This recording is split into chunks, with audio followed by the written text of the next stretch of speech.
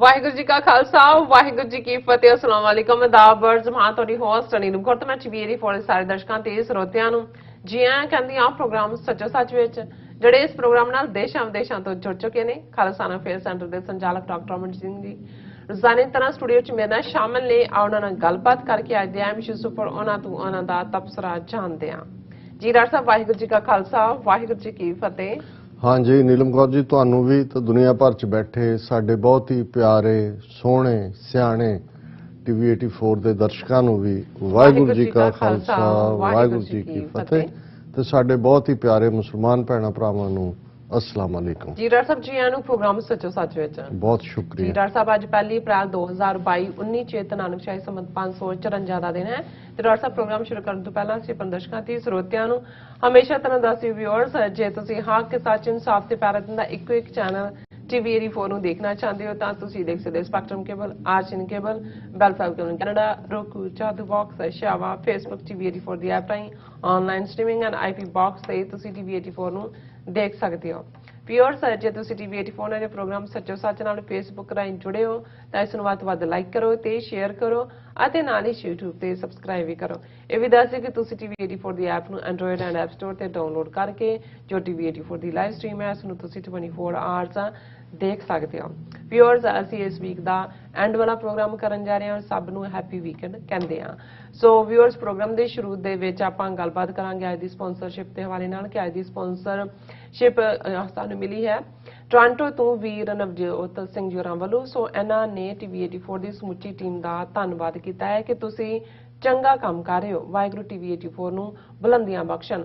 ਅਸੀਂ ਕੰਮ ਕਰ ਰਹੇ ਹਾਂ ਪਰ ਕਿਤੇ ਨਾ ਕਿਤੇ ਸਾਡੇ ਵਿੱਚ ਆਪਸੀ ਤਾਲਮੇਲ ਅਤੇ ਧੜੇਬੰਦੀ ਦਾ ਵਰਤਾਰਾ ਜ਼ਿਆਦਾ ਭਾਰੂ ਹੈ ਜਿਸ ਦਾ ਫਾਇਦਾ ਸਾਡਾ ਦੁਸ਼ਮਣ ਚੱਕ ਰਿਹਾ ਹੈ। ਸੋ ਭਾਰਤ ਵਿੱਚ ਕਿਵੇਂ ਦੇ ਹਾਲਾਤ ਬਣੇ ਹੋਏ ਹਨ ਇਹ ਕਿਸੇ ਤੋਂ ਲੁਕਿਆ ਨਹੀਂ ਹੈ। ਸੋ ਸਿੱਖ ਕਕਾਰਾਂ ਅਤੇ ਦਸਤਾਰ ਤੱਕ ਨੂੰ ਜਨਤਕ ਤੌਰ ਤੇ ਨਿਸ਼ਾਨਾ ਜਿਹੜਾ ਹੈ ਉਹ ਬਣਾਇਆ ਜਾ ਰਿਹਾ ਹੈ। ਸੋ ਮਤਲਬ ਸਾਡੀ ਹੋਣ ਦੀ ਜਿਹੜੀ ਲੜਾਈ ਲੜਦਿਆਂ ਵੀ ਜਿਹੜੀਆਂ ਕਮਜ਼ੋਰੀਆਂ ਦਿਖਾ ਰਹੇ ਹਾਂ ਸੋ ਸਾਨੂੰ ਆਉਣ ਵਾਲੀ ਪੀੜ੍ਹੀ ਮਾਫ ਨਹੀਂ ਕਰੇਗੀ। ਸੋ ਅੱਜ ਦੀ ਸਪਾਂਸਰਸ਼ਿਪ ਲਈ ਅਸੀਂ ਵੀਰ ਨਵਜੋਤ ਸਿੰਘ ਜੀ ਹੋਰਾਂ ਦਾ ਤਹਿ ਦਿਲ ਤੋਂ ਸ਼ੁਕਰੀਆ ਅਦਾ ਕਰਦੇ ਹਾਂ ਔਰ ਤੁਹਾਨੂੰ ਵੀ ਅਪੀਲ ਤੇ ਬੇਨਤੀ ਕਰਦੇ ਹਾਂ ਕਿ ਤੁਸੀਂ ਪ੍ਰੋਗਰਾਮ ਸੱਚੋ ਸੱਚ ਨੂੰ ਵੱਧ ਤੋਂ ਵੱਧ ਸਪਾਂਸਰ ਕਰੋ। ਸਪਾਂਸਰਸ਼ਿਪ ਲਈ ਤੁਸੀਂ ਸਾਨੂੰ ਕਾਲ ਕਰ ਸਕਦੇ ਸਾਡੇ ਫੋਨ ਨੰਬਰ ਤੇ 5166619184 ਸੇਮ ਨੰਬਰ ਤੇ WhatsApp ਕਰ ਸਕਦੇ ਹੋ ਤੇ ਸਾਨੂੰ ਈਮੇਲ ਕਰ ਸਕਦੇ ਹੋ info@tv84.tv ਤੇ। ਵਿਊਅਰਸ ਪਹਿਲੇ ਸੈਗਮੈਂਟ ਦੇ ਵਿੱਚ ਆਪਾਂ ਗੱਲਬਾਤ ਕਰਾਂਗੇ ਭਾਰਤ ਤੇ ਰੂਸ ਦੇ ਹਵਾਲੇ ਨਾਲ ਕਿ ਰੂਸ ਦੇ ਫੋਰਨ ਮਿਨਿਸਟਰ ਮਿਸਟਰ ਲੈਵਰੋਵ ਨੇ ਭਾਰਤ ਦਾ 2 ਰੋਜ਼ਾ ਦੌਰਾ ਸ਼ੁਰੂ ਕਰਦਿਆਂ ਇਸ ਤਰ੍ਹਾਂ ਬਿਆਨਬਾਜ਼ੀ ਕੀਤੀ ਜਿਵੇਂ ਉਹ ਰੂਸ ਦੇ ਨਾਲ-ਨਾਲ ਭਾਰਤ ਦਾ ਵੀ ਫੋਰਨ ਮਿਨਿਸਟਰ ਹੋਵੇ। ਸੋ ਯੂਕਰੇਨ ਦੇ ਮੁੱਦੇ ਤੇ ਰੂਸ ਤੇ ਲੱਗੀਆਂ ਆਰਥਿਕ ਪਾਬੰਦੀਆਂ ਦੇ ਚਲਦਿਆਂ ਭਾਰਤ ਇਸ ਵੇਲੇ ਅਮਰੀਕਾ ਅਤੇ ਪੱਛਮੀ ਦੇਸ਼ਾਂ ਦੇ ਭਾਰੀ ਦਬਾਅ ਹੇਠ ਹੈ। ਸੋ ਇਸ ਬਾਰੇ ਆਪਾਂ ਗੱਲਬਾਤ ਕਰਾਂਗੇ। ਸੋ ਅਸੀਂ ਚਾਹਾਂਗੇ ਕਿ ਤੁਸੀਂ ਇਸੇ ਤਰ੍ਹਾਂ ਬਣੇ ਰਹਿਣਾ ਦੇਖਣ ਸੁਣਨ ਲਈ ਤੁਹਾਡਾ ਸਭ ਦਾ ਬਹੁਤ ਸ਼ੁਕਰੀਆ। ਜੀ ਡਾਕਟਰ ਸਾਹਿਬ ਕੀ ਕਹਿਣਾ ਚਾਹੋਗੇ?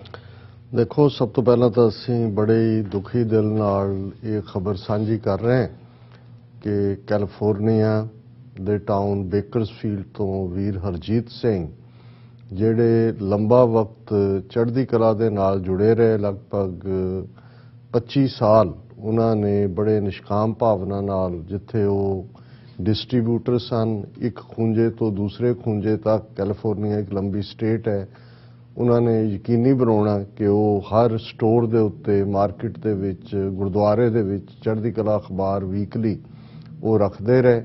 ਉਸ ਦੇ ਨਾਲ ਉਹ ਖੁਦ ਰਿਪੋਰਟਰ ਵੀ ਸਨ ਕੈਮਰਾ ਵੀ ਉਹਨਾਂ ਕੋਲ ਹੋਣਾ ਮੇਜਰ ਇਵੈਂਟਸ ਨੂੰ ਉਹਨਾਂ ਨੇ ਕਵਰ ਵੀ ਕਰਨਾ ਔਰ ਸਾਡੇ ਨਾਲ ਨਿੱਜੀ ਤੌਰ ਤੇ ਕਿਉਂਕਿ 1992 ਦੇ ਵਿੱਚ ਮੈਂ ਚੜ੍ਹਦੀ ਕਲਾ ਅਖਬਾਰ ਦਾ ਐਡੀਟਰ ਇਨ ਚੀਫ ਦੇ ਤੌਰ ਤੇ ਐਡੀਟੋਰੀਅਲ ਲਿਖਣਾ ਸ਼ੁਰੂ ਕੀਤਾ ਔਰ ਫਿਰ ਉਸ ਦੇ ਨਾਲ ਕੁਝ ਵਕਤ ਬਾਅਦ ਦੂਸਰਾ ਕਾਲਮ ਖਾਲਿਸਤਾਨ ਕਾਲਿੰਗ ਦੇ ਥੱਲੇ ਜਿਹੜਾ ਅੰਗਰੇਜ਼ੀ ਔਰ ਪੰਜਾਬੀ 'ਚ ਹੁਣ ਕੋਵਿਡ ਦੇ ਚੱਲਦੇ ਆ ਪ੍ਰਿੰਟ ਐਡੀਸ਼ਨ ਚੜ੍ਹਦੀ ਕਲਾ ਦਾ ਨਹੀਂ ਹੈ ਨਹੀਂ ਤਾਂ ਲਗਭਗ 25 ਸਾਲ ਮੈਂ ਜਿਹੜੇ ਨੇ ਲਗਾਤਾਰਤਾ ਦੇ ਨਾਲ ਐਡੀਟੋਰੀਅਲ ਔਰ ਇਹ ਦੋਨੋਂ ਕਾਲਮ ਲਿਖੇ ਔਰ ਹਰਜੀਤ ਸਿੰਘ ਜਿਹੜੇ ਬਹੁਤ ਹਮੇਸ਼ਾ ਹੀ ਐਡਮਾਇਰ ਵੀ ਕਰਦੇ ਸੀ ਜਦੋਂ ਅਸੀਂ TV 84 ਸ਼ੁਰੂ ਕੀਤਾ ਉਸ ਦੇ ਵੀ ਉਹ ਐਡਮਾਇਰਰ ਸੀ ਔਰ ਆਪਣੀ ਪਿਛਲੀ ਕੈਲੀਫੋਰਨੀਆ ਵਿਜ਼ਿਟ ਦੇ ਵੇਲੇ ਉਹਨਾਂ ਦੇ ਕੋਲ ਮੈਂ ਕਿਉਂਕਿ ਉਹਨਾਂ ਦੀ ਸਿਹਤ ਠੀਕ ਨਹੀਂ ਸੀ ਬੇਕਰਸਫੀਲਡ ਮਿਲਣ ਵੀ ਗਿਆ ਔਰ ਉਹਨਾਂ ਨੇ ਕਿਹਾ ਜੀ ਅਸੀਂ ਫੁੱਲ ਸਕਰੀਨ ਦੇ ਉੱਤੇ TV ਤੇ ਦੇਖਦੇ ਹਾਂ TV 84 ਨੂੰ ਔਰ ਬੇਸ਼ੱਕ ਉਹਨਾਂ ਨੂੰ ਇਹ ਲੱਗਦਾ ਸੀ ਕਿ ਜਿਵੇਂ ਪ੍ਰਿੰਟ ਮੀਡੀਆ ਦੀ ਹੁਣ ਉਨੀ ਜਿਹੜੀ ਹੈ ਉਹ ਵੈਲਿਊ ਨਹੀਂ ਹੈ। ਉਹਨਾਂ ਨੇ ਕਿਹਾ ਜੀ ਬਿਲਕੁਲ ਠੀਕ ਤੁਸੀਂ ਫੈਸਲਾ ਕੀਤਾ ਹੈ ਕਿ ਤੁਸੀਂ ਜਿਹੜਾ ਇਲੈਕਟ੍ਰੋਨਿਕ ਮੀਡੀਆ ਤੇ ਆਏ ਔਰ ਟੀਵੀ 84 ਇਸ ਵੇਲੇ ਸਿੱਖਾਂ ਦਾ BBC ਹੈ। ਉਹਨਾਂ ਨੇ ਕਿਹਾ ਕਿ ਭਾਈ ਇਹ ਹੋਰ ਕੋਈ ਜਿਹੜੀ ਹੈ ਇਸ ਢੰਗ ਨਾਲ ਨਾ ਸਿੱਖ ਇਸ਼ੂਜ਼ ਨੂੰ ਸਮਝਦਾ ਹੈ ਨਾ ਸਮਝਾ ਸਕਦਾ। ਸੋ ਬਹੁਤ ਵਾਰ ਉਹਨਾਂ ਦੀ ਉਮਰ ਵੀ ਕੋਈ ਜ਼ਿਆਦਾ ਨਹੀਂ ਸੀ, ਲਗਭਗ 60 ਸਾਲ ਤੋਂ ਵੀ ਉਹਦੇ ਨੇੜੇ ਤੇੜੇ ਉਹ ਸਨ। ਹਾਲਾਂਕਿ ਕਾਫੀ ਵਕਤ ਉਹ in and out of hospital ਪਿਛਲੇ ਸਾਲਾਂ 'ਚ ਰਹਿੰਦੇ ਰਹੇ। ਕਦੇ ਜਿਹੜਾ ਉਹ ਬਲੱਡ ਪ੍ਰੈਸ਼ਰ ਦਾ ਦਬਾਅ ਬਹੁਤ ਵੱਧ ਜਾਂਦਾ ਸੀ ਔਰ ਹੋਰ ਵੀ ਐਸੇ ਸਿੰਪਟਮਸ, ਲੇਕਿਨ ਜਦੋਂ ਉਹਨਾਂ ਦਾ ਅਖੀਰਲਾ ਵਕਤ ਆਇਆ ਤਾਂ ਬਿਲਕੁਲ ਉਹ ਠੀਕ ਸੀ। ਕੁਝ ਹਫ਼ਤੇ ਪਹਿਲਾਂ ਉਹ ਇੰਡੀਆਨਾ ਆਏ ਹੋਏ ਸੀ, ਉੱਥੋਂ ਵੀ ਟੈਲੀਫੋਨ ਤੇ ਮੇਰੇ ਨਾਲ ਗੱਲਬਾਤ ਹੋਈ ਔਰ ਪਰਸੋਂ ਰਾਤ ਜਦੋਂ ਉਹ ਸੁੱਤੇ ਰਾਤ ਨੂੰ ਔਰ ਪਤਾ ਹੀ ਨਹੀਂ ਲੱਗਾ, ਜਿਹੜਾ ਹਾਰਟ ਅਟੈਕ ਵਾਇਲੈਂਟ ਸਲੀਪ ਹੁੰਦਾ ਹੈ, ਸਵੇਰੇ ਉਹਨਾਂ ਦੀ ਸਿੰਘਣੀ ਨੇ ਦੇਖਿਆ ਤੇ ਉਹ ਇਸ ਜਹਾਨ ਤੋਂ ਜਾ ਚੁੱਕੇ ਸੀ।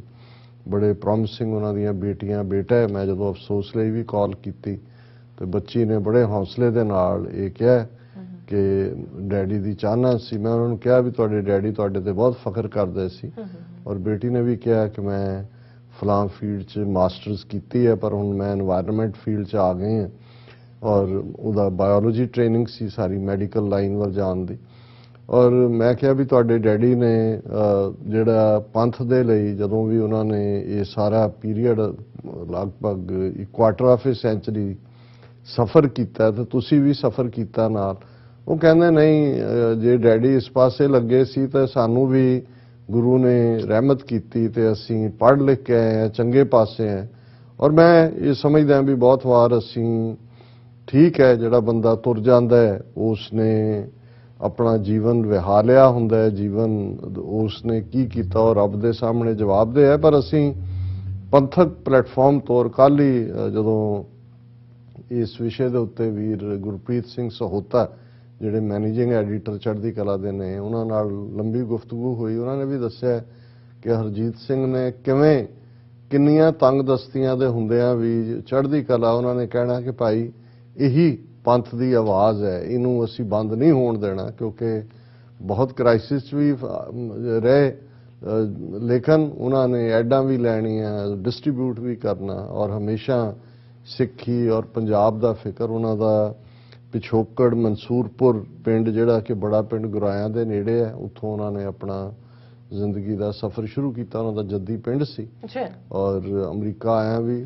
3 ਦਹਾਕਿਆਂ ਤੋਂ ਜ਼ਿਆਦਾ ਹੈ। ਲੇਕਿਨ ਜਿਨ੍ਹਾਂ ਨਾਲ ਤੁਸੀਂ ਔਰ ਜਿਵੇਂ ਗੁਰਪ੍ਰੀਤ ਸਿੰਘ ਵੀ ਇਹ ਕਹਿ ਰਹੇ ਸੀ ਕਿ ਜਿਹੜੇ ਪੁਰਾਣੇ ਪੱਕੇ ਰੜੇ ਹੋਏ ਕੜੇ ਹੋਏ ਸਾਥੀ ਸੀ ਉਹ ਜਾ ਰਹੇ ਨੇ। ਮੈਂ ਕਿਹਾ ਜੀ ਬਸ ਸਭ ਚਾਲੇ ਹੈ ਹਮ ਵੀ ਚਲਣਾ, ਜੋ ਦਿਸੈ ਸੋ ਕਾਲਿਆ ਖੜਨਾ। ਜੋ ਨਜ਼ਰ ਆ ਰਿਹਾ ਅਲਟੀਮੇਟਲੀ ਉਹ ਮੌਤ ਦਾ ਖਾਜਾ ਹੈ ਔਰ ਮੇਰੇ ਲਈ ਇੱਕ ਨਿੱਜੀ ਲਾਸ ਵੀ ਹੈ। ਇਸ ਕਿਸਮ ਦਾ ਕਮਿਟਡ ਗੁਰਸਿੱਖ ਵੀਰ ਇਸ ਜਹਾਨ ਤੋਂ ਵਿਦਿਆ ਹੋਇਆ ਔਰ ਅਸੀਂ ਅੱਜ ਦਾ ਇਹ ਸਮੁੱਚਾ ਸੱਚੋ ਸੱਚ ਪ੍ਰੋਗਰਾਮ ਵੀਰ ਹਰਜੀਤ ਸਿੰਘ ਦੇ ਯਾਦ ਨੂੰ ਸਮਰਪਿਤ ਕਰਦੇ ਹਾਂ ਔਰ ਗੁਰੂ ਚਰਨਾਂ 'ਚ ਅਰਦਾਸ ਕਰਦੇ ਹਾਂ ਕਿ ਮਹਾਰਾਜ ਉਹਨਾਂ ਨੂੰ ਆਪਣੇ ਚਰਨਾਂ 'ਚ ਨਿਵਾਸ ਦੇਣ।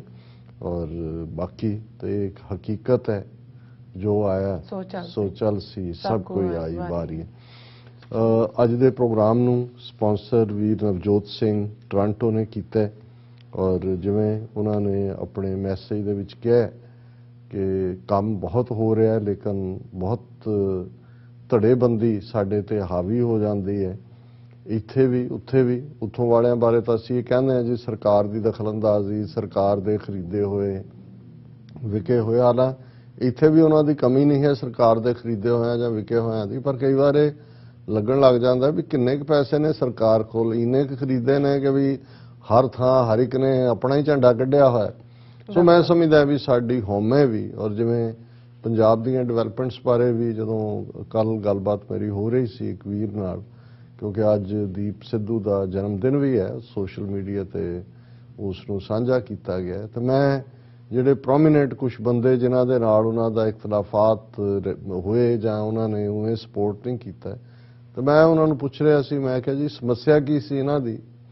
ਕਹਿੰਦਾ ਜੀ ਸਮੱਸਿਆ ਹੀ ਕਿ ਵੀ ਇਹ ਹੁਣੇ ਹੀ ਆਇਆ ਤੇ ਅੱਗੇ ਨਿਕਲ ਗਿਆ, ਬਾਕੀ ਤਾਂ ਕੋਈ ਹੈ ਨਹੀਂ, ਨਾ ਉਹਨਾਂ 'ਚ ਕੋਈ ਨੁਕਸ ਹੈ ਨਾ ਉਹਨਾਂ 'ਚ ਕੋਈ ਨੁਕਸ ਹੈ। ਸੋ ਮੈਂ ਕਿਹਾ ਜੀ ਇਹ ਸਮੱਸਿਆ ਤਾਂ ਸਾਡੀ ਜੁਝਾਰੂ ਲਹਿਰ ਵੇਲੇ ਵੀ ਜਿਹੜੇ ਲੋਕ ਸਿਰ ਦੇਣ ਲਈ ਤੁਰੇ ਸੀ ਈਵਨ ਉਹ ਵੀ ਇਸ ਤੋਂ ਬਚੇ ਹੋਏ ਨਹੀਂ ਸੀ।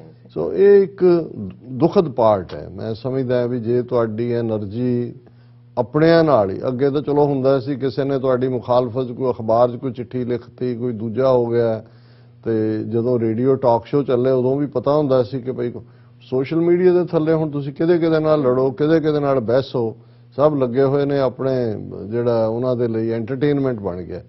ਸੋ ਇਹ ਵੀ ਇੱਕ ਕਾਰਨ ਹੈ ਕਿ ਜਦੋਂ ਅਸੀਂ ਇਹ ਦੇਖਦੇ ਹਾਂ, ਠੀਕ ਹੈ ਖਬਰ ਫੈਲਾਉਣ ਲਈ ਸੋਸ਼ਲ ਮੀਡੀਆ, ਜਿਹਦੇ ਚ ਡਿਜੀਟਲ ਮੀਡੀਆ ਵੀ ਆਉਂਦਾ ਹੈ, ਇਲੈਕਟ੍ਰੋਨਿਕ ਵੀ, ਉਹ ਸਾਰਾ ਹੀ ਉਹਦਾ ਹਿੱਸਾ ਬਣ ਜਾਂਦਾ ਹੈ, ਇੱਕ ਪਲੇਟਫਾਰਮ ਜ਼ਰੂਰ ਹੈ, ਪਰ ਇਸ ਲਈ ਵੀ ਕੋਈ ਮੂਵਮੈਂਟ ਜਾਂ ਕੋਈ ਗੱਲ ਜਿਹੜੀ ਸੋਸ਼ਲ ਮੀਡੀਆ ਤੇ ਹੀਟ ਅਪ ਹੁੰਦੀ ਹੈ ਉਹ ਬਹੁਤੀ ਦੇਰ ਸਰਵਾਈਵ ਨਹੀਂ ਕਰਦੀ, ਗਾਲੀ ਗਲੋਚ ਹੋ ਜਾਂਦਾ ਹੈ, ਦੂਜਾ ਹੋ ਕੇ ਫਿਰ ਨਵਾਂ ਇਸ਼ੂ ਆ ਜਾਂਦਾ ਹੈ, ਤੇ ਬਹੁਤਿਆਂ ਦੇ ਲਈ ਇਹ ਇੱਕ ਐਂਟਰਟੇਨਮੈਂਟ ਬਣਿਆ ਹੋਇਆ। ਔਰ ਜਿਵੇਂ ਸਾਡੇ ਵੀਰ ਨੇ ਕਿਹਾ ਕਿ ਅਲਟੀਮੇਟਲੀ ਜੇ ਅਸੀਂ ਆਪਸੀ ਸਾਂਝ ਦੇ ਨਾਲ ਤੁਰਾਂਗੇ, ਟੀਵੀ 84 ਦਾ ਇੱਕ ਸੀਮਤ ਦਾਇਰਾ ਹੈ, ਅਸੀਂ ਕੋਈ ਇਹ ਤਾਂ ਨਹੀਂ ਦਾਅਵਾ ਕਰਦੇ ਕਿ ਭਾਈ ਅਸੀਂ ਹੀ ਕਰਦੇ ਹਾਂ। ਹੁਣ ਜਿਵੇਂ ਜਿੱਥੇ ਕੋਈ ਆਵਾਜ਼, ਜਿਵੇਂ ਯੂਕੇ ਦੇ ਵਿੱਚ KTV ਜਿਹੜਾ ਆਪਣੀ ਜਿਨ੍ਹਾਂ ਨੇ ਥਾਂ ਬਣਾਈ, ਔਰ ਉਸ ਦੇ ਥੱਲੇ ਉਹਨਾਂ ਨੇ ਪੰਜਾਬ ਦੇ ਵਿੱਚ ਵੀ ਇੱਕ ਸਟੇਜ ਤੇ ਉਹਨਾਂ ਦੇ ਰਿਪੋਰਟਰ ਸੀ, ਹੁਣ ਨਹੀਂ ਮੈਨੂੰ ਪਤਾ, ਲੇਕਿਨ ਯੂਰਪ ਦੇ ਵਿੱਚ ਔਰ ਕਾਫੀ ਪਾਇਦਾਰੀ ਨਾਲ ਪੰਥਕ ਮੁੱਦਿਆਂ ਨੂੰ ਔਰ ਸਿੱਖੀ ਗੁਰਮਤ ਨਾਲ ਸੰਬੰਧਿਤ ਜਿਹੜੇ ਪ੍ਰੋਗਰਾਮ ਉਹਨਾਂ ਦੇ ਸੀ। ਔਰ ਅੱਜ ਹੀ ਮੈਂ ਦੇਖ ਰਿਹਾ ਸੀ, ਖਬਰ ਸੀ ਕਿ ਯੂਕੇ ਦੀ ਜਿਹੜੀ ਵੀ ਲਾਇਸੈਂਸਿੰਗ ਅਥਾਰਟੀ ਹੈਗੀ ਹੈ, ਜਿਹੜੀ ਟੀਵੀਜ਼ ਨੂੰ ਆਪਰੇਟ ਕਰਨ ਦਾ ਲਾਇਸੈਂਸ ਦਿੰਦੀ ਹੈ, ਉਹਨਾਂ ਨੇ ਉਹਨਾਂ ਦਾ ਲਾਇਸੈਂਸ ਸਸਪੈਂਡ ਕਰ ਦਿੱਤਾ। ਸੋ ਜ਼ਾਹਿਰ ਹੈ ਕਿ ਵੀ ਜਿਹੜਾ ਇੱਥੇ ਵੀ ਆਵਾਜ਼ ਚੁੱਕਣ ਵਾਲੇ ਨੇ, ਇੰਨੀਆਂ ਕੰਪਲੇਂਟਸ ਇੰਡੀਅਨਸ ਜਿਹੜੇ ਬੈਠੇ ਹੋਏ ਨੇ ਇਸ ਕੰਮ ਤੇ, ਇਹਨਾਂ ਦੇ ਹਿੰਦੂਤਵ ਪੇਰੋਲ ਤੇ, ਉਹ ਉਹਨਾਂ ਨੂੰ ਕਰਵਾ ਦਿੰਦੇ ਨੇ। ਇਹੀ ਕਾਰਨ ਜਦੋਂ ਫੇਸਬੁੱਕ ਤੇ ਪੇजेस ਬਲੌਕ ਹੁੰਦੇ ਨੇ ਜਾਂ ਈਵਨ YouTube ਦੇ ਤੋਂ ਵੀ ਕੁਝ ਜਿਹੜੀਆਂ ਵੀਡੀਓਜ਼ ਨੇ ਉਹ ਉਹਨਾਂ ਨੂੰ ਬਾਹਰ ਕੱਢ ਦਿੰਦੇ ਨੇ, ਕੰਪਲੇਂਟਸ ਹੁੰਦੀਆਂ ਨੇ, ਤੇ ਸਾਡੇ ਜਿਹੜੇ ਨੇ ਉਹ ਆਪਣਿਆਂ ਨੂੰ ਬੈਠ ਕੇ ਆਪਣਿਆਂ ਨੂੰ ਜਿਹੜਾ ਉਹ ਬੁਰਾ ਭਲਾ ਕਹੀ ਜਾਣਗੇ। ਕਿਸੇ ਨੂੰ 4 ਲਾਈਨਾਂ ਲਿਖ ਕੇ ਕਹੋ ਕਿ ਜੀ ਕਿਸੇ ਨੂੰ ਤੁਸੀਂ ਲਿਖ ਦਿਓ ਜਾਂ ਦੂਜਾ, ਇਸ ਕਿਸਮ ਦਾ ਨਹੀਂ ਹੁੰਦਾ। ਸਿਰਫ ਉਹ ਬੈਠ ਕੇ ਆਪਣਿਆਂ ਦੀ ਜਿਹੜੀ ਹੈ ਉਹ ਧੂਕ ਸੀਟ ਕਰਨਾ ਹੀ ਸਾਡਾ ਬਹੁਤਿਆਂ ਦਾ ਕੰਮ ਹੁੰਦਾ ਹੈ। ਸੋ ਅਸੀਂ ਸਮਝਦੇ ਹਾਂ ਵੀ ਜਿੰਨੀ ਦੇਰ ਸਾਡੇ ਕੋਲੇ ਪਲੇਟਫਾਰਮ ਹੈ, ਹਾਲਾਂ ਇਹ ਨਹੀਂ ਹੈ ਵੀ ਸਾਡੀ ਨਿਰਾਸ਼ਤਾ ਨਹੀਂ ਹੈ, ਅਸੀਂ ਵੀ ਦੇਖਦੇ ਹਾਂ। ਮੈਂ ਕੋਈ ਆਪਣੇ ਅਦਾਰੇ ਦੇ ਕੰਮਕਾਰ ਦੇ ਢੰਗ ਤੋਂ ਜਾਂ ਜਿਸ ਕਿਸਮ ਦਾ ਅਸੀਂ ਦੇ ਰਹੇ ਹਾਂ ਉਸ ਤੋਂ ਮੈਂ ਸੰਤੁਸ਼ਟ ਨਹੀਂ ਹੈ। ਔਰ ਇਹ ਕਿਸੇ ਪਾਸੇ ਵੀ ਕਈ ਵਾਰ ਇਹ ਹੁੰਦਾ ਵੀ ਤੁਹਾਡੀਆਂ ਜਿਹੜੀ ਹੈ ਤਵੱਕੋ ਹੁੰਦੀ ਹੈ ਕਿ ਭਾਈ ਕੋਈ ਨਾ ਕੋਈ ਅਸੀਂ ਨਵਾਂ ਕਰੀਏ, ਤੇ ਜੇ ਤੁਹਾਡੇ ਆਲੇ ਦੁਆਲੇ 'ਚ ਕੋਈ ਉਤਸ਼ਾਹ ਨਾ ਹੋਏ ਤੇ ਹਰ ਕੋਈ ਇਹੀ ਹੋਏ ਕਿ ਭਾਈ ਜੀ ਡੰਗ ਟਪਾਊ ਕਰੋ, ਫਿਰ ਇਸ ਕਿਸਮ ਦੀ ਬਿਨਾਂ ਜਦੋਂ ਅਸੀਂ ਨਵਾਂ ਦਿਨ ਸ਼ੁਰੂ ਕਰਦੇ ਹਾਂ ਇੱਕ ਉਤਸ਼ਾਹ ਨਾਲ ਸ਼ੁਰੂ ਕਰਦੇ ਹਾਂ, ਜੇ ਉਤਸ਼ਾਹ ਨਾ ਹੋਏਗਾ ਤਾਂ ਤੁਸੀਂ ਸਾਰਾ ਦਿਨ ਮਰੀਅਲ ਜੇ ਹੋ ਕੇ ਕੁਝ ਵੀ ਤੁਸੀਂ ਇਨਪੁਟ ਉਹਦੀ ਨਹੀਂ ਦੇ ਸਕਦੇ।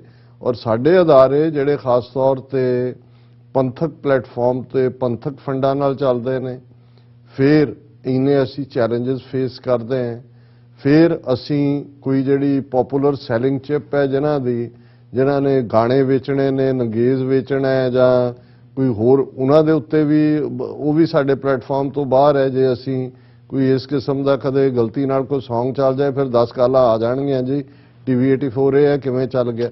ਪਰ ਦੂਸਰੇ ਪਾਸੇ ਜੇ ਸਾਡੀ ਟੀਮ ਦੇ ਵਿੱਚ ਵੀ ਔਰ ਦੂਸਰਿਆਂ 'ਚ ਵੀ ਉਤਸ਼ਾਹ ਨਾ ਹੋਏ ਕਿ ਵੀ ਅਸੀਂ ਕੋਈ ਨਵੇਂ ਲੈਂਡਮਾਰਕ ਬਣਾਉਣੇ ਨੇ ਜਾਂ ਅੱਗੇ ਤੁਰਨਾ, ਫਿਰ ਤੁਸੀਂ ਇੱਕ ਮੋਨੋਟਨੀ ਦੇ ਵਿੱਚ ਆ ਜਾਂਦੇ ਹੋ ਔਰ ਉਸ ਤੋਂ ਤੁਸੀਂ ਅੱਗੇ ਨਿਕਲ ਨਹੀਂ ਸਕਦੇ। ਸੋ ਚੈਲੰਜਸ ਇਸ ਕਦਰ ਨੇ ਕਿ ਅਸੀਂ ਨਵੀਂ એનર્ਜੀ ਦੇ ਨਾਲ ਔਰ ਇਹ ਦੇਖਦੇ ਹਾਂ ਕਿ ਕੌਮ ਦੇ ਲਈ ਅਸੀਂ ਸਮਰਪਿਤ ਹੋ ਕੇ ਤੁਰੇ ਹੋਏ ਹਾਂ ਔਰ ਸਾਡਾ ਸਪੋਰਟ ਬੇਸ ਵੀ ਉੱਥੇ ਹੀ ਲਾਈ ਕਰਦਾ। ਇਹ ਠੀਕ ਹੈ, ਅਸੀਂ ਸੱਚੋ ਸੱਚ ਇੱਕ ਸਾਡੇ ਕੋਲ ਪਲੇਟਫਾਰਮ ਹੈ ਗੱਲ ਕਹਿਣ ਦਾ, ਪਰ ਲੰਬਾ ਵਕਤ ਜਿਹੜੀ ਮੋਨੋਟਨੀ ਹੈ ਉਹ ਮੋਨੋਟਨੀ ਇੱਕ ਰਸ ਰਹਿ ਜਾਣਾ ਹੁੰਦਾ ਕਿ ਜਿਹਦੇ 'ਚ ਤੁਹਾਡਾ ਫਿਰ ਕੋਈ ਨਵਾਂ ਜਿਹੜੀ ਹੈ ਉਹਦੇ 'ਚ ਕੋਈ ਐਡੀਸ਼ਨ ਨਾ ਹੋਏ। ਸੋ ਮੈਂ ਇਹ ਐਕਸਪੈਕਟ ਵੀ ਕਰਦਾ ਕਿ ਜਿਹੜੇ ਸਾਡਾ ਸਪੋਰਟ ਬੇਸ ਹੈ ਉਹਨਾਂ ਨੂੰ ਵੀ ਕਿ ਭਾਈ ਅਸੀਂ ਤੁਹਾਡੇ ਤੋਂ ਤਵੱਕੋ ਕਰਦੇ ਹੀ ਹਾਂ, ਪਰ ਮੇਰਾ ਆਪਣੇ ਟੀਮ ਮੈਂਬਰਸ ਤੋਂ, ਆਪਣੇ ਜਿਹੜੇ ਹੋਰ ਸਾਡੇ ਨਾਲ ਜੁੜੇ ਹੋਏ ਨੇ ਉਹਨਾਂ ਤੋਂ ਵੀ ਇਹ ਆਸ ਹੈ ਕਿ ਵੀ ਵਿਦ ਫੁੱਲ ਜ਼ੀਲ ਐਂਥੂਸੀਆਜ਼ਮ ਔਰ ਇੱਕ ਮਿੰਟ ਜਿਹੜਾ ਤੁਹਾਡਾ ਹੈ ਉਹ ਪੰਥ ਨੂੰ ਸਮਰਪਿਤ ਹੋ ਕੇ ਹੋਣਾ ਚਾਹੀਦਾ।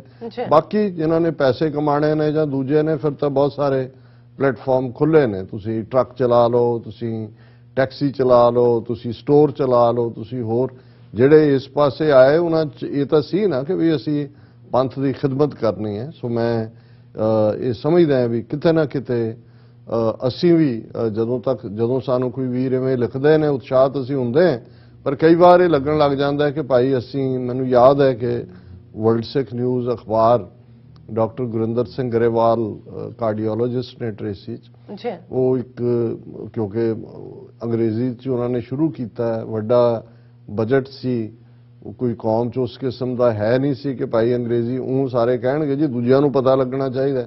ਉਹ ਹਰ ਸਾਲ 60-70 ਹਜ਼ਾਰ ਡਾਲਰ ਆਪਣੀ ਜੇਬ 'ਚੋਂ ਪਾਉਂਦੇ ਸੀ ਔਰ ਇਵੈਂਚੁਅਲੀ ਉਹ ਬੰਦ ਕਰਨ ਤੇ ਮਜਬੂਰ ਹੋਏ। ਤੇ ਮੈਂ ਉਹਨਾਂ ਨੂੰ ਕਾਲ ਕੀਤਾ, ਇਹ ਕਾਫੀ 15 ਸਾਲ ਦੀ ਗੱਲ ਹੋਏਗੀ।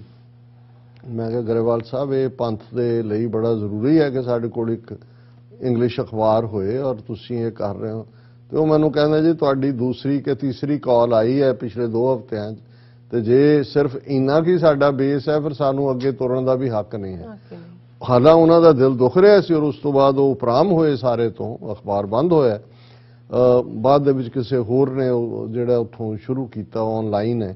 ਲੇਕਿਨ ਮੈਂ ਇਹ ਕਹਿਣਾ ਚਾਹੁੰਦਾ ਕਿ ਵੀ ਇਹ ਵੀ ਇੰਪੋਰਟੈਂਟ ਹੁੰਦਾ ਹੈ ਜਦੋਂ ਕੋਈ ਅਦਾਰਾ ਵੀ ਲੰਬਾ ਵਕਤ ਪਬਲਿਕ ਸਪੋਰਟ ਤੋਂ ਬਿਨਾਂ ਨਹੀਂ ਰਹਿ ਸਕਦਾ, ਪਰ ਨਾਲ ਦੀ ਨਾਲ ਇਹ ਵੀ ਜ਼ਰੂਰੀ ਹੁੰਦਾ ਹੈ ਕਿ ਜਿਸ ਅਦਾਰੇ ਦੇ ਵਿੱਚ ਜਿਹੜੇ ਲੋਕ ਨੇ ਉਹ ਕੁਛ ਨਾ ਕੁਛ ਨਵਾਂ ਦੇਣ ਦੀ ਕੋਸ਼ਿਸ਼ ਵੀ ਕਰਨ, ਉਹ ਕੁਛ ਨਾ ਕੁਛ ਇਸ ਕਿਸਮ ਦਾ ਵੀ ਕਰਦੇ ਰਹਿਣ।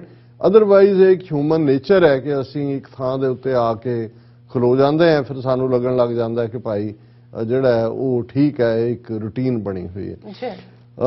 ਅਸੀਂ ਅੱਜ April 1 ਹੈ, ਵੈਸੇ ਤਾਂ ਇਹਨੂੰ ਮੂਰਖਾਂ ਦਾ ਦਿਨ ਕਹਿੰਦੇ ਨੇ, ਪਰ ਮੈਨੂੰ ਲੱਗਦਾ ਵੀ ਇਹ ਸਾਡਾ ਦਿਨ ਹੀ ਹੈ। ਸਾਡੇ ਤੋਂ ਵੱਡਾ ਮੂਰਖ ਕੌਣ ਹੈ? ਔਰ ਮੈਂ ਅੱਜ ਮਹਾਤਮਾ ਬੁੱਧ, ਉਹਨਾਂ ਦੀ ਇੱਕ ਕੋਟ ਅੰਗਰੇਜ਼ੀ ਦੇ ਵਿੱਚ ਦੇਖ ਰਿਹਾ ਸੀ।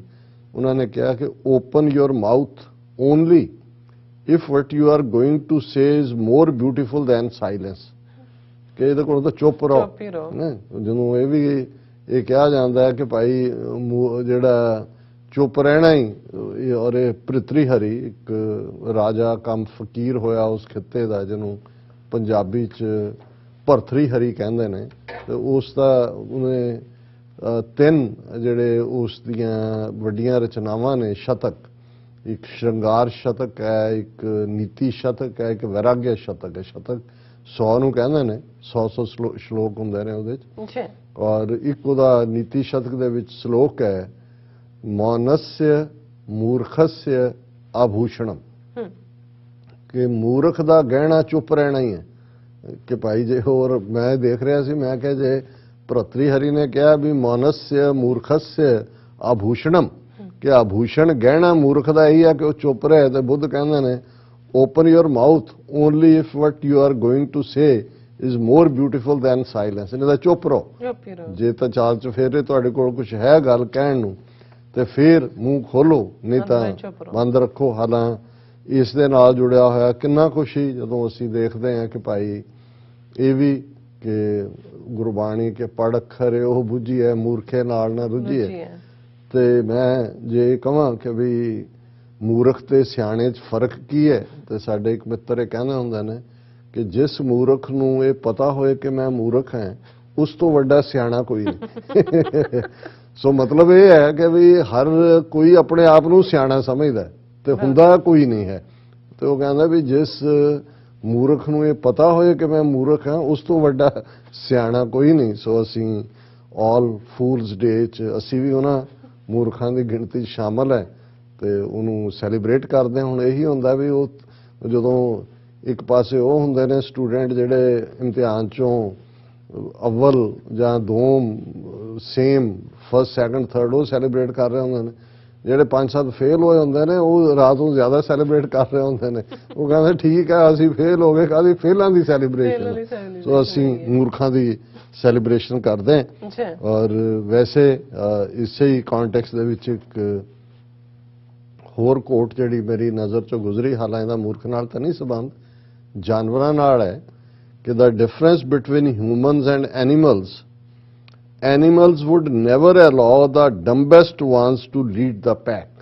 ਇਹ ਮੈਨੂੰ ਬੜਾ ਚੰਗਾ ਲੱਗਾ ਕਿ ਹੁਣ ਤੁਸੀਂ ਜਾਨਵਰਾਂ ਦੇ ਵਿੱਚ ਦੇਖੋ ਕਿ ਵੀ ਜਿਹੜਾ ਨੌਨ ਐਕਟਿਵ ਬਿਮਾਰ ਜਿਹਾ ਹੁੰਦਾ ਉਹਨੂੰ ਪਾਸੇ ਕਰ ਦਿੰਦੇ ਨੇ। ਉਹ ਇਹ ਨਹੀਂ ਹੁੰਦਾ ਵੀ ਜਿਹੜਾ ਉਹਨਾਂ ਦਾ ਲੀਡਰ ਹੈ ਕੋਈ ਐਵੇਂ ਸਿਰ ਸੁੱਟ ਕੇ ਲੱਤਾਂ ਘੜੀਸਣ ਵਾਲਾ ਹੋਏ। ਤੇ ਇਹ ਫਰਕ ਹੈ ਬੰਦਿਆਂ 'ਚ ਵੀ ਅਸੀਂ ਜੇ ਦੇਖੀਏ ਆਪਣੇ ਹਵਾਲੇ ਨਾਲ ਵੀ ਦੇਖੀਏ ਸਿੱਖ ਕੌਮ ਦੇ ਅੱਜ ਵੀ ਔਰ ਹੋਰ ਵੀ ਦੇਖੀਏ ਚਾਰ ਚਫੇਰੇ ਈਵਨ ਭਾਰਤ ਦੇ ਹਵਾਲੇ ਨਾਲ ਜੇ ਮੋਦੀ ਐਂਡ ਕੰਪਨੀ ਜਿਨ੍ਹਾਂ ਦੇ ਹਵਾਲੇ ਲੋਕਾਂ ਨੇ ਆਪਣੀ ਕਿਸਮਤ ਕੀਤੀ ਹੋਈ ਹੈ। ਕਦੇ ਜਾਨਵਰ ਜਿਹੜੇ ਨੇ ਇਸ ਕਿਸਮ ਦੇ ਉਹ ਗਧਾ ਕਹਿਣਾ ਵੀ ਗਧਿਆਂ ਦੀ ਬੇਇੱਜ਼ਤੀ ਹੈ। ਗਧਾ ਇੰਨਾ ਵੀ ਗਧਾ ਨਹੀਂ ਹੁੰਦਾ ਵੈਸੇ ਲੇਕਿਨ ਇਹ ਸਾਰੇ ਦੇ ਚੱਲਦੇ ਆ ਜਿਹੜਾ ਇਹ animals would never allow the dumbest ones to lead the pack. ਗੱਲ ਯੂਕਰੇਨ ਦੀ ਕਰਦੇ ਆ ਰੋਜ਼ਾਨਾ ਇਹ ਸਾਡਾ ਵਿਸ਼ਾ ਹੁੰਦਾ ਹੈ ਔਰ ਅਸੀਂ ਕੱਲ ਜ਼ਿਕਰ ਕੀਤਾ ਸੀ ਕਿ ਰਸ਼ੀਆ ਦੇ ਫੋਰਨ ਮਿਨਿਸਟਰ ਜਿਹੜੇ ਨੇ ਉਹ 2 ਰੋਜ਼ਾ ਚੀਨ ਦੇ ਦੌਰੇ ਤੇ ਉਸ ਤੋਂ ਬਾਅਦ ਭਾਰਤ ਪਹੁੰਚੇ ਔਰ ਕਿਵੇਂ ਭਾਰਤ ਜਾ ਕੇ ਉਹਨਾਂ ਨੇ ਰਾਦਰ ਇੰਡੀਅਨ ਫੋਰਨ ਮਿਨਿਸਟਰ ਦਾ ਹੀ ਰੋਲ ਪਲੇ ਕੀਤਾ। ਜਿਵੇਂ ਜਿਹੜਾ ਉਹ ਕੱਲਾ ਰੂਸ ਦਾ ਪ੍ਰਾਈਮ ਮਿਨਿਸਟਰ ਫੋਰਨ ਮਿਨਿਸਟਰ ਨਹੀਂ ਹੈ ਇੰਡੀਆ ਦਾ, ਪਰ ਉਹਦੀ ਗੱਲ ਕਰਨ ਤੋਂ ਪਹਿਲਾਂ ਜਿਹੜੀ ਜਦੋਂ ਇਸਤਨਬੁਲ ਦੇ ਵਿੱਚ ਪੀਸ ਟਾਕਸ ਬ੍ਰੇਕ ਹੋਈਆਂ ਇਹ ਸੀ ਕਿ ਭਾਈ ਇੱਕ ਟੈਂਪਰਰੀ ਟਰੂਸ, ਪਰ ਅੱਜ ਰਸ਼ੀਆ ਨੇ ਇਲਜ਼ਾਮ ਲਾਇਆ ਕਿ ਵੀ ਜਿਹੜਾ ਰਸ਼ੀਆ ਯੂਕਰੇਨ ਬਾਰਡਰ ਦੇ ਉੱਤੇ ਰਸ਼ੀਅਨ ਟੈਰੀਟਰੀ 'ਚ ਯੂਕਰੇਨ ਦੇ ਹੈਲੀਕਾਪਟਰਸ ਨੇ ਬੰਬਾਰਡਮੈਂਟ ਕਰਕੇ ਜਿਹੜਾ ਉਹਨਾਂ ਦੇ ਆਇਲ ਡਿਪੋ ਸੀ ਤੇਲ ਦੇ ਉਹਨੂੰ ਅੱਗ ਲਾ ਦਿੱਤੀ। ਸੋ ਜੇ ਇਹ ਠੀਕ ਹੋਏ ਯੂਕਰੇਨ ਨੇ ਇਸ ਬਾਰੇ ਕੁਝ ਵੀ ਕਹਿਣ ਤੋਂ ਨਾ ਕਰ ਦਿੱਤੀ, ਪਰ ਜੇ ਇਹ ਖਬਰ ਠੀਕ ਹੋਏ ਤਾਂ ਇਹ ਜਦੋਂ ਦਾ ਫੈਬਰੂਰੀ 25 ਤੋਂ ਜਿਹੜਾ ਇਹ ਸ਼ੁਰੂਆਤ ਹੋਈ ਹੈ ਰਸ਼ੀਆ ਨੇ ਅਟੈਕ ਕੀਤਾ, ਇਹ ਪਹਿਲੀ ਜਿਹੜੀ ਹੈ ਇਨਸੀਡੈਂਟ ਹੈ ਜਦੋਂ ਕਿ ਯੂਕਰੇਨ ਨੇ ਰਸ਼ੀਆ ਦੀ ਟੈਰੀਟਰੀ 'ਚ ਜਾ ਕੇ ਅਟੈਕ ਕੀਤਾ। ਸੋ ਇਉਂ ਲੱਗਦਾ ਹੈ ਕਿ ਵੀ ਜਿਹੜਾ ਸੀਜ਼ ਫਾਇਰ ਵਾਲੀ ਗੱਲ ਬਹੁਤੀ ਬਣੀ ਨਹੀਂ ਲੱਗਦੀ ਕਿਉਂਕਿ ਇੰਟਰਨੈਸ਼ਨਲ ਕਮੇਟੀ ਰੈੱਡ ਕਰਾਸ ਦੀ ਇਸ ਵੇਲੇ ਸਭ ਤੋਂ ਜ਼ਿਆਦਾ ਮੇਰੀਓਪੋਲ ਸ਼ਹਿਰ ਜਿਹਨੂੰ 4 ਚਫੇਰੇ ਘੇਰਾ ਪਿਆ ਹੋਇਆ ਹੈ ਉਸ 'ਚੋਂ international committee of red cross ਆਪਣੇ ਕੱਢ ਰਹੀ ਸੀ ਜਿਹੜੇ ਸਿਵਿਲੀਅਨ ਨੇ ਉਹਦੇ 'ਚ ਲੱਖਾਂ ਫਸੇ ਹੋਏ ਨੇ। ਲੇਕਿਨ ਅੱਜ ਉਹਨਾਂ ਨੇ ਆਪਣਾ ਆਪਰੇਸ਼ਨ ਸਸਪੈਂਡ ਕਰ ਦਿੱਤਾ ਹੈ। ਉਹਨਾਂ ਨੇ ਕਿਹਾ ਵੀ ਕਿਉਂਕਿ ਇਹ ਜਿਹੜੇ ਨੇ 4 ਚਫੇਰੇ ਵਾਇਲੈਂਸ ਹੈ ਔਰ ਉਹ ਪੋਸੀਬਲ ਨਹੀਂ ਹੈ। ਇਸ ਤੋਂ ਲੱਗ ਰਿਹਾ ਹੈ ਕਿ ਗਰਾਊਂਡ ਦੇ ਉੱਤੇ ਜਿਹੜੀ ਸਿਚੁਏਸ਼ਨ ਹੈ ਉਹ ਮਾੜੀ ਹੈ। ਤੇ ਜੇ ਯੂਕਰੇਨ ਜੰਗ ਦੇ ਹਵਾਲੇ ਨਾਲ ਦੇਖੋ ਤੇ ਯੂਕਰੇਨ ਨੇ ਵਿਦਿਨ ਰਸ਼ੀਅਨ ਟੈਰੀਟਰੀ ਅਟੈਕ ਕੀਤਾ ਔਰ ਇਸੇ ਤਰ੍ਹਾਂ ਇੱਕ ਬੁਚਾ ਨਾਂ ਦਾ ਟਾਊਨ ਜਿਹੜਾ ਯੂਕਰੇਨ ਦੀ ਕੈਪੀਟਲ ਕੀਵ ਦੇ ਨੇੜੇ ਹੈ ਉਹਦੇ ਮੇਅਰ ਨੇ ਕਿਹਾ ਕਿ ਅਸੀਂ ਇਹ ਸ਼ਹਿਰ ਜਿਹੜਾ ਕਿ ਰਸ਼ੀਅਨ ਫੌਜ ਨੇ ਕੈਪਚਰ ਕਰ ਰਿਹਾ ਸੀ ਅਸੀਂ ਉਸ ਤੋਂ ਵਾਪਸ ਲੈ ਲਿਆ। ਹੁਣ ਗੱਲ ਅਸੀਂ ਭਾਰਤ ਵੱਲ ਮੁੜਦੇ ਹਾਂ ਕਿਉਂਕਿ ਅਸੀਂ ਕੱਲ ਵੀ ਜਿਹੜੇ ਇੱਕ ਸੈਗਮੈਂਟ 'ਚ ਖਾਸ ਤੌਰ ਤੇ ਗੱਲ ਕੀਤੀ ਕਿ ਭਾਰਤ ਜਿਹੜਾ ਉਸ ਦਾ ਹਾਲ ਸੱਪ ਦੇ ਮੂੰਹ 'ਚ ਕੋੜ ਕਿਰਲੀ ਵਾੜ ਹੈ ਕਿ ਉਹ ਉਗਲੇ ਕਿ ਨਿਗਲੇ। ਔਰ ਇੱਕ ਪਾਸੇ ਚੀਨ ਦੇ ਖਿਲਾਫ ਭਾਰਤ ਨੇ ਕਿਸ ਕਿਸਮ ਦੀ ਲੌਬੀ ਅਮਰੀਕਾ ਦੀ ਮਦਦ ਦੇ ਨਾਲ ਕੀਤੀ ਤੇ ਅੱਜ ਹਾਲਾਂ ਜਦੋਂ ਸਿਆਸਤ ਦੇ ਵਿੱਚ ਇੱਕ ਲਫ਼ਜ਼ ਵਰਤਿਆ ਜਾਂਦਾ ਹੈ ਸਟ੍ਰੇਂਜ ਬੈਡ ਫੈਲੋਜ਼ ਕਿ ਬਹੁਤ ਵਾਰ ਤੁਹਾਡੇ ਨਾਲ ਕੌਣ ਆ ਗਿਆ ਤੁਹਾਨੂੰ ਅੰਦਾਜ਼ਾ ਵੀ ਨਹੀਂ ਹੁੰਦਾ। ਹੁਣ ਕਿਹਨੇ ਸੋਚਿਆ ਸੀ ਅੱਜ ਤੋਂ 1 ਮਹੀਨਾ ਪਹਿਲਾਂ ਕਿ ਇੱਕ ਯੂਕਰੇਨ ਦੀ ਸਿਚੁਏਸ਼ਨ ਤੇ ਜਾਂ ਰੂਸ ਦੇ ਮੁੱਦੇ ਤੇ ਰੂਸ ਚੀਨ ਔਰ ਭਾਰਤ ਇੱਕ ਬਲਾਕ 'ਚ ਹੋਣਗੇ। ਜਿੰਨੀ ਹੌਸਟਿਲਿਟੀ ਭਾਰਤ ਨੇ ਚੀਨ ਪ੍ਰਤੀ ਦਿਖਾਈ ਹੁਣ ਅੱਜ ਜੇ ਚਾਈਨਾ ਨੇ ਯੂਕਰੇਨ ਦੇ ਉੱਤੇ ਐਬਸਟੇਨ ਕੀਤਾ ਸਿਕਿਉਰਿਟੀ ਕਾਉਂਸਲ 'ਚ ਵੋਟ ਤੋਂ ਜਨਰਲ ਅਸੈਂਬਲੀ 'ਚ ਕੀਤਾ ਹਿਊਮਨ ਰਾਈਟ ਕਾਉਂਸਲ ਕੀਤਾ ਭਾਰਤ ਨੇ ਵੀ ਇਵੇਂ ਹੀ ਕੀਤਾ। ਜੇ ਵੈਸਟ ਵੱਲੋਂ ਯੂਰਪੀਅਨ ਯੂਨੀਅਨ ਔਰ ਅਮਰੀਕਾ ਵੱਲੋਂ ਇਕਨੋਮਿਕਲ ਸੈਂਕਸ਼ਨਸ ਲਾਈਆਂ ਗਈਆਂ ਚਾਈਨਾ ਉਹਨੂੰ ਫੋਲੋ ਨਹੀਂ ਕਰ ਰਿਹਾ ਭਾਰਤ ਪਹਿਲਾਂ ਨਾਲੋਂ ਵੀ ਜ਼ਿਆਦਾ ਕਿਉਂਕਿ ਉਹਨੇ ਸਬਸਿਡਾਈਜ਼ ਕੀਤਾ ਉਹ ਕਰੂਡ ਆਇਲ ਉਹਦੇ ਤੋਂ ਖਰੀਦ ਰਿਹਾ। ਹੁਣ ਕਿੱਥੇ ਇਹ ਭਾਰਤ ਨੇ ਬਾਰਡਰ ਦੇ ਹਵਾਲੇ ਨਾਲ ਕਿਹਾ ਸੀ ਕਿ ਜੀ ਜਦੋਂ ਤੱਕ ਕਿ 15 ਰਾਊਂਡ ਗੱਲਬਾਤ ਦੇ ਫੇਲ ਹੋ ਚੁੱਕੇ ਨੇ ਕਿ ਜਦੋਂ ਤੱਕ ਇਹ ਸਭ ਕੁਝ ਨਾਰਮਲ ਨਹੀਂ ਹੁੰਦਾ ਬਾਰਡਰ ਵਾਲਾ ਡਿਸਾਈਡ ਨਹੀਂ ਹੁੰਦਾ LAC ਵਾਲਾ ਚੀਨ ਨਾਲ ਸਾਡੀ ਕੋਈ ਫਾਰਮਲ ਬਿਜ਼ਨਸ ਨਹੀਂ ਹੋਏਗੀ। ਅਜੇ ਇਸ ਲਿਖਤ ਵਾਲੇ ਬਿਆਨ ਦੀ ਸਿਆਹੀ ਵੀ ਨਹੀਂ ਸੀ ਸੁੱਕੀ ਕਿ ਚੀਨ ਦਾ ਫੋਰਨ ਮਿਨਿਸਟਰ OIC ਦੀ ਮੀਟਿੰਗ ਜਿਹੜੀ ਕਨਕਲੇਵ ਇਸਲਾਮਾਬਾਦ 'ਚ ਅਟੈਂਡ ਕਰਕੇ ਕਾਬੁਲ ਗਿਆ ਕਾਬੁਲ ਤੋਂ ਭਾਰਤ ਆ ਕੇ ਲੈਂਡ ਕੀਤਾ। ਚਾਈਨਾ ਭਾਰਤ ਰਸ਼ੀਆ ਅੱਜ ਕਿਵੇਂ ਇੱਕ ਲਾਈਨ 'ਚ ਲੱਗਦੇ ਨੇ ਕਿ ਉਹੀ ਰਸ਼ੀਅਨ ਫੋਰਨ ਮਿਨਿਸਟਰ 2 ਦਿਨ ਚਾਈਨਾ ਦੀ ਵਿਜ਼ਿਟ ਤੇ ਆ ਔਰ ਉਸ ਤੋਂ ਬਾਅਦ ਭਾਰਤ ਆ ਰਿਹਾ। ਹੁਣ ਜੇ ਤੁਸੀਂ ਕੁੱਲ ਮਿਲਾ ਕੇ ਦੇਖੋਗੇ ਕਿ ਇੰਟਰਨੈਸ਼ਨਲ ਅਰੀਨਾ 'ਚ ਜਿਹੜੀ ਨਵੀਂ ਸਫਬੰਦੀ ਹੋ ਰਹੀ ਹੈ, ਜ਼ਾਹਰ ਹੈ ਕਿ ਸੋਵੀਅਤ ਯੂਨੀਅਨ ਦੇ ਟੁੱਟਣ ਤੱਕ ਬਾਈਪੋਲਰ ਜਾਂ ਟੂ ਪੋਲਰ ਵਰਲਡ ਸੀ, ਦੋ ਉਸ ਦੇ ਸਿਰਿਆਂ ਵਾਲਾ, ਇੱਕ ਸੋਵੀਅਤ ਬਲਾਕ, ਇੱਕ ਅਮਰੀਕਨ ਬਲਾਕ। ਸੋਵੀਅਤ ਯੂਨੀਅਨ 15 ਹਿੱਸਿਆਂ 'ਚ ਟੁੱਟਿਆ, ਇੱਕ ਬਲਾਕ ਬਣ ਗਿਆ ਓਨਲੀ ਸੁਪਰ ਪਾਵਰ ਅਮਰੀਕਾ। 9/11 ਨੇ ਅਮਰੀਕਾ ਦੀ ਪ੍ਰੈਸਟੀਜ ਨੂੰ ਕਾਫੀ ਸੱਟ ਮਾਰੀ, ਹਾਲਾਂ ਅਮਰੀਕਾ ਨੇ ਸਰਵਾਈਵ ਕੀਤਾ ਉਸ ਨੂੰ। 20 ਸਾਲ ਅਮਰੀਕਾ ਅਫਗਾਨਿਸਤਾਨ 'ਚ ਫਸ ਗਿਆ ਔਰ ਜਿਵੇਂ ਨਮੋਸ਼ੀ ਦੇ ਵਿੱਚ ਉਸੇ ਤਾਲਿਬਾਨ ਦੇ ਨਾਲ ਗੱਲਬਾਤ ਵੀ ਸ਼ੁਰੂ ਕੀਤੀ ਔਰ 15 ਅਗਸਤ 2021 ਨੂੰ ਜਿਵੇਂ ਫਾਲ ਆਫ ਕਾਬਲ ਹੋਇਆ, ਇਸ ਤੋਂ ਇਹ ਜ਼ਾਹਰ ਹੋ ਗਿਆ ਕਿ ਵੀ ਅਮਰੀਕਾ ਦਾ ਜਿਹੜਾ ਓਨਲੀ ਸੁਪਰ ਪਾਵਰ ਸਟੇਟਸ ਹੈ ਉਹਦੇ 'ਚ ਡੈਂਟ ਪਿਆ। ਇਹ ਨਹੀਂ ਹੈ ਵੀ ਅਮਰੀਕਾ ਬਹੁਤ ਵੱਡੀ ਪਾਵਰ ਹੈ ਔਰ ਆਉਣ ਵਾਲੇ ਮੈਨੂੰ ਨਹੀਂ ਲੱਗਦਾ ਕਿ ਅਗਲੇ 3-4 ਦਹਾਕਿਆਂ 'ਚ ਅਮਰੀਕਾ ਦੀ ਪੋਜੀਸ਼ਨ ਨੂੰ ਕੋਈ ਇਸ ਕਿਸਮ ਦਾ ਚੈਲੰਜ ਹੈ। ਲੇਕਿਨ ਬਹੁਤ ਵਾਰੀ ਇਹੀ ਹੁੰਦਾ ਹੈ ਵੀ ਤੁਹਾਡੀ ਸਾਖ ਤਾਂ ਤੁਹਾਡੀ ਪ੍ਰੈਸਟੀਜ ਤਾਂ ਤੁਹਾਡੇ ਦਾਅਵੇ ਨਾਲ ਹੀ ਬਣੀ ਹੁੰਦੀ ਹੈ, ਤੇ ਜਦੋਂ ਕੋਈ ਇੱਕ ਨਿਆਣਾ ਵੀ ਉੱਠ ਕੇ ਉਹਨੂੰ ਚੈਲੰਜ ਕਰਦੇ ਤਾਂ ਫਿਰ ਉਹ ਤੁਹਾਡਾ ਕੰਮ ਨਹੀਂ ਰਹਿੰਦਾ। ਸੋ ਹੁਣ ਅਸੀਂ ਦੇਖ ਰਹੇ ਹਾਂ ਕਿ ਯੂਕਰੇਨ ਦੇ ਇਸ਼ੂ ਤੇ ਬੇਸ਼ੱਕ ਅਮਰੀਕਾ ਨੇ ਨੈਟੋ ਨੂੰ ਟੁਗੈਦਰ ਕੀਤਾ ਹੈ, ਜਿਹੜਾ ਨੈਟੋ ਟਰੰਪ ਦੇ ਵੇਲੇ 'ਚ ਖਿਲਰ ਗਿਆ ਸੀ, ਔਰ ਇਸ ਮੁੱਦੇ ਦੇ ਉੱਤੇ ਕਾਫੀ ਇਫੈਕਟਿਵ ਸੈਂਕਸ਼ਨਸ ਰਸ਼ੀਆ ਦੇ ਉੱਤੇ, ਰਸ਼ੀਆ ਦਾ ਜਿਹੜਾ ਪਸਾਰ ਸੀ ਕਾਰੋਬਾਰੀ ਪਾਈਪਲਾਈਨ ਦੂਜੇ ਤੀਜੇ, ਉਹਨੂੰ ਵੀ ਬਲੌਕ ਕੀਤਾ। ਪਰ ਇਹਦੇ 'ਚ ਵੀ ਕੋਈ ਸ਼ੱਕ ਨਹੀਂ ਹੈ ਕਿ ਪਹਿਲੀ ਵਾਰ ਅਮਰੀਕਾ ਨੂੰ ਜਿੱਥੋਂ ਚੈਲੰਜਸ ਜੇ ਈਵਨ ਭਾਰਤ ਅਮਰੀਕਾ ਦੇ ਕਹਿਣੇ 'ਚ ਨਹੀਂ ਹੈ, ਜਿਸ ਦੇ ਲਈ ਉਹਨਾਂ ਨੇ ਕੁਆਡ ਬਣਾਇਆ, ਇੰਡੋ ਪੈਸੀਫਿਕ ਸਟ੍ਰੈਟਜੀ, ਇਹ ਉਹ, ਔਰ ਈਵਨ ਉਹ ਸਿਚੁਏਸ਼ਨ ਆਈ ਕਿ ਬਾਈਡਨ ਦਾ ਫੋਨ UAE ਔਰ ਸਾਊਦੀ ਅਰੇਬੀਆ ਦੇ ਕਰਾਊਨ ਪ੍ਰਿੰਸ ਨੇ ਨਹੀਂ ਚੁੱਕਿਆ। ਸੋ ਇਹਦਾ ਮਤਲਬ ਇਹ ਹੈ ਕਿ ਵੀ ਜਿਹੜੀ ਤੁਹਾਡੀ ਐਕਸਕਲੂਸਿਵ ਸਰਦਾਰੀ ਸੀ ਉਸ ਨੂੰ ਡੈਂਟ ਪਿਆ ਔਰ ਤੁਹਾਡਾ ਥੱਲੇ ਵੱਲ ਦਾ ਸਫ਼ਰ ਸ਼ੁਰੂ ਹੋ ਜਾਊ। ਔਰ ਹਿਊਮਨ ਹਿਸਟਰੀ 'ਚ ਬੜੇ ਐਮਪਾਇਰ ਸਿਰੇ ਤੇ ਹੁੰਦੇ ਨੇ, ਫਿਰ ਉਹ ਥੱਲੇ ਆ ਕੇ ਡਿੱਗਦੇ ਨੇ। ਸੋ ਇਸ ਸਾਰੇ ਦੇ ਚੱਲਦਿਆਂ ਇਸ ਵੇਲੇ ਭਾਰਤ ਦੇ ਉੱਤੇ ਕਾਫੀ ਦਬਾਅ ਹੈ ਔਰ ਉਹ ਅਸੀਂ ਜ਼ਿਕਰ ਕੀਤਾ ਸੀ ਕਿ ਯੂਰਪੀਅਨ ਯੂਨੀਅਨ ਦਾ ਐਨਵੋਏ ਆਇਆ, ਬ੍ਰਿਟਿਸ਼ ਜਿਹੜੀ ਹੈ ਉਹ ਸੈਕਟਰੀ ਆਈ ਲੇਡੀ, ਔਰ ਕੱਲ ਅਸੀਂ ਜ਼ਿਕਰ ਕੀਤਾ ਸੀ ਕਿ ਡਿਪਟੀ ਜਿਹੜਾ ਨੈਸ਼ਨਲ ਸਿਕਿਉਰਿਟੀ ਐਡਵਾਈਜ਼ਰ ਅਮਰੀਕਾ ਦਾ ਦਲੀਪ ਸਿੰਘ, ਉਹਨੇ ਤਾਂ ਜਾ ਕੇ ਕਿਹਾ ਕਿ ਭਾਈ ਆ ਦੇਖ ਲਓ, ਜੇ ਤੁਸੀਂ ਖੱਬੇ ਸੱਜੇ ਹੋਣ ਦੀ ਕੋਸ਼ਿਸ਼ ਕੀਤੀ ਤੇ ਚੀਨ ਨੇ LAC ਦੇ ਉੱਤੇ ਅਟੈਕ ਕੀਤਾ ਤੇ ਰੂਸ ਨੇ ਤੁਹਾਡੀ ਮਦਦ ਤੇ ਨਹੀਂ ਹੋਣਾ ਹੈ। ਮਤਲਬ ਇਹ ਬੜੀ ਸਟਰਨ ਵਾਰਨਿੰਗ ਸੀ। ਹਾਂ, ਅਸੀਂ ਇੱਕ ਕਰੈਕਸ਼ਨ ਕਰਦੇ ਹੀ ਹੈ ਕਿ ਮੈਂ ਕੱਲ ਇਹ ਕਿਹਾ ਸੀ ਕਿ ਦਲੀਪ ਸਿੰਘ ਜਿਹੜੇ ਨੇ, ਇਹ ਦਲੀਪ ਸਿੰਘ ਸੌਂਦ ਜਿਹੜੇ ਪਹਿਲੇ ਕਾਂਗਰਸਮੈਨ ਰਹੇ ਉਹਨਾਂ ਦੇ ਪੋਤੇ ਨੇ, ਪਰ ਮੈਂ ਇੱਕ ਡਬਲੀ ਉਹਨਾਂ ਦੇ ਪੜ ਪੋਤੇ ਨੇ, ਸੋ ਚੌਥੀ ਜਨਰੇਸ਼ਨ ਹੈ। ਸੋ ਬਾਕੀ ਸਾਰਾ ਫੈਕਟ ਉਹੀ ਹੈ ਔਰ ਜਿਵੇਂ ਉਹਨਾਂ ਨੇ ਦਲੀਪ ਸਿੰਘ ਨੇ ਆਰਟੀਕੂਲੇਟ ਕੀਤਾ ਹੈ ਉਸ ਸਾਰੀ ਪੋਜੀਸ਼ਨ ਨੂੰ। ਔਰ ਹੁਣ ਇਹ ਨਹੀਂ ਹੈ ਵੀ ਉਹ ਪਹਿਲੀ ਵਾਰ ਜਿਹੜੇ ਨੇ ਉਹ ਇਸ ਪੋਜੀਸ਼ਨ 'ਚ ਆਏ ਜਾਂ ਉਹਨਾਂ ਦੇ ਐਡਮਿਨਿਸਟ੍ਰੇਸ਼ਨ, ਓਬਾਮਾ ਐਡਮਿਨਿਸਟ੍ਰੇਸ਼ਨ ਦੇ ਵੇਲੇ ਉਹ ਇੱਕ ਅਹੁਦਾ ਥੱਲੇ ਸੀ, ਲੇਕਿਨ ਐਕਸਪੀਰੀਅੰਸ ਸੀ। ਇਹੀ ਕਾਰਨ ਹੈ ਕਿ ਜੋ ਬਾਈਡਨ ਨੇ ਉਹਨੂੰ ਬਹੁਤ ਜਿਹੜੀ ਹੈ ਉਹ ਇਹ ਸੈਂਸਿਟਿਵ ਟਾਸਕ ਵੀ ਹੈ ਕਿਉਂਕਿ ਜਿੰਨਾ ਰਸ਼ੀਆ ਦੇ ਉੱਤੇ ਸੈਂਕਸ਼ਨਸ ਦਾ ਕੰਮ ਹੈ ਉਹ ਵੀ ਉਹਦੇ ਹਵਾਲੇ। ਸੋ ਇਸ ਪ੍ਰੈਸ਼ਰ ਦੇ ਚੱਲਦੇ ਆ ਜੋ ਅਮਰੀਕਾ ਨੇ ਵੀ ਬਿਲਟ ਕੀਤਾ ਹੈ ਐਂਡਿੰਗ, ਔਰ ਦਲੀਪ ਸਿੰਘ ਦੀ ਵਿਜ਼ਿਟ ਵੀ ਐਨ ਰਸ਼ੀਅਨ ਫੋਰਨ ਮਿਨਿਸਟਰ ਜਿਹੜੇ ਨੇ ਉਹਨਾਂ ਤੋਂ ਪਹਿਲਾਂ ਸੀ।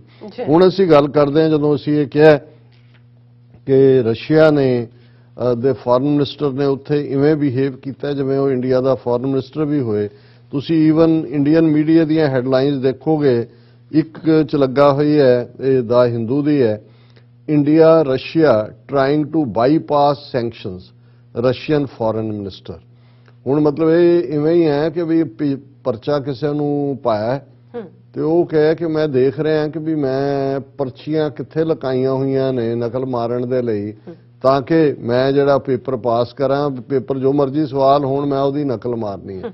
ਤੇ ਇੱਕ ਇਹ ਹੈ ਕਿ ਵੀ ਮੈਂ ਕਿਵੇਂ ਬਿਨਾਂ ਪੇਪਰ ਦਿੱਤਿਆਂ ਹੀ ਜਿਹੜਾ ਉਹ ਪਾਸ ਹੋ। ਹੁਣ ਇਹ ਸਾਰੀਆਂ ਇਹ ਰਸ਼ੀਆ ਦਾ ਫੋਰਨ ਮਿਨਿਸਟਰ ਕਹਿ ਰਿਹਾ ਵੀ ਅਸੀਂ ਇਹ ਵੇ ਲੱਭ ਰਹੇ ਹਾਂ ਵੀ ਜਿਹੜੀਆਂ ਸੈਂਕਸ਼ਨਸ ਨੇ ਉਹਨਾਂ ਨੂੰ ਕਿਵੇਂ ਬਾਈਪਾਸ ਕਰਨਾ। ਸੋ ਇੱਕ ਤਰੀਕਾ ਤਾਂ ਲੱਭਿਆ ਉਹਨਾਂ ਨੇ, ਜਿਹੜਾ ਉਹਨਾਂ ਨੇ ਚਾਈਨਾ ਨੂੰ ਕਿਹਾ ਕਿ ਜੀ ਤੁਸੀਂ ਜਿਹੜੀ ਹੈ ਤੁਹਾਡੀ ਕਰੰਸੀ ਔਰ ਰੂਬਲ 'ਚ ਡੀਲ ਕਰੋਗੇ। ਇੰਡੀਆ ਨੂੰ ਉਹਨਾਂ ਨੇ ਕਿਹਾ, ਯੂਰਪ ਵਾਲੀਆਂ ਕੰਟਰੀਜ਼ ਨੂੰ ਕਿਹਾ, ਸਣੇ ਫਰਾਂਸ ਜਰਮਨੀ ਦੇ, ਕਿ ਜੀ ਅਸੀਂ ਡਾਲਰ 'ਚ ਡੀਲ ਨਹੀਂ ਕਰਾਂਗੇ, ਤੁਸੀਂ ਸਾਨੂੰ ਰੂਬਲ ਦਿਓਗੇ, ਅਸੀਂ ਤੁਹਾਡੀ ਕਰੰਸੀ। ਤਾਂ ਇਹਦਾ ਮਤਲਬ ਇਹ ਹੈ ਵੀ ਜਿਹੜੀਆਂ ਸੈਂਕਸ਼ਨਸ ਦੇ ਥੱਲੇ ਜਿਹੜੀ ਜਿੱਥੋਂ ਬੈਂਕਾਂ ਤੋਂ ਉਹ ਲੈ ਹੀ ਨਹੀਂ ਸਕਦੇ, ਉਹਨਾਂ ਦੇ ਸਾਰੇ ਫ੍ਰੀਜ਼ ਕਰ ਦਿੱਤੇ ਗਏ ਨੇ ਅਕਾਊਂਟ।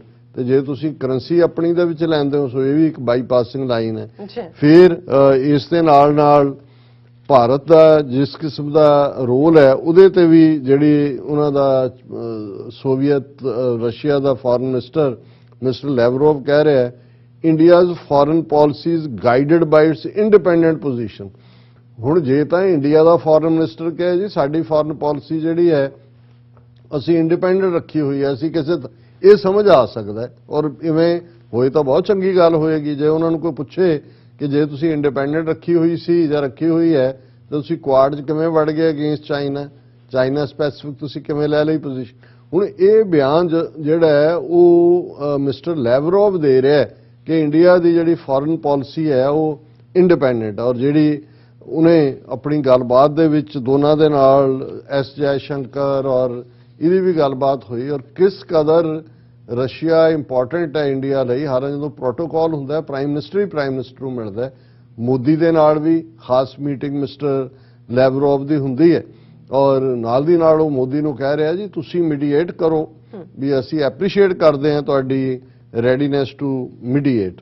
ਔਰ ਹੁਣ ਜਿਹੜੇ ਦੂਸਰੇ ਪਾਰਟ ਮਿਸਟਰ ਲੈਵਰੋਵ ਨੇ ਕਹੇ ਉਸ ਦੇ ਵਿੱਚ ਉਹ ਕਹਿ ਰਿਹਾ ਕਿ ਵੀ ਅਸੀਂ ਇਹ ਕਹਿਣਾ ਚਾਹੁੰਦੇ ਹਾਂ ਕਿ ਭਾਈ I have no doubt that a way would be found to bypass the artificial impediments which illegal unilateral sanctions by the West create, ਕਿ ਜਿਹੜੀਆਂ ਉਹਨਾਂ ਨੇ ਲਾਈਆਂ ਨੇ ਅਸੀਂ ਉਹਦਾ ਕੋਈ ਨਾ ਕੋਈ ਰਾਹ ਲੱਭ ਲਾਂਗੇ। This relates also to the area of military and technical cooperation, ਉਹ ਵੀ ਅਸੀਂ ਦੇਖ ਲਾਂਗੇ ਕਿ sanctions ਤੋਂ ਪਾਸੇ ਜਾ ਕੇ ਅਸੀਂ ਕਿਵੇਂ ਕਰਨਾ। We have no doubt that solution would be found and respective ministers are working, ਕਿ ਵੀ ਇਹ ਸਾਰੇ ਜਿਹੜੇ ਮੰਤਰਾਲੇ ਨੇ ਡਿਫੈਂਸ ਦਾ ਦੂਜਾ ਉਹ ਡੀਲ ਹੁੰਦੀ ਰਹੇ। ਔਰ ਇਹ ਜਿਹੜਾ ਫਿਰ ਉਹਨੇ ਕਿਹਾ ਜੀ ਅਸੀਂ ਇਹ ਵੀ ਰਸ਼ੀਅਨ ਸੈਂਟਰਲ ਬੈਂਕ ਦੇ official reserve bank of India ਦੇ ਨਾਲ ਤਾਵਨ ਕਰ ਰਹੇ ਨੇ, ਗੱਲਬਾਤ ਕਰ ਰਹੇ ਨੇ ਕਿ ਭਾਈ ਕਿਵੇਂ ਅਸੀਂ ਜਿਹੜਾ ਉਹ ਰੂਬਲ ਔਰ ਰੁਪੀਜ਼ ਦੇ ਵਿੱਚ ਡੀਲ ਕਰੀਏ। ਔਰ ਉਹਨੇ ਕਿਹਾ ਜੀ ਬਾਕੀ ਜਿਹੜਾ ਯੂਕਰੇਨ ਦਾ ਹੈ ਇਹ ਤਾਂ ਅਸੀਂ ਵਾਰ ਤਾਂ ਡਿਕਲੇਅਰ ਹੀ ਨਹੀਂ ਕੀਤੀ ਯੂਕਰੇਨ ਦੇ ਖਿਲਾਫ। It is a special operation. It's not a war against Ukraine. It's a special operation. और ਨਾਲ ਦੀ ਨਾਲ ਇਹ ਕਹਿ ਰਿਹਾ ਕਿ ਵੀ ਅਸੀਂ ਬਿਲਕੁਲ ਨਹੀਂ ਚੁਕਾਂਗੇ ਵੈਸਟ ਦੇ ਆਪਰੇਸ਼ਨ ਨੂੰ। ਔਰ in his public comments, Mr. Lavrov observed countries like Russia, India and China would not bow to pressure from the West. ਹੁਣ ਇੰਡੀਆ ਦਾ ਸਪੋਕਸਮੈਨ ਵੀ ਲੈਵਰੋਵ ਬਣ ਗਿਆ, ਆਪਣਾ ਤਾਂ ਹੈ ਹੀ ਹੈ, ਚਾਈਨਾ ਨੂੰ ਤਾਂ ਚਲੋ ਵੱਡਾ ਭਰਾ ਕਹਿੰਦਾ ਹੀ ਨੇ। ਹੁਣ ਅਜੀਬ ਜਦੋਂ ਅਸੀਂ ਸਟ੍ਰੇਂਜ ਬੈਡ ਫੈਲੋਜ਼ ਇਨ ਪੋਲਿਟਿਕਸ ਦੀ ਗੱਲ ਕੀਤੀ, ਉਹ ਤਿੰਨਾਂ ਦਾ ਸਪੋਕਸਮੈਨ ਬਣ ਕੇ ਕਹਿ ਰਿਹਾ and India Russia partnership would not change in the face of any pressure, ਕਿ ਹਮ ਸਾਥ ਜੀਏਂਗੇ ਸਾਥ ਮरेंगे, ਇਹ ਕਦੇ ਵੀ ਚੇਂਜ ਨਹੀਂ ਹੋਏਗਾ। Those who try to implement such approaches do not understand the national identities of those countries with which they try to speak using ultimatums and blackmail, ਕਿ ਤੁਸੀਂ ਸਾਡੀ ਆਈਡੈਂਟੀਟੀ ਨਹੀਂ ਜਾਣਦੇ, ਨੈਸ਼ਨਲ ਆਈਡੈਂਟੀਟੀ। ਅਸੀਂ ਰਸ਼ੀਆ ਔਰ India ਅਸੀਂ blackmail ਔਰ ਅਲਟੀਮੇਟਮਸ ਦਾ ਸ਼ਿਕਾਰ ਨਹੀਂ ਹੈ। ਸੋ ਮੇਰਾ ਖਿਆਲ ਹੈ ਵੀ ਵੈਸੇ ਵੀ ਮੋਦੀ ਹਕੂਮਤ ਇਕਨੋਮਿਕਲ ਕ੍ਰਾਈਸਿਸ ਫੇਸ ਕਰ ਰਹੀ ਹੈ। ਉਹਨਾਂ ਦਾ UN ਦੀ ਰਿਪੋਰਟ ਵੀ ਹੈ ਵੀ ਉਹਨਾਂ ਦਾ ਗਰੋਥ ਰੇਟ ਵੀ 2% ਤੋਂ ਜ਼ਿਆਦਾ ਘਟ ਗਿਆ। ਤੇ ਵੈਸੇ ਚੰਗਾ ਹੋਏ ਕਿ ਵੀ ਲੈਵਰੋਵ ਨੂੰ ਹੀ ਆਪਣਾ ਫੋਰਨ ਮਿਨਿਸਟਰ ਡਿਕਲੇਅਰ ਕਰ ਦੇਣ ਤੇ ਇਹਦੀ ਛੁੱਟੀ ਕਰਨ ਐਸ ਜੈ ਸ਼ੰਕਰ ਦੀ। ਘੱਟੋ ਘੱਟ ਇੰਨੇ ਕੁ ਪੈਸੇ ਤਾਂ ਬਚਣਗੇ ਔਰ ਮੋਦੀ ਜਿਹੜਾ ਹੈ ਉਹ ਫਿਰ ਗਾਂ ਮਾਤਾ ਨੂੰ ਕਿਤੇ ਜਾ ਕੇ ਬਚੇ ਪੈਸਿਆਂ ਦੇ ਪੇੜੇ ਖਵਾ ਸਕਦਾ ਹੈ ਜਾਂ ਕੋਈ ਹੋਰ ਜਿਹੜਾ ਹੈ ਕਿਸੇ ਦੀ ਮਦਦ ਕਰ ਸਕਦਾ। ਸੋ ਇਹ ਹੈ ਜਦੋਂ ਤੁਸੀਂ ਇੱਕ ਫੋਕੀ ਤੜ ਦੇ ਵਿੱਚ ਆ ਕੇ ਇੱਕ ਪਾਸੇ ਜਾ ਕੇ ਖਲੋਂਦੇ ਹੋ, ਜਿਵੇਂ ਪਹਿਲਾਂ ਅਮਰੀਕਾ ਦੇ ਨਾਲ ਹੋਏ, ਤੇ ਅੱਜ ਹਾਲਤ ਇਹ ਹੈ ਕਿ ਭਾਈ ਨਾ ਖੁਦਾ ਹੀ ਮਿਲਾ ਨਾ ਵਸਾਲੇ ਸਨਮ ਨਾ ਇਧਰ ਕੇ ਰਹੇ ਨਾ ਉਧਰ ਕੇ ਰਹੇ। ਨਾ ਅਮਰੀਕਾ ਜੋਗੇ ਨੇ ਨਾ ਰੂਸ ਜੋਗੇ ਰਹਿਣਾ, ਉਹ ਦੋਨਾਂ ਨੇ ਬਾਂਹ ਇੱਕ ਇੱਕ ਫੜੀ ਹੋਈ ਹੈ ਤੇ ਉਹ ਜਿਹੜਾ ਉਹ ਦੋਨਾਂ ਦੇ ਵਿੱਚ ਫਸੇ ਓਮ ਨਮੋ ਸ਼ਿਵਾਏ ਕਰ ਰਹੇ ਨੇ। ਹੋਰ ਕੁਝ ਨਹੀਂ ਹੈ, ਉਹਨਾਂ ਦੀ ਨੀਤੀ ਹੈ। ਜੀ ਰਾਜ ਸਾਹਿਬ ਤੁਹਾਡਾ ਬਹੁਤ ਬਹੁਤ ਸ਼ੁਕਰੀਆ। ਸੋ ਇੱਥੇ ਲੈਣੇ ਬ੍ਰੇਕ। ਵਿਊਅਰਸ, ਬ੍ਰੇਕ ਤੇ ਜਾਣ ਤੋਂ ਪਹਿਲਾਂ ਅਸੀਂ ਤੁਹਾਨੂੰ ਅਪੀਲ ਤੇ ਬੇਨਤੀ ਕਰਦੀ ਹਾਂ ਵਿਊਅਰਸ, ਜਿਸ ਤਰ੍ਹਾਂ ਕਿ ਤੁਸੀਂ ਜਾਣਦੇ ਹੋ ਕਿ ਟੀਵੀ 84 ਇੱਕ ਪੰਥਕ ਚੈਨਲ ਹੈ। ਟੀਵੀ 84 ਦੀ ਚੜ੍ਹਦੀ ਕਲਾ ਲਈ ਵੱਧ ਤੋਂ ਵੱਧ ਡੋਨੇਟ ਕਰੋ। ਡੋਨੇਟ ਕਰਨ ਲਈ ਸਾਡੀ ਵੈਬਸਾਈਟ tv84.tv ਤੇ ਜਾ ਕੇ ਪੇਪਲ ਦੀ ਵਰਤੋਂ ਕਰਕੇ ਵਨ ਟਾਈਮ ਡੋਨੇਟ ਕਰ ਸਕਦੇ ਹੋ, ਮੰਥਲੀ ਡੋਨੇਟ ਵੀ ਕਰ ਸਕਦੇ ਹੋ। ਤੁਸੀਂ ਟੀਵੀ 84 ਦੇ ਨਾਮ ਤੇ ਚੈੱਕ ਬਣਾ ਕੇ ਸਾਨੂੰ ਮੇਲ ਵੀ ਕਰ ਸਕਦੇ ਹੋ। ਸਾਡੇ ਇਸ ਪਤੇ ਤੇ 36-01 37th ਐਵਨਿਊ, ਲੌਂਗ ਆਈਲੈਂਡ ਸਿਟੀ, ਨਿਊਯਾਰਕ 11101 USA, ਜਾਂ ਫਿਰ ਤੁਸੀਂ ਸਾਨੂੰ ਫੋਨ ਰਾਹੀਂ ਵੀ ਸੰਪਰਕ ਕਰ ਸਕਦੇ ਹੋ। ਸਾਡੇ ਫੋਨ ਨੰਬਰ ਤੇ 5166191984। ਤੁਸੀਂ ਸਾਨੂੰ ਈਮੇਲ ਵੀ ਕਰ ਸਕਦੇ ਹੋ info@tv84.tv ਤੇ। ਅਸੀਂ ਤੁਹਾਡੇ ਤਹਿ ਦਿਲ ਤੋਂ ਸ਼ੁਕਰਗੁਜ਼ਾਰ ਹੋਵਾਂਗੇ। ਸੋ ਇੱਥੇ ਲੈਣੇ ਬ੍ਰੇਕ। ਵਿਊਅਰਸ, ਤੁਸੀਂ ਸਾਨੂੰ ਇਸੇ ਤਰ੍ਹਾਂ ਹੀ ਬਣੇ ਰਹਿਣਾ। ਮਿਲਦੇ ਹਾਂ after this short break.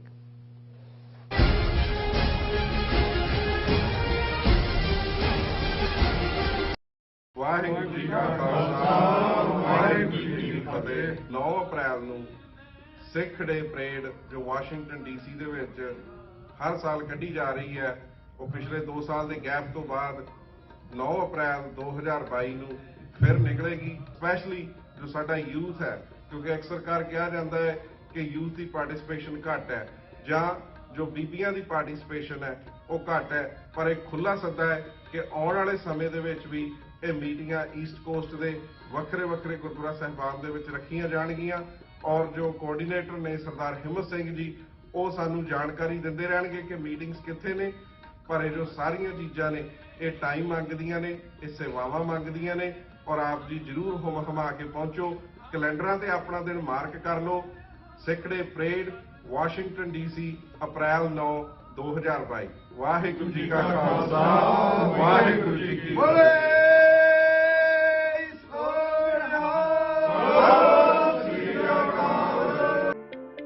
Signature truck service route 81 ਉੱਤੇ ਐਗਜ਼ਿਟ 235 ਤੇ ਟਰੱਕਰ ਵੀਰਾਂ ਲਈ 24 ਘੰਟੇ ਰੋਡ ਸਰਵਿਸ ਦੀ ਸੁਵਿਧਾ ਮੌਜੂਦ।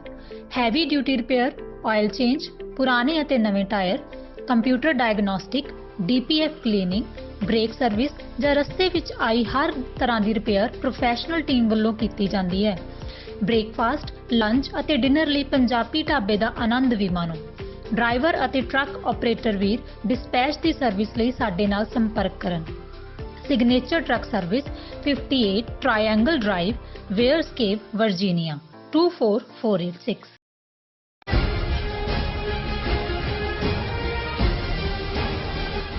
ਦਰਸ਼ਕੋ, ਬ੍ਰੇਕ ਤੋਂ ਬਾਅਦ ਤੁਹਾਡਾ ਸਭ ਦਾ ਭਰਪੂਰ ਸਵਾਗਤ ਹੈ। ਸੋ ਵਿਊਅਰਸ, ਹੁਣ ਆਪਾਂ ਗੱਲਬਾਤ ਕਰਾਂਗੇ ਪਾਕਿਸਤਾਨ ਦੇ ਹਵਾਲੇ ਨਾਲ ਕਿ ਪਾਕਿਸਤਾਨ ਦੇ ਪ੍ਰਧਾਨ ਮੰਤਰੀ ਇਮਰਾਨ ਖਾਨ ਇਸ ਵੇਲੇ ਕ੍ਰਾਈਸਿਸ ਵਿੱਚ ਹਨ। ਭਾਰਤੀ ਮੀਡੀਆ ਤੇ ਹੋਰ ਸ਼ਖਸੀਅਤਾਂ ਵੱਲੋਂ ਇਮਰਾਨ ਖਾਨ ਦੇ ਸੰਭਾਵਿਤ ਐਗਜ਼ਿਟ ਨੂੰ ਲੈ ਕੇ ਬੜੀਆਂ ਖੁਸ਼ੀਆਂ ਜਿਹੜੀਆਂ ਨੇ ਮਨਾਈਆਂ ਜਾ ਰਹੀਆਂ ਨੇ। ਸੋ ਦੂਸਰੇ ਪਾਸੇ ਪਾਕਿਸਤਾਨ ਨੇ ਇਸਲਾਮਾਬਾਦ ਵਿਚਲੇ ਅਮਰੀਕਾ ਦੇ ਡਿਪਲੋਮੈਟ ਨੂੰ ਤਲਬ ਕਰਕੇ ਪ੍ਰੋਟੈਸਟ ਕੀਤਾ ਹੈ ਕਿ ਅਮਰੀਕਾ ਵੱਲੋਂ ਪਾਕਿਸਤਾਨ ਦੇ ਅੰਦਰੂਨੀ ਮਾਮਲਿਆਂ ਵਿੱਚ ਦਖਲ ਅੰਦਾਜ਼ੀ ਕੀਤੀ ਜਾ ਰਹੀ ਹੈ। ਸੋ ਇਸ ਬਾਰੇ ਆਪਾਂ ਗੱਲਬਾਤ ਕਰਨ ਜਾ ਰਹੇ ਹਾਂ। ਸੋ ਅਸੀਂ ਚਾਹਾਂਗੇ ਕਿ ਤੁਸੀਂ ਇਸੇ ਤਰ੍ਹਾਂ ਬਣੇ ਰਹਿਣਾ। ਦੇਖਣ ਸੁਣਨ ਜਾਂ ਲਿਖਣ ਲਈ ਤੁਹਾਡਾ ਸਭ ਦਾ ਬਹੁਤ ਬਹੁਤ ਸ਼ੁਕਰੀਆ। ਜੀ ਰਾਜ ਸਾਹਿਬ, ਕੀ ਕਹਿਣਾ ਚਾਹੋਗੇ? ਦੇਖੋ, ਪਾਕਿਸਤਾਨ ਦੀ ਅੰਦਰੂਨੀ ਹਾਲਤ, ਖਾਸ ਤੌਰ ਤੇ ਨੋ ਟਰਸਟ ਮੋਸ਼ਨ ਜਿਹੜਾ ਇਮਰਾਨ ਖਾਨ ਹਕੂਮਤ ਦੇ ਖਿਲਾਫ ਨੈਸ਼ਨਲ ਅਸੈਂਬਲੀ ਦੇ ਵਿੱਚ ਇੰਟਰੋਡਿਊਸ ਹੋ ਚੁੱਕਾ ਹੈ। ਵੀਕਐਂਡ ਦੇ ਉੱਤੇ ਉਸ ਦੇ ਉੱਤੇ VOTING ਹੋਣੀ ਹੈ, ਪਰ ਇਸ ਵੇਲੇ ਜਿਹੜਾ ਦਰਜਾਏ ਹਰਾਰਤ ਹੈ ਉਹ ਕਾਫੀ ਜ਼ਿਆਦਾ ਹੈ। ਔਰ ਬਾਹਰਲੇ ਮੀਡੀਆ 'ਚ ਵੀ ਜ਼ਿਕਰ ਹੈ, ਪਰ ਇਹ ਵੀ ਦੇਖਣ 'ਚ ਆ ਰਿਹਾ ਹੈ ਵੀ ਇੰਡੀਆ ਜਿੰਨਾ ਮੀਡੀਆ ਮੈਂ ਮੋਨੀਟਰ ਕਰਦਾ ਹਾਂ, ਇਲੈਕਟ੍ਰੋਨਿਕ ਵੀ, ਪ੍ਰਿੰਟ ਵੀ, ਉਹਦੇ 'ਚ ਉਹਨਾਂ ਵੱਲੋਂ ਤਾਂ ਜਿਵੇਂ ਖੁਸ਼ੀ ਦੇ ਸ਼ਾਦਿਆਨੇ ਵਜਾਏ ਜਾ ਰਹੇ ਨੇ। ਹਾਲਾਂਕਿ ਇਸ 'ਚ ਕੋਈ ਸ਼ੱਕ ਨਹੀਂ ਹੈ ਕਿ ਇਮਰਾਨ ਖਾਨ ਹੋਰਾਂ ਨੇ ਜਦੋਂ ਓਥ ਲਈ, ਉਸ ਤੋਂ ਬਾਅਦ ਪਹਿਲੀ ਆਫਰ ਉਹਨਾਂ ਦੀ ਭਾਰਤ ਨੂੰ ਸੀ ਕਿ ਤੁਸੀਂ ਜੇ ਇੱਕ ਕਦਮ ਅੱਗੇ ਵਧਾਓਗੇ ਤੇ ਅਸੀਂ 2 ਕਦਮ ਅੱਗੇ ਆਵਾਂਗੇ, ਕਿ ਅਸੀਂ ਅਸਲ ਜਿਹੜੇ ਚੈਲੰਜਸ ਨੇ ਲੋਕਾਂ ਦੇ ਸਾਹਮਣੇ, ਗੁਰਬਤ, ਬਿਮਾਰੀ ਔਰ ਹੈਵ ਨਾਟ, ਉਹ ਦੋਨੋਂ ਹੀ ਮੁਲਕਾਂ ਦੇ ਵਿੱਚ ਵੱਡੇ ਚੈਲੰਜ ਨੇ। ਔਰ ਕਸ਼ਮੀਰ ਦਾ ਇਸ਼ੂ ਇੱਕ ਵਿੱਚ ਜਿਹੜਾ ਹੈ ਉਹ ਕਬਾਬ ਦੀ ਹੱਡੀ ਹੈ, ਔਰ ਆਪਸੀ ਗੱਲਬਾਤ ਨਾਲ ਅਸੀਂ ਇਹਨੂੰ ਰਿਜ਼ੋਲਵ ਕਰੀਏ। ਔਰ ਇਹਦੇ 'ਚ ਵੀ ਕੋਈ ਸ਼ੱਕ ਨਹੀਂ ਹੈ, ਔਰ ਇਹਦੇ 'ਚ ਹਮੇਸ਼ਾ ਹੀ ਉਹਨਾਂ ਨੇ ਇਹ ਗੱਲ ਦਾ ਦਾਅਵਾ ਵੀ ਕੀਤਾ, ਰਾਈਟਲੀ ਸੋ, ਕਿ ਮੇਰੇ ਤੋਂ ਜ਼ਿਆਦਾ ਭਾਰਤ ਨੂੰ ਕੋਈ ਨਹੀਂ ਜਾਣਦਾ। ਕ੍ਰਿਕਟ ਖੇਡਦੇ ਆ ਉਹ ਕਿੰਨੀ ਵਾਰ ਗਿਣਾਉਂਦੇ ਨੇ, ਮੈਂ ਗਿਆ। ਉਸ ਤੋਂ ਇਲਾਵਾ ਵੀ ਮੁੰਬਈ, ਔਰ ਉਹਨਾਂ ਦਾ ਸੰਬੰਧ ਫਿਲਮੀ ਹਸਤੀਆਂ ਤੋਂ ਲੈ ਕੇ ਸਿਆਸੀ ਲੋਕ, ਔਰ ਈਵਨ ਜਿਹੜੇ ਬੜੇ ਅੱਜ ਪੂਰੇ ਹਿੰਦੂਤਵੀ ਸ਼ੋਅ ਕਰਦੇ ਨੇ ਜਿਹੜੇ ਲੋਕ ਆਪ ਕੀ ਅਦਾਲਤ ਔਰ ਰਜਤ ਸ਼ਰਮਾ ਤੇ ਦੂਜੇ, ਉਹਨਾਂ ਸਾਰਿਆਂ ਦੇ ਵਿੱਚ ਇਮਰਾਨ ਖਾਨ ਜਦੋਂ ਉਹਨਾਂ ਨੇ ਇਵਨ ਪੋਲੀਟੀਕਲ ਪਾਰਟੀ ਵੀ ਬਣਾਈ ਲਗਭਗ 14-15 ਸਾਲ ਪਹਿਲਾਂ ਵੀ, ਉਹ ਉਹਨਾਂ ਦੇ ਸ਼ੋਅ 'ਚ ਵੀ ਬੜੀ ਕੌਨਫੀਡੈਂਸ ਦੇ ਨਾਲ, ਔਰ ਇਮਰਾਨ ਖਾਨ ਕੋਈ ਇਹ ਨਹੀਂ ਹੈ ਕਿ ਕੋਈ ਉਹ ਨਾਂ ਨੂੰ ਕੋਈ ਉੱਥੋਂ ਦੇ ਜਾਣਦੇ ਨਹੀਂ ਨੇ, ਔਰ ਇਹ ਵੀ ਸੀ ਕਿ ਭਾਈ ਇਮਾਨਦਾਰੀ ਦੇ ਨਾਲ, ਔਰ ਮੈਂ ਸਮਝਦਾ ਵੀ ਕਰਤਾਰਪੁਰ ਸਾਹਿਬ ਦਾ ਕੋਰੀਡੋਰ ਖੋਲ੍ਹਣਾ ਜਿਹੜਾ ਉਸ ਪੀਰੀਅਡ 'ਚ ਜਦੋਂ ਕਿ 5 ਅਗਸਤ 2019 ਨੂੰ ਮੋਦੀ ਸਰਕਾਰ ਨੇ ਕਸ਼ਮੀਰ ਦਾ ਸਟੇਟਸ ਖਤਮ ਕੀਤਾ, ਸੋ ਇਹਦੇ ਬਾਵਜੂਦ ਇੰਡੀਅਨ ਗਵਰਨਮੈਂਟ ਦੇ ਨਾਲ, ਕਿਉਂਕਿ ਅਲਟੀਮੇਟਲੀ ਕੋਈ ਸਿੱਖ ਕੌਮ ਦੇ ਨੁਮਾਇੰਦਿਆਂ ਨਾਲ ਤਾਂ ਨਹੀਂ ਨਾ ਗੱਲ ਹੋ ਰਹੀ ਸੀ, ਉਹ ਤਾਂ ਇੰਡੀਅਨ ਗਵਰਨਮੈਂਟ ਮੋਦੀ ਐਡਮਿਨਿਸਟ੍ਰੇਸ਼ਨ ਦਾ, ਔਰ ਇਹਦੇ ਬਾਵਜੂਦ ਉਹਨਾਂ ਨੇ ਯਕੀਨੀ ਬਣਾਇਆ ਜੇ 5 ਅਗਸਤ 2019 ਨੂੰ ਇਹ ਹੁੰਦਾ, ਹਾਲਾਂ ਇੰਡੀਆ ਦਾ ਜਿਹੜੀ ਤਵੱਕੋ ਸੀ ਕਿ ਉਹ ਇਸ ਬਹਾਨੇ ਨਾਲ ਕਿ ਵੀ ਇਹ ਹੈ ਉਹਨੂੰ ਕਰਤਾਰਪੁਰ ਕੋਰੀਡੋਰ ਨੂੰ ਜਿਹੜਾ ਉਹ ਖਤਮ ਕਰ ਦੇਣਗੇ ਉਸ ਪ੍ਰੋਜੈਕਟ ਨੂੰ। ਲੇਕਿਨ ਮੈਂ ਸਮਝਦਾ ਵੀ ਜੇ ਇਮਰਾਨ ਖਾਨ ਉਹਨਾਂ ਨੇ ਸਿੱਖ ਦਿਲਾਂ 'ਚ ਥਾਂ ਬਣਾਈ ਹੈ ਤਾਂ ਇੱਕ ਵੱਡਾ ਕਾਰਨ ਹੈ ਇੰਨੀਆਂ ਆਡਸ ਦੇ ਬਾਵਜੂਦ। ਪਰ ਜਿਹੜੀ ਗੱਲ ਮੈਂ ਕਹਿਣਾ ਕਿ ਉਹਨਾਂ ਨੇ ਮੈਸੇਜ ਇੰਡੀਆ ਨੂੰ ਇਹ ਦਿੱਤਾ ਕਿ ਫਿਰ ਵੀ ਅਸੀਂ ਜਿਹੜਾ ਉਹ ਸਾਂਝ ਚਾਹੁੰਦੇ ਹਾਂ, ਔਰ ਜ਼ਾਹਰ ਹੈ ਕਰਤਾਰਪੁਰ ਸਾਹਿਬ ਆਪਣੇ ਆਪ ਦੇ ਵਿੱਚ ਜਿਹਨੂੰ UN ਸੈਕਟਰੀ ਜਨਰਲ ਤੋਂ ਲੈ ਕੇ ਹਰ ਜਿਹੜਾ ਉੱਥੇ ਵਿਜ਼ਿਟਰ ਹੈ ਉਹ ਇਹੀ ਕਹਿੰਦਾ ਹੈ ਕਿ ਭਾਈ ਇਹ ਅਮਨ, ਪਿਆਰ, ਸਦਭਾਵਨਾ ਉਸ ਦਾ ਦਰਵਾਜ਼ਾ ਹੈ, ਉਸ ਦਾ ਦਰ ਹੈ। ਤੇ ਜੇ ਇਸ ਲੈਵਲ ਦਾ ਬੰਦਾ ਜਿਸ ਦੇ ਨਾਲ ਨੈਗੋਸ਼ੀਏਸ਼ਨ ਕੀਤੀ ਜਾ ਸਕਦੀ ਸੀ ਰੀਜ਼ਨੇਬਲੀ, ਔਰ ਜੇ ਉਸ ਨੂੰ ਬਜਾਏ ਕਿ ਉਸ ਪਾਸੇ ਤੋਰਨ ਦੇ, ਜਿਵੇਂ ਮੋਦੀ ਸਰਕਾਰ ਨੇ ਪੁਲਵਾਮਾ ਦੇ ਬਹਾਨੇ ਨਾਲ, ਔਰ ਉਸ ਤੋਂ ਪਹਿਲਾਂ ਵੀ ਪੁਲਵਾਮਾ ਤੋਂ ਪਿਛਲੀ ਆਪਣੀ ਚੋਣ ਤੋਂ ਸਰਜੀਕਲ ਸਟ੍ਰਾਈਕ ਦਾ ਡਰਾਮਾ ਕੀਤਾ, ਫਿਰ ਪੁਲਵਾਮਾ ਦੇ ਤੋਂ ਬਾਅਦ ਬਾਲਾਕੋਟ ਵਾਲੀ ਸਾਰੀ ਜਿਹੜੀ ਹੈ ਉਸ ਕਿਸਮ ਦੀ ਹਰਕਤ ਕੀਤੀ। ਲੇਕਿਨ ਇਮਰਾਨ ਖਾਨ ਹੋਰਾਂ ਦੀ ਮੈਂ ਸਮਝਦਾ ਵੀ ਇਹ ਇੱਕ ਗ੍ਰੇਸ ਵੀ ਰਹੀ। ਹੁਣ ਅਭਿਨੰਦਨ ਉਹਨਾਂ ਦਾ ਜਹਾਜ਼ ਡਿੱਗਿਆ, ਅਭਿਨੰਦਨ ਉਹਨੂੰ ਕੈਦ 'ਚ ਰੱਖ ਸਕਦੇ ਸੀ, ਲੰਬਾ ਕ੍ਰਾਈਸਿਸ ਹੋ ਸਕਦਾ ਸੀ, ਲੇਕਿਨ ਉਹਨਾਂ ਨੇ ਫਿਰ ਗੁੱਡਵਿਲ ਜੈਸਚਰ ਦੇ ਤੌਰ ਤੇ ਕਿਹਾ ਵੀ ਕੋਈ ਗੱਲ ਨਹੀਂ। ਆ ਹੁਣ ਵੀ ਜਦੋਂ ਕਿ ਅਸੀਂ ਦੇਖ ਰਹੇ ਹਾਂ ਕਿ ਭਾਈ 9 ਮਾਰਚ ਨੂੰ ਜਿਹੜੀ ਇਹਨਾਂ ਦੀ ਸਰਸੇ ਤੋਂ ਛੱਡੀ ਬ੍ਰਹਮੋ ਮਿਸਾਈਲ ਜਾ ਕੇ 120 ਕਿਲੋਮੀਟਰ ਅੰਦਰ ਜਾ ਕੇ ਡਿੱਗਦੀ ਹੈ, ਔਰ ਜਵਾਬੀ ਕਾਰਵਾਈ ਲਈ ਜਿਵੇਂ ਉਹਨਾਂ ਦੇ ਆਪਣੇ ਹੀ ਮੈਂਬਰ ਪਾਰਲੀਮੈਂਟ ਜਿਹੜਾ ਉਹ ਮਨੀਸ਼ ਤਿਵਾੜੀ ਨੇ ਕਿਹਾ ਕਿ ਵੀ ਉਹ ਜਵਾਬੀ ਕਾਰਵਾਈ ਲਈ ਤਿਆਰ ਸੀ, ਬਟ ਦੈਨ ਉਹਨਾਂ ਨੇ ਰਿਸਪੌਂਸਿਬਿਲਟੀ ਦਾ ਮੁਜ਼ਾਹਰਾ ਕੀਤਾ। ਸੋ ਮਤਲਬ ਇਹ ਹੈ ਕਿ ਇਸ ਸਭ ਦੇ ਬਾਵਜੂਦ ਤੁਸੀਂ ਗੱਲ ਇਹ ਨਹੀਂ ਹੈ ਵੀ ਇਮਰਾਨ ਖਾਨ ਦਾ ਮੁਸਤਕਬਲ ਕੀ ਹੋਏਗਾ, ਉਹ ਵੋਟ ਯਸ ਹੋਏਗੀ ਨੋ ਹੋਏਗੀ, ਇਹ ਸਿਆਸਤ ਦੇ ਵਿੱਚ ਹੁੰਦਾ ਰਹਿੰਦਾ, ਥੱਲਿਓਂ ਉੱਤੇ ਆਉਂਦੇ ਨੇ ਜਿਹੜੀਆਂ ਧਿਰਾਂ ਅੱਜ ਪੋਲੀਟੀਕਲ ਪਾਵਰ ਕੈਪਚਰ ਕਰਨ ਦੀਆਂ ਆਸ ਰੱਖੀ ਬੈਠੀਆਂ ਨੇ, ਉਹਨਾਂ ਦੇ ਨਾਲ ਮਾਜ਼ੀ ਦੇ ਵਿੱਚ ਕੀ ਹੋਇਆ, ਮੁਸ਼ਰਫ ਦੇ ਪੀਰੀਅਡ 'ਚ ਕੀ ਹੋਇਆ, ਹੁਣ ਵੀ ਜਿਹੜੇ ਨੇ ਨਵਾਜ਼ ਸ਼ਰੀਫ ਲੰਡਨ 'ਚ ਬੈਠੇ ਨੇ, ਕੇਸਿਸ ਅਗੇਂਸਟ ਨੇ, ਜੇ ਉਹਨਾਂ ਸਾਰਿਆਂ ਦੀ ਵਾਪਸੀ ਹੁੰਦੀ ਹੈ ਸਿਆਸਤ ਦੇ ਵਿੱਚ, ਔਰ ਖਾਸ ਤੌਰ ਤੇ ਸਾਡੇ ਖਿੱਤੇ ਦੀ ਸਿਆਸਤ, ਸਭ ਕੁਝ ਪੋਸੀਬਲ ਹੈ। ਪਰ ਮੈਂ ਇਹ ਖਬਰ ਜਾਂ ਜਦੋਂ ਉਹਨਾਂ ਦੀ ਮੈਂ ਇਹ ਸਾਰੇ ਪਾਰਟ ਨੂੰ ਦੇਖਿਆ ਤੇ ਮੈਂ ਕਿਹਾ ਕਿ ਵੀ ਤੁਸੀਂ ਦੇਖੋ ਜਿਹੜੇ ਲੋਕ ਇਹ ਆਸ ਕਰਦੇ ਨੇ ਕਿ ਜੀ ਇਹਨਾਂ ਦੇ ਨਾਲ, ਸਿੱਖਾਂ 'ਚ ਵੀ ਇੱਕ ਤਬਕਾ ਹੈ ਕਿ ਜੀ ਗੱਲਬਾਤ ਰਾਹੀਂ ਮਸਲੇ ਹੱਲ ਹੁੰਦੇ ਨੇ ਹਰ ਚੀਜ਼, ਤੁਸੀਂ ਇਸ ਕਿਸਮ ਦੇ ਬੇਈਮਾਨਾਂ ਨਾਲ, ਇਸ ਕਿਸਮ ਦੇ ਕਮੀਨਿਆਂ ਨਾਲ ਕਿਹੜੀ ਗੱਲਬਾਤ ਕਰੋਗੇ? ਬਿਲਕੁਲ ਕਿ ਵੀ ਜੇ ਸਿੱਖਾਂ ਦੇ ਹਵਾਲੇ ਨਾਲ ਕਹਿਣਾ ਹੋਏ, ਹੁਣ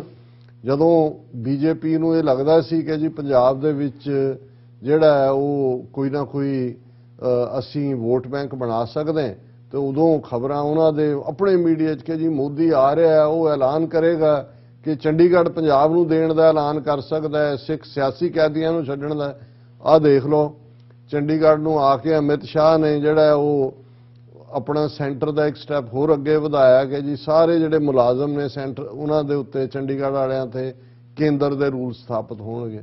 ਉਹਨਾਂ ਨੇ ਤੁਹਾਡਾ ਭਾਖੜਾ ਬਿਆਸ ਮੈਨੇਜਮੈਂਟ ਬੋਰਡ ਦੇ ਜਿਹੜੇ 2 ਮੈਂਬਰ ਪੰਜਾਬ ਦੇ ਸੀ ਉਹ ਵੀ ਖੋਹ ਲਏ ਤੁਹਾਡੇ ਤੋਂ ਔਰ ਆਪਣਾ ਬਣਾ ਲਏ। ਸੋ ਮਤਲਬ ਇਹ ਹੈ ਵੀ ਤੁਸੀਂ ਇਹ ਤਵੱਕੋ ਸੀ ਜੀ ਇਹ ਚੰਡੀਗੜ੍ਹ ਦੇਗਾ, ਹੁਣ ਉਹ ਪੰਜਾਬ ਅਸੈਂਬਲੀ ਐਵੇਂ ਡਰਾਮੇਬਾਜ਼ੀ ਮਤਾ ਕਰਤਾ ਜੀ, ਯੂਨੈਨਿਮਸਲੀ ਕਰਤਾ ਕਿ ਜੀ ਚੰਡੀਗੜ੍ਹ ਦੇ ਪੰਜਾਬ ਦਾ, ਪੰਜਾਬ ਨੂੰ ਮਿਲਣਾ ਚਾਹੀਦਾ। ਹੁਣ ਇੱਕ ਜਿਹੜਾ ਅਸ਼ਵਨੀ ਕੁਮਾਰ ਉਹਨਾਂ ਦਾ ਬੀਜੇਪੀ ਦਾ ਪ੍ਰੈਜ਼ੀਡੈਂਟ ਮੈਂਬਰ ਹੈ ਉਹ ਵਾਕਆਊਟ ਕਰ ਜਾਂਦਾ ਇਹਦੇ ਤੋਂ, ਬਾਕੀ ਸਾਰਿਆਂ ਨੇ ਹਾਲਾਂਕਿ ਇਸ ਮਤੇ ਦਾ ਰੱਦੀ ਦੀ ਟੋਕਰੀ 'ਚ ਵੀ ਸੁੱਟਣ ਜਿੰਨਾ ਇਹਦਾ ਕੀਮਤ ਨਹੀਂ ਹੈਗੀ। ਲੇਕਿਨ ਤੁਸੀਂ ਜ਼ਹਿਨੀਅਤ ਦੇਖੋ ਕਿ ਜਿਸ ਬੀਜੇਪੀ ਦੇ ਨਾਲ ਅਕਾਲੀਆਂ ਨੇ ਅਲਾਇੰਸ ਅੱਧੀ ਸਦੀ ਕੀਤਾ, ਕਿਸ ਹੱਦ ਤੱਕ ਜਾ ਕੇ ਉਹਨਾਂ ਦੀ ਚਾਕਰੀ ਕੀਤੀ, ਔਰ ਜਿਹੜੇ ਕੱਲ ਤੱਕ ਕਿਵੇਂ ਪੰਜਾਬ ਦੇ ਤੇ ਮੋਦੀ ਇਹ ਪੰਜਾਬ ਲਈ ਤੇ ਸਿੱਖਾਂ ਲਈ ਉਹ ਵਾਕਆਊਟ ਕਰ ਜਾਂਦਾ ਉਸ ਅਸੈਂਬਲੀ ਚੋਂ ਕਿ ਜੀ ਇਹ ਜਿਹੜਾ ਉਹਦਾ ਮਤਲਬ ਇਹ ਵੀ ਉਹ ਨਹੀਂ ਚਾਹੁੰਦਾ ਕਿ ਚੰਡੀਗੜ੍ਹ ਪੰਜਾਬ ਨੂੰ, ਹਾਲਾਂਕਿ ਮਤੇ ਨਾਲ ਕਿਵੇਂ ਦੇਣ, ਪਰ ਇਹ ਤੁਹਾਡੀ ਔਕਾਤ ਹੈ। ਇਸੇ ਤਰ੍ਹਾਂ ਮੈਂ ਇਹ ਕਹਿਣਾ ਚਾਹੁੰਦਾ ਕਿ ਜਿਹੜੇ ਲੋਕ ਈਵਨ ਪਾਕਿਸਤਾਨੀ ਭਾਈਚਾਰੇ 'ਚ ਵੀ ਇਸ ਕਿਸਮ ਦੇ ਨੇ, ਜਿਹੜੇ ਉਹਨਾਂ 'ਚੋਂ ਇੱਕ ਮੈਂ ਪਿਛਲੇ ਦਿਨਾਂ 'ਚ ਦੇਖ ਰਿਹਾ ਸੀ ਕਿ ਇਸ਼ਤਾਕ ਅਹਿਮਦ, ਇਹ ਜਿਹੜਾ ਬਾਹਰ ਬੈਠਾ ਪ੍ਰੋਫੈਸਰ ਐਮਰੀਟਸ ਹੈ, ਕਿਤਾਬਾਂ ਵੀ ਲਿਖੀਆਂ ਲੈਫਟਿਸਟ ਵਿਚਾਰਧਾਰਾ, ਉਹ ਕਰਨ ਥਾਪਰ ਦੇ ਸ਼ੋਅ ਦੇ ਉੱਤੇ ਕਿਵੇਂ ਕਾਇਦੇ ਆਜ਼ਮ ਨੂੰ ਉਹਨਾਂ ਦੀ ਸ਼ਖਸੀਅਤ ਬਾਰੇ ਪਾਕਿਸਤਾਨ ਕਿ ਜੀ ਉਹ ਤਾਂ ਪਾਕਿਸਤਾਨ ਨਹੀਂ ਸੀ, ਉਹ ਤਾਂ ਬਾਲਕਨਾਈਜ਼ ਕਰਨਾ ਚਾਹੁੰਦੇ ਸੀ ਇੰਡੀਆ ਨੂੰ, ਔਰ ਇਸ ਹੱਦ ਤੱਕ ਜਾ ਕੇ ਇਹ ਜਾਣਦਿਆਂ ਹੋਇਆਂ ਵੀ ਕਿ ਵੀ ਇਸ ਵੇਲੇ ਜਿਹੜਾ ਮਾਹੌਲ ਉੱਥੇ ਬਣਿਆ ਹੋਇਆ ਹੈ, ਜਿੰਨੀ ਨਫ਼ਰਤ ਮੁਸਲਮਾਨਾਂ ਦੇ ਖਿਲਾਫ, ਸਿੱਖਾਂ ਦੇ ਖਿਲਾਫ, ਘੱਟ ਗਿਣੇ ਹਿੰਦੂ ਤਵੀਆਂ ਦੇ ਹੱਥ 'ਚ ਤੁਸੀਂ ਟੂਲ ਫੜਾ ਰਹੇ ਹੋ ਕਿ ਭਾਈ ਉਹ ਕਹਿ ਰਹੇ ਨੇ ਕਿ ਜੀ ਉਹ ਤਾਂ ਭਾਰਤ ਨੂੰ ਤੋੜਨਾ ਚਾਹੁੰਦਾ ਸੀ, ਪਾਕਿਸਤਾਨ ਇਕੱਲਾ ਬਣਾਉਣਾ ਨਹੀਂ ਸੀ, ਬਲਕਨਾਈਜ਼ ਕਰਨਾ ਚਾਹੁੰਦਾ ਸੀ, ਹੋਰ ਵੀ ਬਹੁਤ ਸਾਰੀਆਂ ਗੱਲਾਂ ਜਿਹੜੀਆਂ ਮੈਂ ਵਕਤ ਦੀ ਸੀਮਾ ਕਰਕੇ ਦੁਹਰਾ ਨਹੀਂ ਸਕਦਾ। ਹੁਣ ਇਸ ਕਿਸਮ ਦੇ ਲੋਕ ਕੀ ਸਮਝਦੇ ਨੇ ਕਿ ਉਹ ਇਹਨਾਂ ਹਿੰਦੂ ਤਵੀਆਂ ਨੂੰ ਇਸ ਕਿਸਮ ਦੀਆਂ ਗੱਲਾਂ ਸੁਣਾ ਕੇ ਖੁਸ਼ ਕਰ ਲੈਣਗੇ ਔਰ ਖੁਸ਼ ਹੋਣਗੇ ਕਿ ਵੀ ਇਹਨਾਂ ਦਾ ਵਰਤਾਰਾ ਭਾਰਤ ਦੇ ਵਿਚਲੇ ਮੁਸਲਮਾਨਾਂ ਨਾਲ ਕੀ ਹੈ, ਦਲਿਤਾਂ ਨਾਲ ਕੀ ਹੈ, ਜਿਨ੍ਹਾਂ ਨੂੰ ਡਾਕਟਰ BR ਅੰਬੇਦਕਰ ਜਿਸ ਨੇ ਗਾਂਧੀ ਦੇ ਨਾਲ ਪੈਕਟ ਕੀਤਾ 1930s 'ਚ ਕਿ ਭਾਈ ਹੋਏਗਾ ਤੁਸੀਂ ਉਹਨਾਂ ਦੇ ਪ੍ਰਤੀ ਉਹਨਾਂ ਦਾ ਜਦੋਂ ਇਹ ਵਸ ਚੱਲੇਗਾ, ਅੱਜ ਤਾਂ ਆਰਟੀਕਲ 370 ਖਤਮ ਕੀਤਾ ਹੈ, ਪੰਜਾਬ 'ਚ ਉਹਨਾਂ ਨੇ ਅੱਧਾ ਪੰਜਾਬ BSF ਦੇ ਹਵਾਲੇ ਕੀਤਾ ਹੈ, ਚੰਡੀਗੜ੍ਹ ਦੇ ਪੱਕੇ ਤੌਰ ਤੇ ਆਪਣੇ ਥੱਲੇ ਕਰ ਲਿਆ ਹੈ, ਪਾਣੀ ਖੋਏ ਨੇ। ਨੈਕਸਟ ਜਦੋਂ ਇਹਨਾਂ ਦਾ ਜ਼ੋਰ ਪਿਆ, ਜਿਵੇਂ ਉਹ ਉਸ ਪੋਲਿਟਿਕਸ ਨੂੰ ਜਿਹੜੀ ਕਿ ਬੈਕਵਰਡ ਕਲਾਸਿਸ ਦਲਿਤਾਂ ਦੀ ਸੀ, ਰੀਜਨਲ ਪਾਰਟੀਆਂ ਖਤਮ ਕਰਕੇ ਉਹਨਾਂ ਨੂੰ ਸਫਾਏ ਹਸਤੀ ਤੋਂ ਮਿਟਾ ਰਹੇ ਨੇ, ਇਹ ਰਿਜ਼ਰਵੇਸ਼ਨ ਵੀ ਖਤਮ ਕਰਨਗੇ, ਉਹੀ ਮੰਨੂ ਸਹਿਤਾ ਲਿਆਣਗੇ, ਉਹਨਾਂ ਦੇ ਲਈ ਦਲਿਤ ਜਿਹੜਾ ਉਹ ਸ਼ੂਦਰ ਹੈ, ਉਸ ਤੋਂ ਵੱਧ ਕੇ ਕੁਝ ਨਹੀਂ ਹੈ। ਹੁਣ ਉਹਨਾਂ ਤੋਂ ਕੋਈ ਐਕਸਪੈਕਟ ਕਰੇ, ਕੋਈ ਪਾਕਿਸਤਾਨੀ ਕਰੇ ਕਿ ਜੀ ਫੌਜ ਪਾਕਿਸਤਾਨ ਦੀ ਇਹਨਾਂ ਨੂੰ ਸੂਟ ਕਰਦਾ ਹੈ, ਇਸ ਲਈ ਇਹ ਕਸ਼ਮੀਰ ਮੁੱਦੇ ਤੇ ਟਕਰਾਅ ਚਾਹੁੰਦੇ ਨੇ, ਭਾਰਤ ਨਾਲ ਗੱਲਬਾਤ ਹੋਏ, ਤੇ ਪਾਕਿਸਤਾਨ 'ਚ ਵੀ ਬੈਠੇ ਨੇ ਇਸ ਕਿਸਮ ਦੇ ਲੋਕ। ਤੁਸੀਂ ਅੰਦਾਜ਼ਾ ਲਾ ਲਓ ਵੀ ਪਾਕਿਸਤਾਨ ਦੇ ਵਿੱਚ ਜੋ ਚੱਲ ਰਿਹਾ ਹੈ, ਜਿਵੇਂ ਉਹਨੂੰ ਰੀਜੋਇਸ ਕੀਤਾ ਬਈ ਇਮਰਾਨ ਖਾਨ ਨੇ ਤੁਹਾਡੀ ਕਿਹੜੀ ਲੱਤ ਤੋੜੀ ਹੈ ਜਾਂ ਤੁਹਾਡਾ ਕੀ ਲਾਗਾ ਦੇਗਾ, ਤੁਸੀਂ ਪਾਕਿਸਤਾਨ 'ਚ ਦਹਿਸ਼ਤਗਰਦੀ ਲੈ ਕੇ ਗਏ ਹੋ, ਉੱਥੇ ਤੁਸੀਂ ਕਿਸ ਕਿਸਮ ਦਾ ਜਿਹੜਾ ਹੈ ਉਹਨਾਂ ਦੇ ਅੰਦਰੂਨੀ ਮਾਮਲਿਆਂ 'ਚ ਅਫਗਾਨਿਸਤਾਨ ਦੀ ਪਾਕਿਸਤਾਨ ਨਾਲ ਲੱਗਦੀ ਸਰਹੱਦ ਤੇ ਤੁਸੀਂ ਕੀ ਨਹੀਂ ਕੀਤਾ ਹੈ। ਲੇਕਿਨ ਇਸ ਸਭ ਦੇ ਬਾਵਜੂਦ ਆਪਣਾ ਤੁਹਾਨੂੰ ਪਤਾ ਨਹੀਂ ਹੈ ਵੀ ਤੁਸੀਂ ਯੂਕਰੇਨ ਤੇ ਰੂਸ 'ਚੋਂ, ਅਮਰੀਕਾ ਜਾਂ ਰੂਸ 'ਚੋਂ ਕਿਹਦੇ ਨਾਲ ਖਲੋਣਾ, ਔਰ ਇਸ ਸਭ ਦੇ ਚੱਲਦੇ ਆ ਜਿਹੜੀ ਰੀਜੋਇਸਿੰਗ ਹੈ ਉਹਨਾਂ ਦੇ ਮੀਡੀਆ 'ਚ ਵੀ, ਅਦਰ ਵੇ ਵੀ। ਅੱਜ ਮੈਂ ਉਹਦਾ ਕੱਟ ਦਾ ਕਲਟਰ ਦੇ ਥੱਲੇ ਸ਼ੇਖਰ ਗੁਪਤਾ ਦਾ ਦੇਖ ਰਿਹਾ ਸੀ, ਉਹ ਲੰਬਾ ਚੌੜਾ ਉਹਨੇ ਇਮਰਾਨ ਖਾਨ ਨੇ ਕੀ ਕੀਤਾ ਕੀ ਨਹੀਂ ਕੀਤਾ, ਉਹਦੇ ਕ੍ਰਿਕਟ ਕਰੀਅਰ, ਇੰਟਰਵਿਊ ਪੁਰਾਣੇ ਇਧਰ ਉਧਰ। ਪਰ ਜੇ ਤੁਸੀਂ ਇਸ ਸਭ ਦੇ ਪਿੱਛੇ ਇਨਫੋਰਮੇਟਿਵ ਸੀ, ਲੇਕਿਨ ਇਸ ਸਭ ਦੇ ਪਿੱਛੇ ਤੁਸੀਂ ਲੁਕੀ ਭਾਵਨਾ ਦੇਖੋ ਤਾਂ ਉਹ ਖੁਸ਼ੀ ਹੈ ਕਿ ਭਾਈ ਉਹਨਾਂ ਨੂੰ ਇਹ ਲੱਗਦਾ ਹੈ ਕਿ ਭਾਈ ਇਹ ਬੰਦਾ ਜਿਹੜਾ ਹੈ ਇਹਨੇ ਘੱਟੋ ਘੱਟ ਇੰਟਰਨੈਸ਼ਨਲ ਲੈਵਲ ਦੇ ਉੱਤੇ ਗੱਲ ਕੀਤੀ। ਕਸ਼ਮੀਰ ਦੇ ਮੁੱਦੇ ਨੂੰ ਭਾਵੇਂ ਫਿਜ਼ਾ ਇਸ ਕਿਸਮ ਦੀ ਬਣ ਚੁੱਕੀ ਸੀ ਕਿ ਟਰੰਪ ਪੀਰੀਅਡ 'ਚ ਸਾਰਾ ਪਾਰਟ ਹੋਇਆ ਔਰ ਪਾਕਿਸਤਾਨ ਦੀ ਆਪਣੀ ਇਕਨੋਮੀ ਥੱਲੇ ਨੂੰ ਜਾ ਰਹੀ ਸੀ ਔਰ IMF ਔਰ ਦੂਸਰਿਆਂ ਦਾ ਵੀ ਵਿੱਚ ਉਹ ਫਸਿਆ ਹੋਇਆ ਸੀ ਕੰਮ, ਇਸ ਸਭ ਦੇ ਚੱਲਦੇ ਆ। ਲੇਕਿਨ ਇਹਦੇ 'ਚ ਕੋਈ ਸ਼ੱਕ ਨਹੀਂ ਹੈ, ਕੋਈ ਇਮਰਾਨ ਖਾਨ ਦੇ ਸ਼ਖਸੀਅਤ ਨਾਲ ਇਹ ਨਹੀਂ ਹੈ ਕਿ ਵੀ ਗਲਤੀਆਂ ਨਹੀਂ ਕੀਤੀਆਂ ਉਹਨੇ। ਜੇ ਗਲਤੀਆਂ ਨਾ ਕੀਤੀਆਂ ਹੁੰਦੀਆਂ ਤੇ ਫਿਰ ਜੇ ਸਮਝੌਤਾ ਪੋਲਿਟਿਕਸ ਹੀ ਹੋਏ ਤੁਹਾਡੀ, ਫਿਰ ਤਾਂ ਤੁਸੀਂ ਜਿੱਥੇ ਮਰਜ਼ੀ ਸਮਝੌਤੇ ਕਰੀ ਜਾਓ। ਸੋ ਠੀਕ ਹੈ, ਕਈ ਵਾਰੀ ਉਹ ਅਸੀਂ ਕਿਸੇ ਵੇਲੇ ਫਿਰ ਡਿਸਕਸ ਕਰਾਂਗੇ। ਅਜੇ ਅਸੀਂ ਐਂਡ ਤੱਕ ਦੇਖਣਾ ਚਾਹੁੰਦੇ ਹਾਂ ਕਿ ਭਾਈ ਉੱਥੋਂ ਦੀ ਪੋਲਿਟਿਕਸ 'ਚ ਅਖੀਰਲੇ ਮਿੰਟ 'ਚ ਵੀ ਕੋਈ ਤਬਦੀਲੀ ਹੋ ਸਕਦੀ ਹੈ। ਲੇਕਿਨ ਗੱਲ ਇਹ ਨਹੀਂ ਹੈ ਵੀ ਪਾਕਿਸਤਾਨ ਦੇ ਵਿੱਚ ਕੀ ਹੋਏਗਾ ਕੀ ਨਹੀਂ ਹੈ, ਪਰ ਤੁਸੀਂ ਦੁਸ਼ਮਣ ਦੀਆਂ ਅੱਖਾਂ 'ਚ ਦੇਖੋ। ਹਾਲਾਂਕਿ ਜਦੋਂ ਕੋਈ ਸਿਆਣੇ ਗੱਲ ਕਹਿੰਦੇ ਨੇ ਕਿ ਭਾਈ ਔਰ ਜੇ ਤੁਹਾਡੇ ਗਵਾਂਢ 'ਚ ਕੁਝ ਹੋਇਆ, ਭਾਵੇਂ ਤੁਹਾਡੇ ਗਵਾਂਢੀ ਨਾਲ ਝਗੜਾ ਹੀ ਹੈ, ਖੁਸ਼ੀ ਨਾ ਮਨਾਓ, ਕਿਉਂਕਿ ਕੱਲ ਨੂੰ ਤੁਹਾਡੇ ਵੀ ਹੋ ਸਕਦਾ। ਸੋ ਇਹ ਨਹੀਂ ਹੈ ਕਿ ਵੀ ਪਾਕਿਸਤਾਨ ਇਸ ਕ੍ਰਾਈਸਿਸ ਤੋਂ ਨਿਕਲ ਜਾਏਗਾ, ਨਾਟ ਅ ਬਿਗ ਡੀਲ। ਪਰ ਜਿਸ ਅੰਦਾਜ਼ ਦੇ ਵਿੱਚ ਔਰ ਪਾਕਿਸਤਾਨ ਨੇ ਅਸਰਟ ਵੀ ਕੀਤਾ ਹੈ, ਇਮਰਾਨ ਖਾਨ ਨੇ ਜਦੋਂ ਖੁੱਲ੍ਹੇਆਮ ਇਹ ਕਿਹਾ, ਉਹਨਾਂ ਨੇ ਆਪਣੀ ਨੈਸ਼ਨਲ ਸਿਕਿਉਰਿਟੀ ਕੌਂਸਲ ਦੀ ਮੀਟਿੰਗ 'ਚ ਵੀ ਉਹ ਲੈਟਰ ਵੀ ਰੱਖਿਆ ਜਿਹੜਾ ਉਹਨਾਂ ਦੇ ਐਂਬੈਸਡਰ ਨੇ ਜਿਹੜੇ ਮਿਸਟਰ ਮਸੂਦ ਭੇਜਿਆ ਕਿ ਭਾਈ ਕਿਵੇਂ ਸਟੇਟ ਡਿਪਾਰਟਮੈਂਟ ਨੇ ਤਲਬ ਕਰਕੇ ਜਿਹੜੇ ਮਿੰਟਸ ਲਏ ਪਾਕਿਸਤਾਨ ਨੂੰ ਕਿਹਾ ਕਿ ਜੀ ਇਹ ਇਮਰਾਨ ਖਾਨ ਦੀ ਜਿਹੜੀ ਪ੍ਰੋ ਰਸ਼ੀਆ ਲਾਈਨ ਹੈ ਇਹ ਠੀਕ ਨਹੀਂ ਹੈ ਔਰ ਆਪਣੀਆਂ ਪਬਲਿਕ ਮੀਟਿੰਗਸ ਵੀ ਉਹ ਜਿਹੜੀਆਂ ਕਰ ਰਹੇ ਨੇ ਜੇ ਨੋ ਟਰਸਟ ਮੋਸ਼ਨ ਜਿਹੜਾ ਹੈ ਉਹ ਫੇਲ ਹੋ ਜਾਂਦਾ ਹੈ ਤੇ ਇਹ ਹਾਲਾਤ ਹੋਰ ਬਦਤਰ ਹੋਣਗੇ ਜੇ ਹੁੰਦਾ ਫਿਰ ਜਿਹੜਾ ਆਂਦਾ ਹੈ ਅਸੀਂ ਉਹਦੇ ਨਾਲ ਉਹਦੇ ਤੋਂ ਹੀ ਇਹ ਸਾਰੀ ਫਿਰ ਕੰਸਪੀਰੇਸੀ ਥਿਊਰੀ ਨਿਕਲੀ ਕਿ ਭਾਈ ਉਹਨਾਂ ਨੇ ਉੱਥੇ ਉਹ ਬਦਲਣਾ ਚਾਹੁੰਦੇ ਨੇ ਔਰ ਇਹ ਸਾਰੇ ਦੇ ਉੱਤੇ ਹੁਣ ਅੱਜ ਇਮਰਾਨ ਖਾਨ ਹੋਰਾਂ ਵੱਲੋਂ ਇਹ ਵੀ ਆਇਆ ਕਿ ਭਾਈ ਉਹਨਾਂ ਨੂੰ Pakistan security agencies report plot to assassinate Imran Khan ਕਿ ਵੀ ਉਹਨਾਂ ਦੀ ਅਸੈਸੀਨੇਸ਼ਨ ਦਾ ਵੀ ਡਰ ਹੈ ਔਰ ਇਵੇਂ ਹੀ ਈਵਨ ਅਮਰੀਕਾ ਦੇ ਇਸ ਰੋਲ ਦੇ ਉੱਤੇ Pakistan summons US diplomat lodges protest over interference in internal affairs ਅੱਜ ਉਹਨਾਂ ਨੇ ਜਿਹੜੇ ਇਸਲਾਮਾਬਾਦ ਦੇ ਵਿੱਚ ਇਹਨਾਂ ਦੇ ਡਿਪਲੋਮੈਟ ਨੇ ਮੇਨ ਉਹਨਾਂ ਨੂੰ ਤਲਬ ਕਰਕੇ ਉਹਦੇ 'ਚ ਉਹਨਾਂ ਨੇ ਇੱਕ ਪ੍ਰੋਟੈਸਟ ਲੈਟਰ ਵੀ ਦਿੱਤਾ ਉਹਨਾਂ ਨੇ the foreign office handed over a letter of protest to US diplomat over the language used by a foreign official during a formal communication कि जो उन्होंने किया और उन्होंने किया interference in Pakistan's internal affairs is unacceptable कि सानू जिहड़ा वो कतई मंजूर नहीं है और ये जिहड़ा जदों नेशनल सिक्योरिटी काउंसिल की मीटिंग हुई उन्होंने ये डिसाइड किया कि स्ट्रोंग डिमार्शे जिहड़ा है वो दिता जाए अमरीका नू और उन्होंने पाकिस्तान की क्योंकि जो अमरीका ने यूक्रेन ਦੇ ਉੱਤੇ ਜਾਂ ਅਦਰਵਾਈਜ਼ ਪਾਕਿਸਤਾਨ ਬਾਰੇ ਕਿਹਾ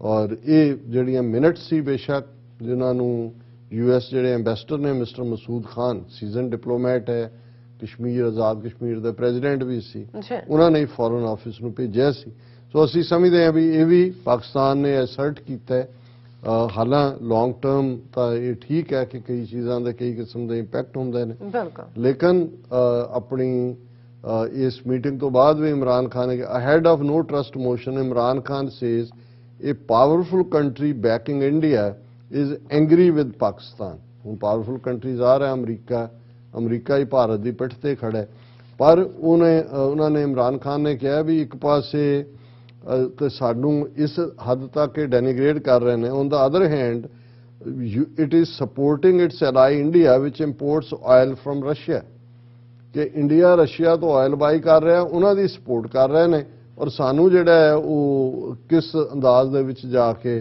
टारगेट कर रहे हैं और ये सारा आने वाले पीरियड किधर नूं जाएगा पर इहदे कोई शक नहीं है कि भी इमरान खान होरां ने एक पासे इहनूं असीं आम लोग तां एडमायर बेबाकी कहणगे कि जी उन्होंने कहा पर जे डिप्लोमैटिक वर्ल्ड दे विच कहो तो एक क्राइसिस भी है अमरीका और पाकिस्तान जिहड़ा ऑलरेडी इस किस्म की बिटरनेस सी और होपफुली कि ये सारे अल्टीमेटली ਉਹਦਾ कोई राह तो निकल आंदा हुंदा है पाकिस्तान के लोगों ने डिसाइड करना की है पर इमरान खान होरां ने अपनी ये सारी जिहड़ी उन्हां दी टेक है इस इशू के उत्ते उहदे नाल दस दिता है और उन्होंने कहा भी है कि I will fight to the last ball cricketer है कि मैं आखिरली गेंद तक लड़ांगा मैं कोई रिजाइन नहीं करांगा जी राज साहब थोड़ा बहुत शुक्रिया साथ लेने ब्रेक व्यूअर्स दोस्तों ने इसी तरह बने रहना मिलते हैं छोटे ਜਿਹੇ ब्रेक तो बाद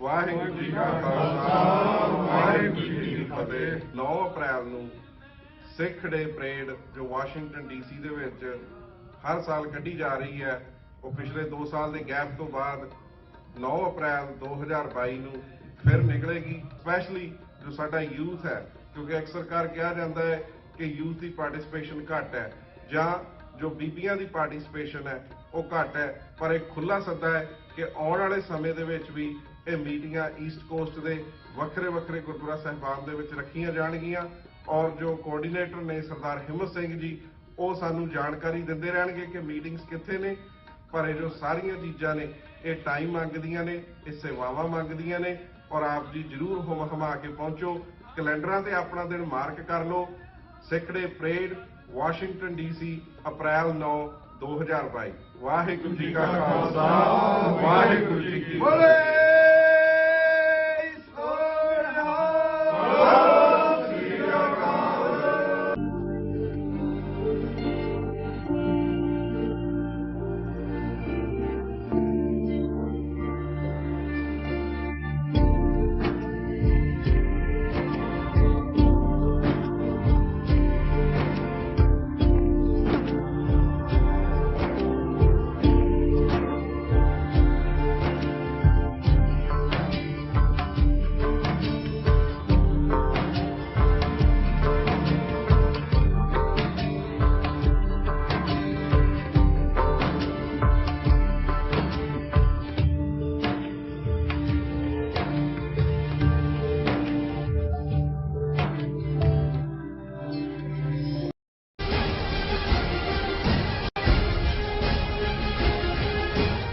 viewers welcome back to program. So viewers ਹੁਣ ਆਪਾਂ ਗੱਲਬਾਤ ਕਰਨ ਜਾ ਰਹੇ ਹਾਂ ਕਿ ਵਰਲਡ ਸਿੱਖ ਪਾਰਲੀਮੈਂਟ ਦੇ ਐਫਰਟਸ ਨਾਲ ਖਾਲਸਾ ਸਾਜਨਾ ਦਿਵਸ 14 ਅਪ੍ਰੈਲ ਨੂੰ ਥਾਂ-ਥਾਂ ਤੇ ਰੈਕੋਗਨਾਈਜ਼ ਕੀਤਾ ਜਾ ਰਿਹਾ ਹੈ। ਸੋ ਮੈਸਾਚੂਸੇਟਸ ਸਟੇਟ ਨੇ 14 ਅਪ੍ਰੈਲ ਨੂੰ ਨੈਸ਼ਨਲ ਸਿੱਖ ਡੇ ਵਜੋਂ ਮਾਨਤਾ ਦਿੱਤੀ ਹੈ। ਇਸੇ ਤਰ੍ਹਾਂ ਹੋਲੀਓਕ ਸਿਟੀ ਅਤੇ ਚਿਕੋਪੀ ਸਿਟੀ ਨੇ ਵੀ ਸਿੱਖ ਨਿਸ਼ਾਨ ਸਾਹਿਬ ਨੂੰ ਲਹਿਰਾ ਕੇ ਪ੍ਰੋਕਲਾਮੇਸ਼ਨ ਜਾਰੀ ਕੀਤੀਆਂ ਹਨ। ਸੋ ਇਸ ਬਾਰੇ ਆਪਾਂ ਗੱਲਬਾਤ ਕਰਨ ਜਾ ਰਹੇ ਹਾਂ। ਸੋ ਅਸੀਂ ਚਾਹਾਂਗੇ ਕਿ ਤੁਸੀਂ ਇਸੇ ਤਰ੍ਹਾਂ ਬਣੇ ਰਹਿਣਾ।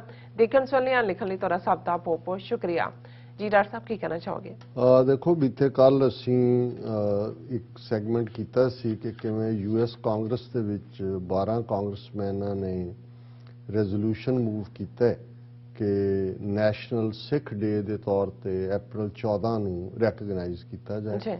ਉਸ ਸੈਗਮੈਂਟ ਨੂੰ ਸਾਡੇ ਵਿਊਅਰਸ ਵੱਲੋਂ ਕਾਫੀ ਪਸੰਦ ਕੀਤਾ ਗਿਆ। ਉਸ ਦੇ ਉੱਤੇ ਸਾਨੂੰ ਬਹੁਤ ਸਾਰੇ ਕਮੈਂਟਸ ਵੀ ਆਏ ਨੇ ਔਰ ਅੱਜ ਇੱਕ ਹੋਰ ਜਿਹੜਾ ਲੈਂਡਮਾਰਕ ਮੈਂ ਕਹਾਂਗਾ ਇਸ ਸਾਰੀ ਜਦੋਜਹਿਦ ਦੇ ਵਿੱਚ ਵੀ ਜਿਹੜੀ ਸਾਡੀ ਆਜ਼ਾਦ ਮੁਲਕ ਖਾਲਿਸਤਾਨ ਲਈ ਹੈ ਔਰ ਸਿੱਖ ਕੌਮ ਨੂੰ ਮਾਨਤਾ ਦਿਵਾਉਣ ਲਈ ਵੀ ਵਰਲਡ ਸਿੱਖ ਪਾਰਲੀਮੈਂਟ ਜਿਹੜੀ ਸਰਬੱਤ ਖਾਲਸਾ ਦੇ 2015 ਚ ਜਿਹੜਾ ਸਰਬੱਤ ਖਾਲਸਾ ਚੱਬੇ ਚ ਹੁੰਦਾ ਹੈ ਡਿਸਟ੍ਰਿਕਟ ਅੰਮ੍ਰਿਤਸਰ ਚ ਉਹਦੇ ਚ ਹੋਣ ਚਾਹੁੰਦੀ ਹੈ ਔਰ ਜਥੇਦਾਰ ਜਗਤਾਰ ਸਿੰਘ ਹਵਾਰਾ ਜਿਹੜੇ ਕਿ ਤਿਹਾੜ ਜੇਲ੍ਹ ਚ ਨੇ ਉਹ ਜਥੇਦਾਰ ਨੇ ਸਰਬੱਤ ਖਾਲਸਾ ਵੱਲੋਂ ਥਾਪੇ ਹੋਏ ਉਹਨਾਂ ਦੀ ਰਹਿਨੁਮਾਈ ਚ ਔਰ ਬਾਹਰ ਇੱਕ ਚੰਗਾ ਐਫਰਟ ਕੀਤਾ ਜਾ ਰਿਹਾ ਹੈ ਔਰ ਵਰਲਡ ਸਿੱਖ ਪਾਰਲੀਮੈਂਟ ਦੀ ਰਹਿਨੁਮਾਈ ਦੇ ਥੱਲੇ ਅੱਜ ਜਿਹੜਾ ਇੱਕ ਹੋਰ ਵੱਡੀ ਪ੍ਰਾਪਤੀ ਹੈ ਕਿ ਸਟੇਟ ਆਫ ਮੈਸਾਚੂਸੇਟਸ ਨੇ ਸਿੱਖ ਨੇਸ਼ਨ ਦੇ ਥੱਲੇ ਸਾਨੂੰ ਜਿਹੜੀ ਹੈ ਇਸ ਖਾਲਸਾ ਸਾਜਨਾ ਦਿਵਸ ਨੂੰ ਰੈਕਗਨਾਈਜ਼ ਕੀਤਾ ਜੀ। ਦਰਸ਼ਕ ਸਕਰੀਨ ਦੇ ਉੱਤੇ ਦੇਖ ਸਕਦੇ ਨੇ Commonwealth of Massachusetts House of Representatives ਉਹਨਾਂ ਨੇ ਇਹ ਪ੍ਰੋਕਲੇਮੇਸ਼ਨ ਦਿੱਤੀ ਹੈ ਕਿ ਬਈ ਅਸੀਂ ਜਿਹੜਾ ਵੀ offer our sincerest congratulations to Sikh nation in recognition of Holyoke honors the Sikh nation in the month of April. Happy Vaisakhi। ਹੁਣ ਇਹ ਸਪੀਕਰ ਆਫ ਦਾ ਹਾਊਸ ਵੱਲੋਂ ਜਿਹੜੀ ਹੈ ਇਹ ਸਿੱਖ ਨੇਸ਼ਨ ਦੀ ਰੈਕਗਨੀਸ਼ਨ ਹੈ ਔਰ ਇਸੇ ਤਰ੍ਹਾਂ ਜਿਹੜੀ ਸਿਟੀ ਆਫ ਹੋਲੀਓਕ ਔਰ ਦੂਸਰੀ ਚਿਕੋਪੀ ਸਿਟੀਜ਼ ਦੇ ਸੈਂਟਰਲ ਹਾਲ ਜਿਹੜੇ ਨੇ ਉਹਨਾਂ ਦੇ ਬਾਹਰ ਅੱਜ ਨਿਸ਼ਾਨ ਸਾਹਿਬ ਲਹਿਰਾਇਆ ਗਿਆ ਔਰ ਇਸ ਦੇ ਉੱਤੇ ਵਰਲਡ ਸਿੱਖ ਪਾਰਲੀਮੈਂਟ ਵੱਲੋਂ ਪ੍ਰੈਸ ਰਿਲੀਜ਼ ਵੀ ਜਾਰੀ ਕੀਤੀ ਗਈ ਹੈ ਔਰ ਜ਼ਾਹਰ ਹੈ ਅਸੀਂ ਇੱਕ ਪਾਸੇ ਦੇਖ ਰਹੇ ਹਾਂ ਕਿ ਜਿਸ ਭਾਰਤ ਨੂੰ ਕਦੇ ਸਾਡੀ ਲੀਡਰਸ਼ਿਪ ਨੇ ਆਪਣਾ ਮੁਲਕ ਕਹਿ ਕੇ ਆਜ਼ਾਦ ਮੁਲਕ ਖਾਲਿਸਤਾਨ ਦੇ ਕਨਸੈਪਟ ਨੂੰ ਤਲਾਂਜਲੀ ਦਿੱਤੀ ਸੀ 1947 ਦੇ ਦੌਰ 'ਚ ਅੱਜ ਪੰਜਾਬ ਦੇ ਨਾਲ ਲੱਗਦੀ ਸਟੇਟ ਹਿਮਾਚਲ ਦੇ ਵਿੱਚ ਨਿਸ਼ਾਨ ਸਾਹਿਬ ਦੀ ਬੇਹਰਮਤੀ ਕੀਤੀ ਜਾਂਦੀ ਹੈ। ਤੁਸੀਂ ਆਪਣੀਆਂ ਬੱਸਾਂ ਗੱਡੀਆਂ ਦੇ ਉੱਤੇ ਨਹੀਂ ਲਾ ਸਕਦੇ। ਕਕਾਰ ਕਿਵੇਂ ਰੋਲੇ ਜਾ ਰਹੇ ਨੇ। ਦਿੱਲੀ ਦੇ ਵਿੱਚ ਇੱਕ ਸਿੱਖ ਨੌਜਵਾਨ ਜਿਹੜਾ ਮੈਟਰੋ ਤੇ ਕਿਰਪਾਨ ਉਹਨੇ ਪਾਈ ਹੋਈ ਸੀ ਉਹਨੂੰ ਰੋਕ ਲਿਆ ਗਿਆ। ਇਹ ਵੀ ਇਹਨਾਂ ਦਿਨਾਂ ਦੀ ਖਬਰ ਹੈ। ਔਰ ਕਿਵੇਂ ਸਕੂਲਾਂ ਕਾਲਜਾਂ ਦੇ ਸੈਂਟਰਲ ਬੋਰਡਸ ਦੇ ਐਗਜ਼ਾਮਸ ਦੇ ਵੇਲੇ ਕਕਾਰ ਕੜੇ ਤੱਕ ਲਵਾਏ ਜਾ ਰਹੇ ਨੇ ਤੇ ਦੂਸਰੇ ਪਾਸੇ ਜਿਸ ਮੁਲਕ ਦੇ ਵਿੱਚ ਆ ਕੇ ਜਿੱਥੋਂ ਦੇ ਸਿਸਟਮ ਦੇ ਵਿੱਚ ਰਹਿੰਦੇ ਆ ਅਸੀਂ ਪ੍ਰੋਸਪੈਰਿਟੀ ਵੀ ਲਈ ਹੈ ਪਰ ਸਾਨੂੰ ਕਿਵੇਂ ਕੌਮੀ ਤੌਰ ਦੇ ਉੱਤੇ ਰਿਸਪੈਕਟ ਮਿਲ ਰਿਹਾ ਕਿ ਖਾਲਸਾਈ ਝੰਡਾ ਔਰ ਦਰਸ਼ਕ ਦੇਖ ਸਕਦੇ ਨੇ ਅਮਰੀਕਨ ਝੰਡੇ ਦੇ ਨਾਲ ਔਰ ਸਟੇਟ ਆਫ ਮੈਸਾਚੂਸੇਟਸ ਦਾ ਝੰਡਾ ਹੋਏ ਜਾਂ ਜਿਵੇਂ ਅਸੀਂ ਦੋਨੋਂ ਸਿਟੀਜ਼ ਦੀ ਗੱਲ ਕੀਤੀ ਹੈ ਉਹ ਚਿਕੋਪੀ ਹੋਏ ਜਾਂ ਹੋਲੀਓਕ ਹੋਏ ਉਹਨਾਂ ਦੇ ਵਿੱਚ ਝੰਡੇ ਲਹਿਰਾਏ ਗਏ ਉਹਨਾਂ ਦੇ ਮੇਅਰਸ ਨੇ ਐਡਰੈਸ ਕੀਤਾ ਔਰ ਇਸ ਸਾਰੇ ਬੇਸ਼ੱਕ ਇਹ ਸਰਪ੍ਰਸਤੀ ਵਰਲਡ ਸਿੱਖ ਪਾਰਲੀਮੈਂਟ ਦੀ ਹੈ ਪਰ ਵੀਰ ਗੁਰਨਿੰਦਰ ਸਿੰਘ ਧਾਲੀਵਾਲ ਜਿਹੜੇ ਬੋਸਟਨ ਔਰ ਇਸ ਸਾਰੇ ਏਰੀਆ 'ਚ ਉਹਨਾਂ ਦਾ ਸਿੰਗਲ ਹੈਂਡਡਲੀ ਐਫਰਟ ਹੈ। ਜਿਵੇਂ ਅਸੀਂ ਜੇ ਕਨੈਟੀਕਟ ਦੇ ਹਵਾਲੇ ਨਾਲ ਜਦੋਂ ਅਸੀਂ ਗੱਲ ਕਰਦੇ ਹਾਂ ਤੇ ਵੀਰ ਸਵਰਨਜੀਤ ਸਿੰਘ ਖਾਲਸਾ ਦਾ ਜ਼ਿਕਰ ਕਰਦੇ ਹਾਂ ਜਿਹੜੇ ਹੁਣ ਖੁਦ ਜਿਹੜੇ ਨੇ ਸਿਟੀ ਕੌਂਸਲ ਦੇ ਮੈਂਬਰ ਇਲੈਕਟ ਹੋਏ ਨੇ ਇਹ ਉਹਨਾਂ ਦਾ ਐਫਰਟ ਕਿ ਸਟੇਟ ਆਫ ਕਨੈਟੀਕਟ ਨੇ ਕਿਵੇਂ ਨਵੰਬਰ 84 ਨੂੰ ਜੈਨੋਸਾਈਡ ਰੈਕਗਨਾਈਜ਼ ਕੀਤਾ ਅਪ੍ਰੈਲ ਨੂੰ ਕੀਤਾ ਹੁਣ ਵੀ ਆਉਣ ਵਾਲੇ ਪੀਰੀਅਡ 'ਚ 29 ਅਪ੍ਰੈਲ ਦਾ ਦਿਨ ਕਨੈਟੀਕਟ ਦੇ ਵਿੱਚ ਉਹ ਖਾਲਿਸਤਾਨ ਡੈਕਲੇਰੇਸ਼ਨ ਡੇ ਉਹਦੀ ਰੈਕਗਨੀਸ਼ਨ ਹੋਏਗੀ ਔਰ ਜਿਹੜੀ ਵਰਲਡ ਸਿੱਖ ਪਾਰਲੀਮੈਂਟ ਦੀ ਪ੍ਰੈਸ ਰਿਲੀਜ਼ ਹੈ ਜ਼ਾਹਰ ਹੈ ਇਹ ਸਾਰੇ ਦੇ ਪਿੱਛੇ ਇੱਥੇ ਜਿਹੜਾ ਬਹੁਤ ਵੱਡਾ ਐਫਰਟ ਵਰਲਡ ਸਿੱਖ ਪਾਰਲੀਮੈਂਟ ਦਾ ਸਰਦਾਰ ਹਿੰਮਤ ਸਿੰਘ ਜਿਹੜੇ ਕੋਆਰਡੀਨੇਟਰ ਨੇ ਵਰਲਡ ਸਿੱਖ ਪਾਰਲੀਮੈਂਟ ਦੇ ਔਰ ਅਕਸਰ ਉਹਨਾਂ ਨੂੰ ਮੈਂ ਕਹਿੰਦਾ ਕਿ ਤੁਸੀਂ ਆਪਣੇ ਨਾਂ ਦੇ ਨਾਲ ਇਨਸਾਫ ਕਰਦੇ ਹੋ ਹਿੰਮਤ ਹੈ ਤਾਂ ਤੁਸੀਂ ਹਿੰਮਤ ਵੀ ਰੱਖਦੇ ਹੋ ਔਰ ਇਸ ਦੇ ਉੱਤੇ ਉਹਨਾਂ ਨੇ ਇਹ ਕਿਹਾ ਕਿ ਭਾਈ ਅਸੀਂ ਸਿਟੀ ਆਫ ਹੌਲੀਓਕ ਮੇਅਰ ਜੋਸ਼ ਗਾਰਸ਼ੀਆ ਤੇ ਸਿਟੀ ਆਫ ਚਿਕੋਪੀ ਦੇ ਮੇਅਰ ਜੌਨ ਵੇਓ ਤੇ ਉਹਨਾਂ ਨੇ ਲੋਕਲ ਸਿੱਖ ਕਮਿਊਨਿਟੀ ਦੇ ਨਾਲ ਸਿੱਖ ਫਲੈਗ ਰੇਜ਼ਿੰਗ ਸੈਰੇਮਨੀਜ਼ ਕੀਤੀਆਂ ਅੱਛਾ ਔਰ ਇਹਦੇ ਤੇ ਹੀ ਸਰ ਗੁਰਨਿੰਦਰ ਸਿੰਘ ਧਾਲੀਵਾਲ ਨੇ ਕਿਹਾ ਕਿ ਵੀ ਮੈਂ ਆਪਣੀ ਸਟੇਟ ਦੇ ਉੱਤੇ ਫਖਰ ਕਰਦਾ ਕਿ ਉਹਨਾਂ ਨੇ ਸਿੱਖ ਕਮਿਊਨਿਟੀ ਨੂੰ ਅਕੋਮੋਡੇਟ ਕੀਤਾ ਹੈ ਔਰ ਇਹ ਜਿਹੜੀ ਹੈ ਅੱਜ ਅਸੀਂ ਸਿੱਖ ਹਿਸਟਰੀ ਔਰ ਦੂਸਰੇ ਦਾ ਮੈਸੇਜ ਜਿਹੜਾ ਸਿੱਖ ਕੌਮ ਦਾ ਉਹ ਦੇਣ 'ਚ ਕਾਮਯਾਬ ਹੋਏ ਹਾਂ ਔਰ ਇਸੇ ਤਰ੍ਹਾਂ ਵੀਰ ਹਿੰਮਤ ਸਿੰਘ ਹੋਰਾਂ ਨੇ ਇਹ ਕਿਹਾ ਕਿ ਵੀ ਅਸੀਂ ਕਾਂਗਰਸਮੈਨ ਰਿਚਰਡ ਨੀਲ ਤੇ ਦੂਸਰੇ ਸਟੇਟ ਔਰ ਸਿਟੀ ਅਫੀਸ਼ੀਅਲਸ ਦੇ ਸ਼ੁਕਰਗੁਜ਼ਾਰ ਹਾਂ ਜਿਨ੍ਹਾਂ ਨੇ ਸਿੱਖ ਹਿਸਟਰੀ ਨੂੰ ਔਰ ਖਾਲਸਾ ਸਾਜਨਾ ਦਿਵਸ ਨੂੰ ਰੈਕਗਨਾਈਜ਼ ਕਰਦੇ ਹਾਂ ਇਹ ਪ੍ਰੋਕਲਾਮੇਸ਼ਨ ਕੀਤੀ ਹੈ ਔਰ ਇਹ ਸਾਰੇ ਸਮਾਗਮ ਦੇ ਵਿੱਚ ਬਹੁਤ ਸਾਰੇ ਬੋਸਟਨ ਕਨੈਟੀਕਟ ਤੋਂ ਸਿੱਖ ਆਗੂ ਪਹੁੰਚੇ ਹੋਏ ਸਨ ਸ਼੍ਰੋਮਣੀ ਅਕਾਲੀ ਦਲ ਅੰਮ੍ਰਿਤਸਰ ਦੇ ਸਰਦਾਰ ਬੂਟਾ ਸਿੰਘ ਖੜੌਤ ਔਰ ਇਸੇ ਤਰ੍ਹਾਂ ਨਿਊਯਾਰਕ ਤੋਂ ਵਰਲਡ ਸਿੱਖ ਪਾਰਲੀਮੈਂਟ ਨਾਲ ਸੰਬੰਧਿਤ ਔਰ ਸਾਡੇ ਮਿੱਤਰ ਵੀਰ ਬਲਜਿੰਦਰ ਸਿੰਘ ਗਏ ਹੋਏ ਸੀਗੇ ਔਰ ਇਸੇ ਤਰ੍ਹਾਂ ਭਗਤ ਸਿੰਘ ਹੋਰੀ ਪੈਨਸਿਲਵੇਨੀਆ ਤੋਂ ਜਿਹੜੇ ਹਰ ਥਾਂ ਲੀਡ ਕਰਦੇ ਨੇ ਔਰ ਹਰ ਥਾਂ ਪਹੁੰਚਦੇ ਨੇ ਔਰ ਅਸੀਂ ਇੱਕ ਵਾਰ ਫੇਰ ਜਿੱਥੇ ਵਰਲਡ ਸਿੱਖ ਪਾਰਲੀਮੈਂਟ ਨੂੰ ਔਰ ਬਾਕੀ ਸਾਰੇ ਜੋ ਖਾਸ ਤੌਰ ਤੇ ਵੀਰ ਗੁਰਨਿੰਦਰ ਸਿੰਘ ਧਾਲੀਵਾਲ ਜਿਨ੍ਹਾਂ ਦਾ ਇਹ ਮੇਨ ਐਫਰਟ ਹੈ ਉਹਨਾਂ ਨੂੰ ਮੁਬਾਰਕਬਾਦ ਵੀ ਦਿੰਦੇ ਆ ਔਰ ਸਮੁੱਚੀ ਕੌਮ ਵਧਾਈ ਦੀ ਹੱਕਦਾਰ ਹੈ ਔਰ ਸਾਡਾ ਜਿਹੜਾ ਇਹ ਕੇਸਰੀ ਕਾਫਲਾ ਆਪਣੀ ਮੰਜ਼ਿਲੇ ਮਕਸੂਦ ਖਾਲਿਸਤਾਨ ਵੱਲ ਵੱਧ ਰਿਹਾ ਹੈ ਔਰ ਜਿਵੇਂ ਹਮੇਸ਼ਾ ਮੇਰਾ ਇਹ ਕਹਿਣਾ ਰਿਹਾ ਕਿ ਡਾਇਸਪੋਰਾ ਸਿੱਖਾਂ ਨੇ ਕੀ ਰੋਲ ਪਲੇ ਕਰਨਾ ਹੈ ਔਰ ਇਹ ਸਾਰੀਆਂ ਡਿਵੈਲਪਮੈਂਟਸ ਜਿਹੜੀਆਂ ਸਾਡੇ ਸਾਹਮਣੇ ਆ ਰਹੀਆਂ ਨੇ ਇਹ ਹੈ ਡਾਇਸਪੋਰਾ ਸਿੱਖਾਂ ਦੀ ਮਸਲ ਪਾਵਰ ਗੁਰੂ ਦੀ ਰਹਿਮਤ ਦੇ ਨਾਲ ਇਹ ਕੇਸਰੀ ਝੰਡੇ ਸਿਟੀ ਹਾਲ ਤੇ ਝੂਲਦੇ ਨੇ ਸਟੇਟਾਂ ਦੇ ਝੰਡਿਆਂ ਦੇ ਨਾਲ ਝੂਲ ਰਹੇ ਨੇ ਅਮਰੀਕਨ ਨੈਸ਼ਨਲ ਫਲੈਗ ਨਾਲ ਝੂਲ ਰਹੇ ਨੇ ਪਰ ਉਹ ਦਿਨ ਦੂਰ ਨਹੀਂ ਹੈ ਜਦੋਂ ਦਰਿਆਏ ਜਮਨਾ ਤੋਂ ਵਾਘਾ ਤੱਕ independent sovereign nation Khalistan liberate ਅਸੀਂ ਕਰਵਾਵਾਂਗੇ ਔਰ ਇਹ ਸਾਡਾ ਖਾਲਿਸਤਾਨ ਦਾ ਝੰਡਾ ਉਸ ਲਾਲ ਕਿਲੇ ਦੇ ਉੱਤੇ ਵੀ ਝੂਲ ਰਿਹਾ ਹੋਏਗਾ ਔਰ ਇਹ ਜਿਹੜਾ ਫਰਮਾਨ ਅਸੀਂ ਸਦੀਆਂ ਤੋਂ ਪੜ੍ਹਦੇ ਹਾਂ ਕਿ ਦਿੱਲੀ ਤਖਤ ਪਰ ਬਹੇਗੀ आप गुरु की फौज छतर चलेंगे सीस पर बड़ी करेगी मौज ये सच साबित हो जी डॉक्टर साहब ਤੁਹਾਡਾ ਬਹੁਤ ਬਹੁਤ ਸ਼ੁਕਰੀਆ ਸਾਥ ਲੈਣੇ ਬ੍ਰੇਕ ਵਿਊਅਰਸ ਤੁਸੀਂ ਕਿਤੇ ਨਹੀਂ ਜਾਣਾ ਮਿਲਦੇ ਹਾਂ after this short break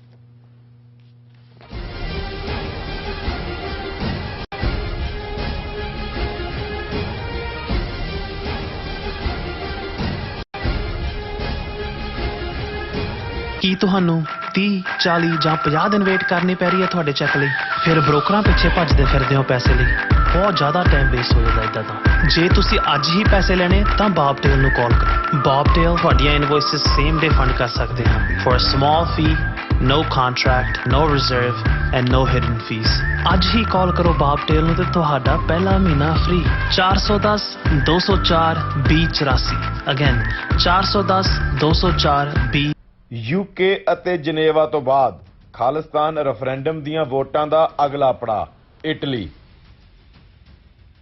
Italy ਵਿੱਚ ਖਾਲਿਸਤਾਨ ਰੈਫਰੈਂਡਮ ਦੀਆਂ ਵੋਟਾਂ ਬ੍ਰੇਸ਼ੀਆ ਦੇ ਬ੍ਰਿਕਸੀਆ ਫੋਰਮ ਵਿੱਚ 8 ਮਈ ਦਿਨ ਐਤਵਾਰ ਨੂੰ ਪੈਣਗੀਆਂ ਹੋਰ ਜਾਣਕਾਰੀ ਲਈ ਸੰਪਰਕ ਕਰੋ +39 345 500 9516 ਜਾਂ +39 327 583 0424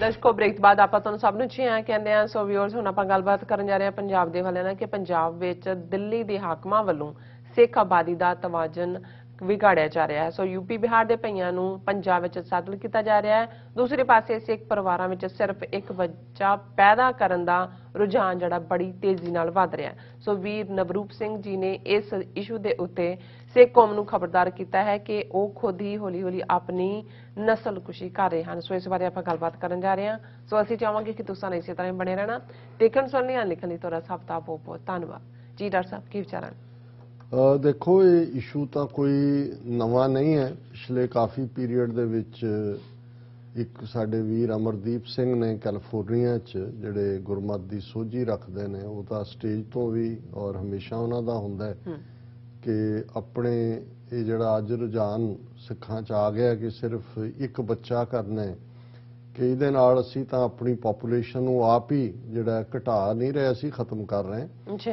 ਔਰ ਇਸੇ ਤਰ੍ਹਾਂ ਹੋਰ ਵੀ ਸਾਨੂੰ ਲਿਖਤਾਂ ਹੈ, ਕਿਊਬਾ ਸਿਟੀ ਤੋਂ ਵੀ ਲਿਖਦੇ ਨੇ, ਪਰ ਮੈਂ ਹਮੇਸ਼ਾ ਇਸ ਵਿਸ਼ੇ ਦੇ ਉੱਤੇ ਕੋਈ ਜਿਹੜਾ ਉਸ ਨੂੰ ਖੋਲ੍ਹਣ ਦੀ ਜਾਂ ਵਿਸ਼ੇ ਨੂੰ ਅੱਗੇ ਤੋਰਨ ਦੀ ਕੋਸ਼ਿਸ਼ ਨਹੀਂ ਕੀਤੀ, ਕਿਉਂਕਿ ਮੈਨੂੰ ਇਹ ਲੱਗਦਾ ਹੁੰਦਾ ਵੀ ਕੁਝ ਚੀਜ਼ਾਂ ਦੇ ਉੱਤੇ ਜਿਹੜਾ ਹੈ ਉਹ ਐਸਾ ਵਿਵਾਦ ਨਾ ਖੜਾ ਕੀਤਾ ਜਾਏ ਜਿਹਦੇ 'ਚ ਕਿ ਮੇਨ ਜਿਹੜਾ ਫੋਕਸ ਹੈ ਉਸ ਤੋਂ ਧਿਆਨ ਹਟੇ।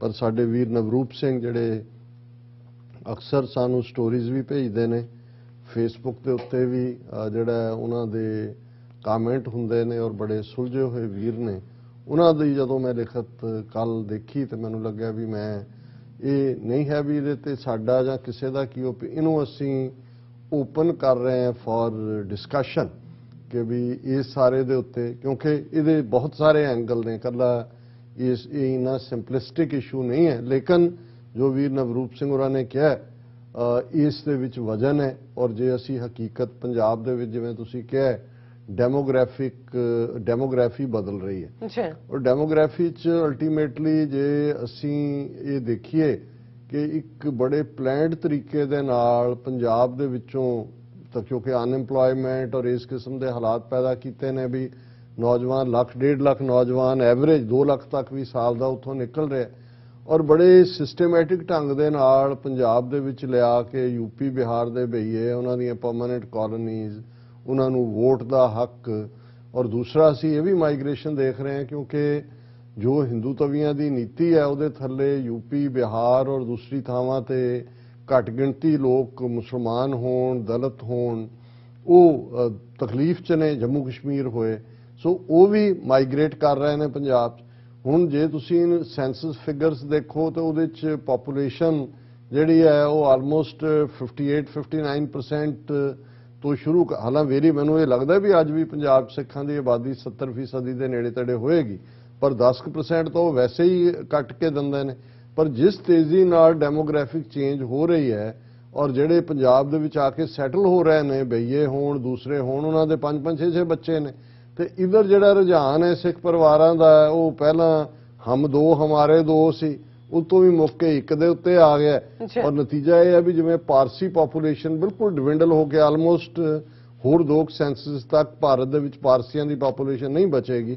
ਸੋ ਮੈਂ ਜਿਹੜਾ ਇਸ ਲਿਖਤ ਨੂੰ ਹੀ ਸਾਂਝਾ ਕਰਾਂ, ਔਰ ਬੇਸ਼ੱਕ ਇਹ ਪ੍ਰਾਚੀਨ ਪੰਥ ਪ੍ਰਕਾਸ਼ ਦੇ ਵਿੱਚ ਇੱਕ ਕੋਟ ਜਿਹੜੀ 10ਵੇਂ ਪਾਤਸ਼ਾਹ ਜਿਹੜੇ ਮਾਝੇ ਦੇ ਸਿੱਖ ਨੇ ਉਹਨਾਂ ਨੂੰ ਸਮਝਾ ਰਹੇ ਨੇ ਜਾਂ ਉਹਨਾਂ ਪ੍ਰਥਾਇਆ ਉਹਨਾਂ ਦਾ ਫਰਮਾਨ ਹੈ, ਮੈਂ ਇਹਨੂੰ ਪਾਪੂਲੇਸ਼ਨ ਦੇ ਐਂਗਲ ਤੋਂ ਨਹੀਂ ਸੀ ਦੇਖਿਆ, ਧਰਮ ਦੇ ਪਸਾਰ ਦੇ ਐਂਗਲ ਤੋਂ ਤਾਂ ਸੀ। ਔਰ ਉਹ ਕੋਟ ਵੀ ਇਹਨਾਂ ਨੇ ਨਾਲ ਲਿਖੀ ਹੈ ਕਿ ਗੁਰੂ ਸਾਹਿਬ ਨੇ ਫਰਮਾਇਆ, ਤੋ ਸਤਿਗੁਰ ਆਗਿਆ ਦੇਈ ਮਝੈਲਨ ਕੋ ਸਮਝਾਏ, ਪ੍ਰਥਮ ਵਧਾਇਓ ਖਾਲਸਾ ਫਿਰ ਦੇਈਓ ਦੰਗੋ ਮਚਾਏ। ਕਿ ਮਾਝੇ ਦੇ ਸਿੱਖਾਂ ਨੂੰ 10ਵੇਂ ਪਾਤਸ਼ਾਹ ਨੇ ਤੋ ਸਤਿਗੁਰ ਆਗਿਆ ਦੇ ਹੁਕਮ ਦਿੱਤਾ ਹੈ, ਮਝੈਲਨ ਕੋ ਮਾਝੇ ਨੂੰ, ਜਿਹੜੇ ਮਾਝੇ ਦੇ ਨੇ ਉਹਨਾਂ ਨੂੰ ਮਝੈਲ ਕਹਿੰਦੇ ਨੇ, ਉਹਨਾਂ ਨੂੰ ਸਮਝਾ ਕੇ ਪ੍ਰਥਮ ਵਧਾਇਓ ਖਾਲਸਾ, ਕਿ ਪਹਿਲਾਂ ਖਾਲਸੇ ਦੀ ਗਿਣਤੀ ਵਧਾਓ, ਫਿਰ ਦਈਓ ਦੰਗੋ ਮਚਾਏ, ਜਿਹੜੀ ਹਕੂਮਤ ਨਾਲ ਟੱਕਰ ਲੈ ਕੇ ਅਨਾਰਕੀ ਫੈਲਾਣੀ ਹੈ ਆਪਣਾ ਰਾਜ, ਉਹ ਬਾਅਦ ਦੇ ਵਿੱਚ।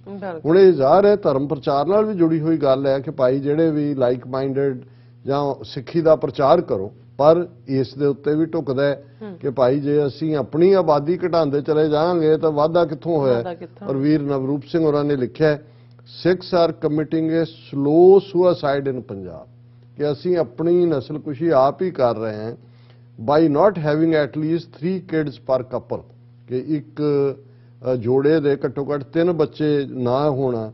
Sometimes problems we face can be solved through unconventional techniques which we ignore or laugh at, ਕਿ ਜਿਹੜੀ ਅੱਜ ਸਾਨੂੰ ਲੱਗ ਰਿਹਾ ਵੀ ਸਾਡੀ ਆਬਾਦੀ ਬਹੁਤ ਮਾਈਨੋਰਿਟੀ ਹੋਰ ਵੀ ਜਿਹੜੇ ਅਨਕਨਵੈਨਸ਼ਨਲ ਤਰੀਕੇ ਨੇ ਉਹਨਾਂ ਦੇ ਉੱਤੇ ਅਸੀਂ ਹੱਸ ਛੱਡਦੇ ਹਾਂ। ਫਿਰ ਉਹਨਾਂ ਨੇ 2-3 ਆਰਗੂਮੈਂਟ ਦਿੱਤੇ ਨੇ। Sikhs today do not want to raise more kids for different reasons. Firstly, women say it is anti-women to ask her to bear more kids, and most of us have bought into this lie. ਉਹਨਾਂ ਨੇ ਕਿਹਾ ਜੀ ਕਈ ਵਾਰੀ ਇਹ ਹੁੰਦਾ ਹੈ ਕਿ ਜੇ ਇਹ ਕਿਹਾ ਜਾਏ ਜ਼ਿਆਦਾ ਬੱਚੇ ਪੈਦਾ ਕਰੋ ਤੇ ਫਿਰ ਇਹ ਕਹਿਣਗੇ ਜੀ ਇਹ ਤਾਂ ਔਰਤਾਂ ਦੇ ਖਿਲਾਫ ਹੈ, ਤੁਸੀਂ ਔਰਤਾਂ ਨੂੰ ਤਕਲੀਫ 'ਚ ਪਾਉਣਾ ਚਾਹੁੰਦੇ ਹੋ ਕਿ ਉਹ ਜ਼ਿਆਦਾ ਹੋ ਕੇ ਜ਼ਿਆਦਾ ਤਕਲੀਫ 'ਚੋਂ ਲੰਘਣ। पर उन्होंने कहा भी I think about this makes me laugh at power of propaganda that something as distinctly feminine as giving birth or feeling of being a mother has been taught to women as some sort of a burden, and in Thai Women Act there is nothing more womanly than being a mother and raising well-balanced children. We need to campaign more among Sikhs in Punjab to have bigger families, at least 3 kids per couple, and do so urgently and aggressively. उन्होंने कहा भी ਜਦੋਂ ਕੋਈ ਇਹ ਕਹਿੰਦਾ ਤੇ ਇਹ ਕਿਹਾ ਜਾਂਦਾ ਜੀ ਇਹ ਤਾਂ ਔਰਤਾਂ ਦੇ ਉੱਤੇ ਤੁਸੀਂ ਆਪਣਾ ਹੁਕਮ ਲੱਦ ਰਹੇ ਹੋ, ਉਹਨਾਂ ਦੇ ਖਿਲਾਫ, ਉਹਨਾਂ ਦੇ ਹੱਕਾਂ ਦੇ ਖਿਲਾਫ, ਉਹਨਾਂ ਨੂੰ ਤਕਲੀਫ ਚ ਪਾਣਾ, ਉਹਨਾਂ ਨੂੰ, ਔਰ ਇਹ ਆਰਗੂਮੈਂਟ ਦੇ ਦੋਨੋਂ ਸਾਈਡਸ ਨੇ। ਮੈਨੂੰ ਹੁਣ ਵਕਤ ਨਹੀਂ ਹੈ, ਮੈਨੂੰ ਯਾਦ ਹੈ ਕਿ ਜਦੋਂ ਮੰਡ ਏਰੀਆ ਜਾਂ ਦੂਸਰੇ ਜੁਝਾਰੂਆਂ ਨੇ ਜਿਹੜਾ ਇਹ ਉਸ ਪੀਰੀਅਡ ਦੇ ਵਿੱਚ ਇੱਕ ਡਿਕਟੇਟ ਦਿੱਤਾ ਕਿ ਵੀ ਇਹ ਬੰਦ ਕਰੋ ਜਿਹੜੀ ਫੈਮਿਲੀ ਪਲੈਨਿੰਗ ਤੇ ਦੂਜੀ ਕਰ ਰਹੇ, ਕਿਉਂਕਿ ਪੰਜਾਬ 'ਚ ਉਹਨਾਂ ਨੇ ਇੱਕ ਬੜੇ ਪਲੈਨਡ ਤਰੀਕੇ ਦੇ ਨਾਲ ਇਸ ਨੂੰ ਲਾਗੂ ਕੀਤਾ ਸੀ। ਤੇ ਉਸ ਵੇਲੇ ਜਿਹੜੇ ਸੈਕਟਰੀ ਆਫ ਹੈਲਥ ਸੀ ਉਹ ਵੀ ਸਿੱਖ ਮਾਈਂਡਡ ਸੀ, ਤੇ ਉਹਨਾਂ ਦੇ ਜਿਹੜੇ ਫਾਦਰ ਸੀ ਉਹ ਇੱਕ ਲੀਡਰ ਦੇ ਤੌਰ ਤੇ ਵਿਚਰ ਰਹੇ ਸੀ ਖਾਲਿਸਤਾਨੀ ਸਫਾਂ। ਉਹਨਾਂ ਦੋਨਾਂ ਦਾ ਹੀ ਡਿਫਰੈਂਟ ਓਪੀਨੀਅਨ ਸੀ ਇਸ ਦੇ ਉੱਤੇ। ਹੁਣ ਜਿਹੜੇ ਤਾਂ ਜ਼ਾਹਰ ਹੈ ਖਾਲਿਸਤਾਨੀ ਆਗੂ ਦੇ ਤੌਰ ਤੇ ਸੀ, ਉਹਨਾਂ ਨੂੰ ਤਾਂ ਪਤਾ, ਉਹ ਤਾਂ ਕਹਿੰਦੇ ਸੀ ਕਿ ਭਾਈ ਇਹਨਾਂ ਨੇ ਪੰਜਾਬ 'ਚ ਜਾਣਬੁੱਝ ਕੇ ਲਿਆਂਦਾ ਹੈ, ਲੇਕਿਨ ਜਿਹੜੇ ਉਹਨਾਂ ਦਾ ਹੀ ਬੇਟਾ ਉਸ ਵੇਲੇ ਸੈਕਟਰੀ ਹੈਲਥ ਸੀ ਉਹ ਕਹਿੰਦਾ ਸੀ ਕਿ ਵੀ 5 ਬੱਚੇ ਜੰਮ ਕੇ ਅਨਪੜ੍ਹ ਤੇ ਐਵੇਂ ਨਕਾਰੇ ਅੱਧ ਰੰਗੇ ਫਿਰਨ ਨਾਲੋਂ ਚੰਗਾ ਤੁਹਾਡੇ 1-2 ਹੁਣ ਉਹਨਾਂ ਨੂੰ ਚੰਗੀ ਤਾਲੀਮ ਦਿਓ, ਚੰਗੀ ਐਜੂਕੇਸ਼ਨ ਦਿਓ। ਸੋ ਮਤਲਬ ਇਹ ਹੈ ਵੀ ਇਹ ਦੋਨੋਂ ਹੀ ਸਾਈਡਸ ਨੇ ਕਾਇਮ ਦੇ ਇੱਕ ਆਰਗੂਮੈਂਟ ਇਹ ਰਿਹਾ। ਸੋ ਮੈਨੂੰ ਕੁਦਰਤੀ ਇਸ ਦਾ ਖਿਆਲ ਆਇਆ ਕਿਉਂਕਿ ਮੈਂ ਇਹ ਡਿਬੇਟ ਆਪਣੀਆਂ ਅੱਖਾਂ ਸਾਹਮਣੇ ਦੇਖੀ ਔਰ ਸੁਣੀ, ਤੇ ਇਸ ਲਈ ਜਿਹੜਾ ਇਹਨਾਂ ਦੇ ਵੀਰ ਨਵਰੂਪ ਸਿੰਘ ਹੋਰਾਂ ਨੇ ਇਸ ਨੂੰ ਇੱਕ ਡਿਫਰੈਂਟ ਐਂਗਲ ਤੋਂ ਪੇਸ਼ ਕੀਤਾ ਹੈ। Secondly, people say they fear children will inherit less property if they have more kids. This is worst of all explanations in today's world. If a kid is not ready for struggle, then no matter how much parents leave for their children, it's not going to stay.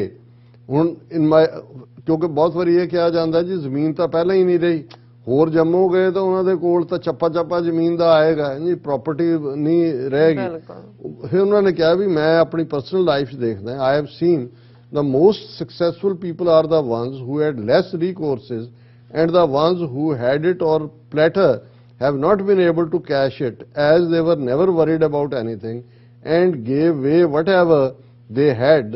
Anyway, people say zameen cut jani hai and end up sending one kid they have abroad who is gonna look after the zameen, because of which they initially had one kid, for it doesn't make sense anymore. ਹੁਣ ਇਹ ਵੀ ਇੱਕ argument ਹੈ, ਔਰ ਇਹਦੇ ਚ ਮੈਂ ਨਵਰੂਪ ਸਿੰਘ ਹੋਰਾਂ ਦੇ ਆਰਗੂਮੈਂਟ ਨਾਲ ਉਹਨਾਂ ਨੇ ਕਿਹਾ ਜੀ, ਕਹਿੰਦੇ ਜੀ ਜ਼ਮੀਨ ਨਹੀਂ ਹੈ ਔਰ ਕਿਹਨੂੰ ਵੰਡੀ। ਉਹਨਾਂ ਨੇ ਕਿਹਾ ਵੀ ਜਿਹੜਾ ਇੱਕ ਮੁੰਡਾ ਹੁੰਦਾ ਉਹ ਵੀ ਅਸੀਂ ਬਾਹਰ ਭੇਜ ਦਿੰਦੇ ਹਾਂ, ਔਰ ਹੁੰਦਾ ਕੀ ਹੈ ਮੁੜ ਕੇ ਕਾਹਦੇ ਲਈ। ਇਹਦੇ ਉਲਟ ਜਿਨ੍ਹਾਂ ਦੇ ਕੋਲ ਨਹੀਂ ਹੁੰਦਾ ਕੁਛ ਉਹ ਸਟਰਗਲ ਕਰਦੇ ਨੇ ਅੱਗੇ ਵਧਣ ਦੇ ਲਈ, ਔਰ ਇਹ ਗੱਲ ਬਿਲਕੁਲ ਠੀਕ ਹੈ। ਜਿਨ੍ਹਾਂ ਕੋਲ ਪਹਿਲਾਂ ਹੀ ਜ਼ਮੀਨ ਦੂਜੀ ਹੁੰਦੀ ਉਹ ਕਹਿੰਦੇ ਕੋਈ ਨਹੀਂ, ਬੁੜੇ ਨੇ ਬਥੇਰਾ ਕਮਾਇਆ, ਸਾਨੂੰ ਹੱਥ ਪੈਰ ਮਾਰਨ ਦੀ ਲੋੜ ਹੀ ਨਹੀਂ, ਅਸੀਂ ਮੌਜਾਂ ਕਰਾਂਗੇ। ਸੋ ਮਤਲਬ ਇਹ ਹੈ ਕਿ ਵੀ ਇਹਦਾ ਕੋਈ ਇਸ ਨਾਲ ਤਾਲੁਕ ਨਹੀਂ ਹੈ। ਰਾਦਰ ਜੇ ਤੁਹਾਡੇ ਜ਼ਿਆਦਾ ਬੱਚੇ ਹੁੰਦੇ ਨੇ ਔਰ ਉਹਨਾਂ ਨੂੰ ਤੁਸੀਂ ਸਟਰਗਲ ਕਰਨੀ ਪੈਂਦੀ, they will be more successful. ਔਰ ਅੱਜ ਦੁਨੀਆ ਇੱਕ ਥਾਂ ਤੇ ਤਾਂ ਸੀਮਤ ਨਹੀਂ ਹੈ। ਫਿਰ ਉਹਨਾਂ ਨੇ ਕਿਹਾ Sikhs need to socially boycott anyone who is involved in female feticide.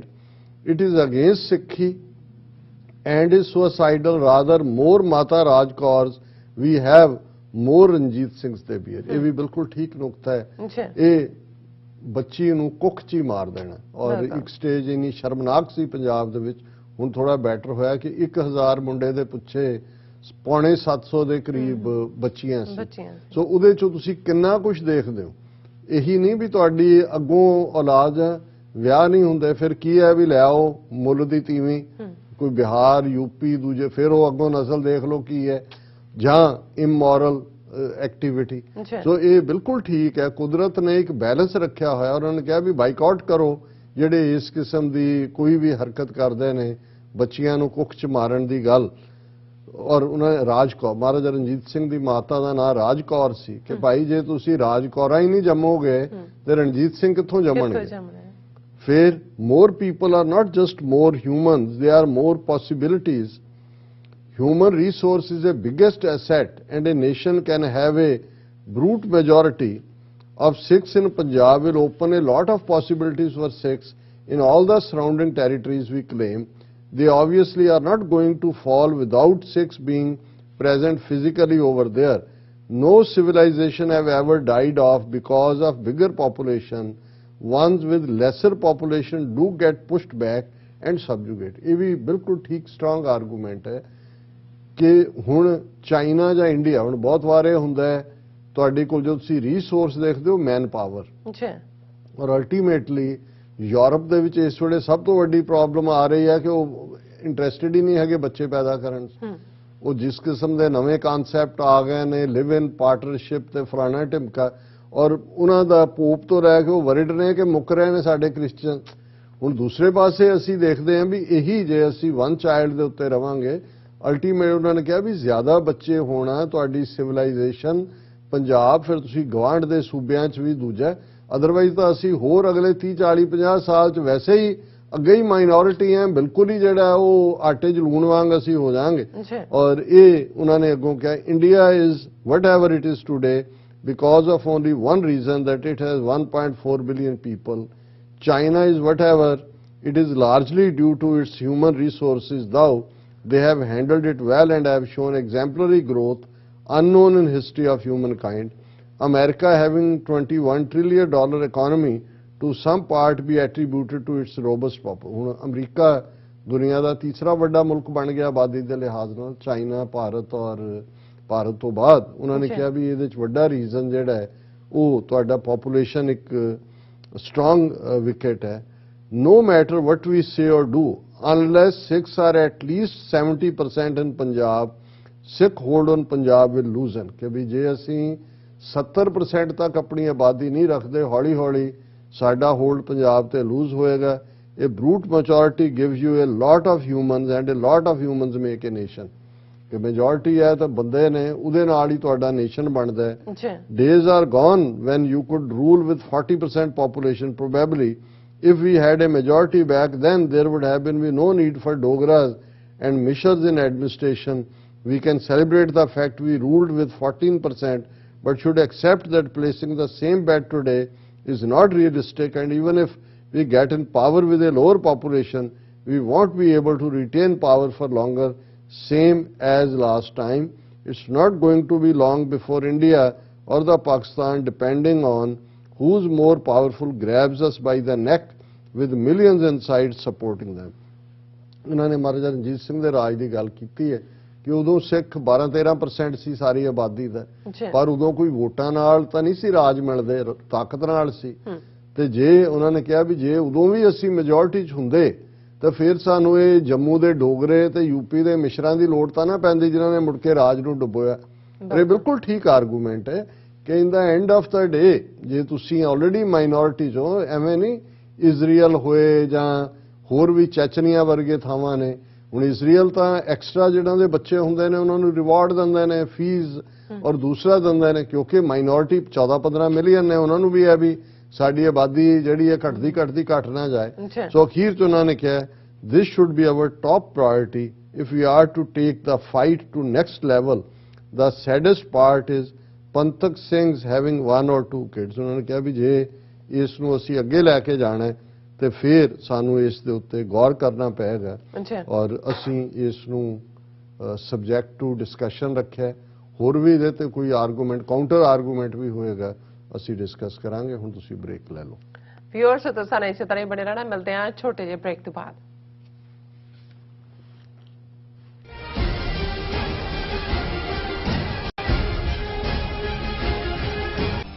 ਕਦੋਂ ਤੱਕ, ਹਾਂ ਕਦੋਂ ਤੱਕ ਅਸੀਂ ਭਾਰਤ ਅਤੇ ਦੁਨੀਆ ਭਰ ਦੇ ਵਿੱਚ ਵਸਦੇ ਸਿੱਖਾਂ ਦੇ ਮਸਲਿਆਂ ਤੇ ਭਾਰਤੀ ਚੈਨਲਾਂ ਦਾ ਝੂਠਾ ਪ੍ਰੋਪੇਗੈਂਡਾ ਬਰਦਾਸ਼ਤ ਕਰਦੇ ਰਹਾਂਗੇ। ਆਓ ਮੇਰੇ ਨਾਲ ਜੁੜੋ ਪ੍ਰੋਗਰਾਮ ਗੁਫ਼ਤਗੂ ਵਿੱਚ। ਸਿੱਖ ਨਜ਼ਰੀਏ ਤੋਂ ਰੋਜ਼ਾਨਾ ਵਾਪਰ ਰਹੀਆਂ ਘਟਨਾਵਾਂ ਦਾ ਵਿਸ਼ਲੇਸ਼ਣ ਕਰੀਏ। ਲਾਈਵ ਕਾਲਸ ਅਤੇ ਈਮੇਲਸ ਰਾਹੀਂ ਇਸ ਪ੍ਰੋਗਰਾਮ ਦਾ ਹਿੱਸਾ ਬਣੋ। ਮੰਡੇ ਟੂ ਫਰਾਈਡੇ ਰਾਤ 9:30 ਵਜੇ ਸਿਰਫ TV 84 ਤੇ।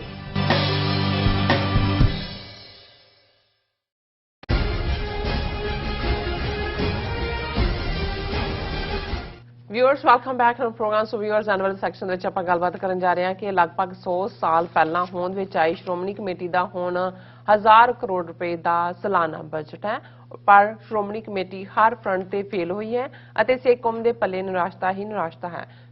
ਸੋ ਸ਼੍ਰੋਮਣੀ ਕਮੇਟੀ ਨੇ ਦਰਬਾਰ ਸਾਹਿਬ ਤੋਂ ਸਿੱਧੇ ਕੀਰਤਨ ਦੇ ਰਿਲੇ ਦਾ ਠੇਕਾ ਵੀ ਬਾਦਲਾਂ ਦੇ ਘਰੇਲੂ ਚੈਨਲ ਪੀਟੀਸੀ ਨੂੰ ਦਿੱਤਾ ਹੋਇਆ ਹੈ। ਸੋ ਪੀਟੀਸੀ ਅੱਜ ਕੱਲ੍ਹ ਵਿਵਾਦਾਂ ਦੇ ਘੇਰੇ ਵਿੱਚ ਹੈ।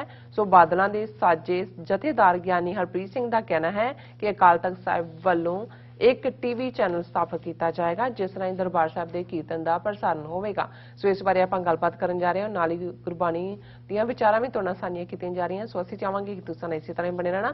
ਦੇਖਣ ਸੁਣਨ ਲਿਖਣ ਲਈ ਤੁਹਾਡਾ ਸਭ ਦਾ ਬਹੁਤ ਬਹੁਤ ਧੰਨਵਾਦ ਜੀ। ਡਾਕਟਰ ਸਾਹਿਬ ਕੀ ਕਹਿਣਾ ਚਾਹੋਗੇ? ਦੇਖੋ, ਸ਼੍ਰੋਮਣੀ ਗੁਰਦੁਆਰਾ ਪ੍ਰਬੰਧਕ ਕਮੇਟੀ ਲਗਭਗ 100 ਸਾਲ ਪਹਿਲਾਂ 1925 ਦੇ ਵਿੱਚ ਗੁਰਦੁਆਰਾ ਐਕਟ ਰਾਹੀਂ ਹੋਂਦ ਦੇ ਵਿੱਚ ਆਈ। ਇਸ ਨੂੰ ਸਿੱਖਾਂ ਦੀ ਮਿੰਨੀ ਪਾਰਲੀਮੈਂਟ ਵੀ ਕਿਹਾ ਜਾਂਦਾ ਹੈ। ਪੰਜਾਬ, ਹਰਿਆਣਾ, ਹਿਮਾਚਲ ਤੇ ਚੰਡੀਗੜ੍ਹ ਦੇ ਇਤਿਹਾਸਕ ਗੁਰਦੁਆਰੇ ਉਹਨਾਂ ਦਾ ਪ੍ਰਬੰਧ ਸ਼੍ਰੋਮਣੀ ਕਮੇਟੀ ਕੋਲ ਹੈ ਜੀ। ਔਰ 2 ਦਿਨ ਪਹਿਲਾਂ ਸ਼੍ਰੋਮਣੀ ਕਮੇਟੀ ਦਾ ਸਾਲਾਨਾ ਬਜਟ ਪੇਸ਼ ਹੋਇਆ ਔਰ ਇਹ ਬਜਟ 988 ਕਰੋੜ ਰੁਪਏ ਦਾ, ਆਲਮੋਸਟ 1000 ਕਰੋੜ, ਜਾਂ ਇਹ ਹੈ ਕਿ 10 ਅਰਬ ਦੇ ਨੇੜੇ ਤੇੜੇ ਦਾ ਹੈ ਜੀ। ਔਰ ਇਹ ਹਰ ਸਾਲ ਵੱਧਦਾ ਹੈ ਔਰ ਇਵੇਂ ਹੀ ਜਿਹੜਾ 2 ਮਿੰਟ ਦੇ ਵਿੱਚ ਉਹ ਗੱਲਬਾਤ ਕਰਕੇ ਉਹ ਪੜ੍ਹ ਦਿੰਦੇ ਨੇ ਤਾਂ ਪਾਸ ਹੋ, ਕੋਈ ਉਹਦੇ ਤੇ ਡਿਸਕਸ਼ਨ ਨਹੀਂ ਹੁੰਦੀ, ਕੋਈ ਦੂਸਰਾ ਨਹੀਂ ਹੁੰਦਾ। ਅਸੀਂ ਸ਼੍ਰੋਮਣੀ ਕਮੇਟੀ ਦੀ ਜਿਹੜੀ ਕਾਰਗੁਜ਼ਾਰੀ ਹੈ ਉਸ ਦੇ ਉੱਤੇ ਅਕਸਰ ਗੱਲ ਕਰਦੇ। ਅੱਜ ਪੰਜਾਬ ਦੇ ਵਿੱਚ ਜਿਸ ਲੈਵਲ ਦਾ ਪਤਤਪੁਣਾ, ਜਿਵੇਂ ਡੇਰਾਵਾਦ, ਰਾਧਾ ਸੁਆਮੀ, ਨਰਕਧਾਰੀ, ਸੌਦਾ ਸਾਧ ਤੋਂ ਲੈ ਕੇ ਹਰ ਪਿੰਡ ਦੇ ਵਿੱਚ ਉਸ ਕਿਸਮ ਦਾ, ਪੰਜਾਬ ਦੇ ਜਿਹੜੇ ਬਾਰਡਰ ਡਿਸਟ੍ਰਿਕਟ ਨੇ ਖਾਸ ਤੌਰ ਤੇ ਅੰਮ੍ਰਿਤਸਰ, ਗੁਰਦਾਸਪੁਰ, ਫਿਰੋਜ਼ਪੁਰ, ਤੇਜ਼ੀ ਨਾਲ ਕਿਵੇਂ ਈਸਾਈ ਧਰਮ ਦੇ ਵਿੱਚ ਕਨਵਰਟ ਕਰਨ ਦੀ ਲਾਈਨ ਇੱਕ ਬੜੇ ਸਿਸਟਮੈਟਿਕ ਤਰੀਕੇ ਦੇ ਨਾਲ, ਔਰ ਪੰਜਾਬ ਦੇ ਵਿੱਚ ਕਿਵੇਂ ਆਰਐਸਐਸ ਦੀਆਂ ਸ਼ਾਖਾਵਾਂ ਸੈਂਕੜਿਆਂ ਪਿੰਡਾਂ ਦੇ ਵਿੱਚ ਖੁੱਲਣ ਦੀ ਲਾਈਨ, ਔਰ ਹੋਰ ਵੀ ਜਿਹੜੇ ਚੈਲੰਜਸ, ਜੇ ਉਹਨਾਂ ਦਾ ਵਨ ਲਾਈਨਰ ਕੋਈ ਪੁੱਛੇ ਕਿ ਭਾਈ ਇਹ ਇੱਕ ਤਾਂ ਠੀਕ ਹੈ ਗੁਲਾਮੀ ਵੱਡਾ ਕਾਰਨ ਹੈ, ਪਰ ਸ਼੍ਰੋਮਣੀ ਗੁਰਦੁਆਰਾ ਪ੍ਰਬੰਧਕ ਕਮੇਟੀ ਇਹ 100 ਸਾਲ ਦੇ ਵਿੱਚ ਜਿਹੜਾ ਉਹਦਾ ਮਿਸ਼ਨ ਸੀ ਕਿ ਸਿੱਖੀ ਧਰਮ ਦਾ ਪ੍ਰਚਾਰ ਕਰਨਾ, ਉਹਦੇ 'ਚ ਉਹ ਫੇਲ ਹੋਈ ਹੈ। 1000 ਕਰੋੜ ਛੋਟਾ ਅਮਾਉਂਟ ਨਹੀਂ ਹੁੰਦਾ ਔਰ ਕੱਲਾ ਇਹ ਨਹੀਂ ਹੈ, ਜਿਹੜੀ ਪ੍ਰੈਸਟੀਜ ਹੈ ਉਹਦੇ ਨਾਲ ਜੁੜੀਆਂ ਹੋਈਆਂ ਇੰਸਟੀਟਿਊਸ਼ਨਸ, ਉਸ ਤੋਂ ਇਲਾਵਾ ਇੰਨੇ ਟਰਸਟ ਨੇ ਇੰਡੀਪੈਂਡੈਂਟਲੀ, ਜੇ ਤੁਸੀਂ ਦੇਖੋ ਤਾਂ ਉਹਨਾਂ 'ਚ ਇੰਨਾ ਵੱਡਾ ਕਰਪਸ਼ਨ ਦਾ ਰੌਲਾ ਔਰ 4 ਬੰਦਿਆਂ ਨੇ ਪ੍ਰਾਈਵੇਟ ਆਪਣੇ ਨਾਂ ਕੀਤੇ ਹੋਏ ਨੇ। ਇਹ ਤਾਂ ਇਸ ਬਜਟ ਨਾਲੋਂ ਵੀ 5 ਗੁਣਾ ਜ਼ਿਆਦਾ ਅਮਾਉਂਟ ਜਿਹੜਾ ਉਹ ਸ਼੍ਰੋਮਣੀ ਕਮੇਟੀ ਦੇ ਕੋਲ ਹੈ, ਲੇਕਿਨ ਉਹ ਇਸ ਕਿਸਮ ਦੀ ਚੋਰ ਬਾਜ਼ਾਰੀ ਦਾ ਮੁਕਾਮ ਬਣਾਇਆ ਹੋਇਆ ਹੈ।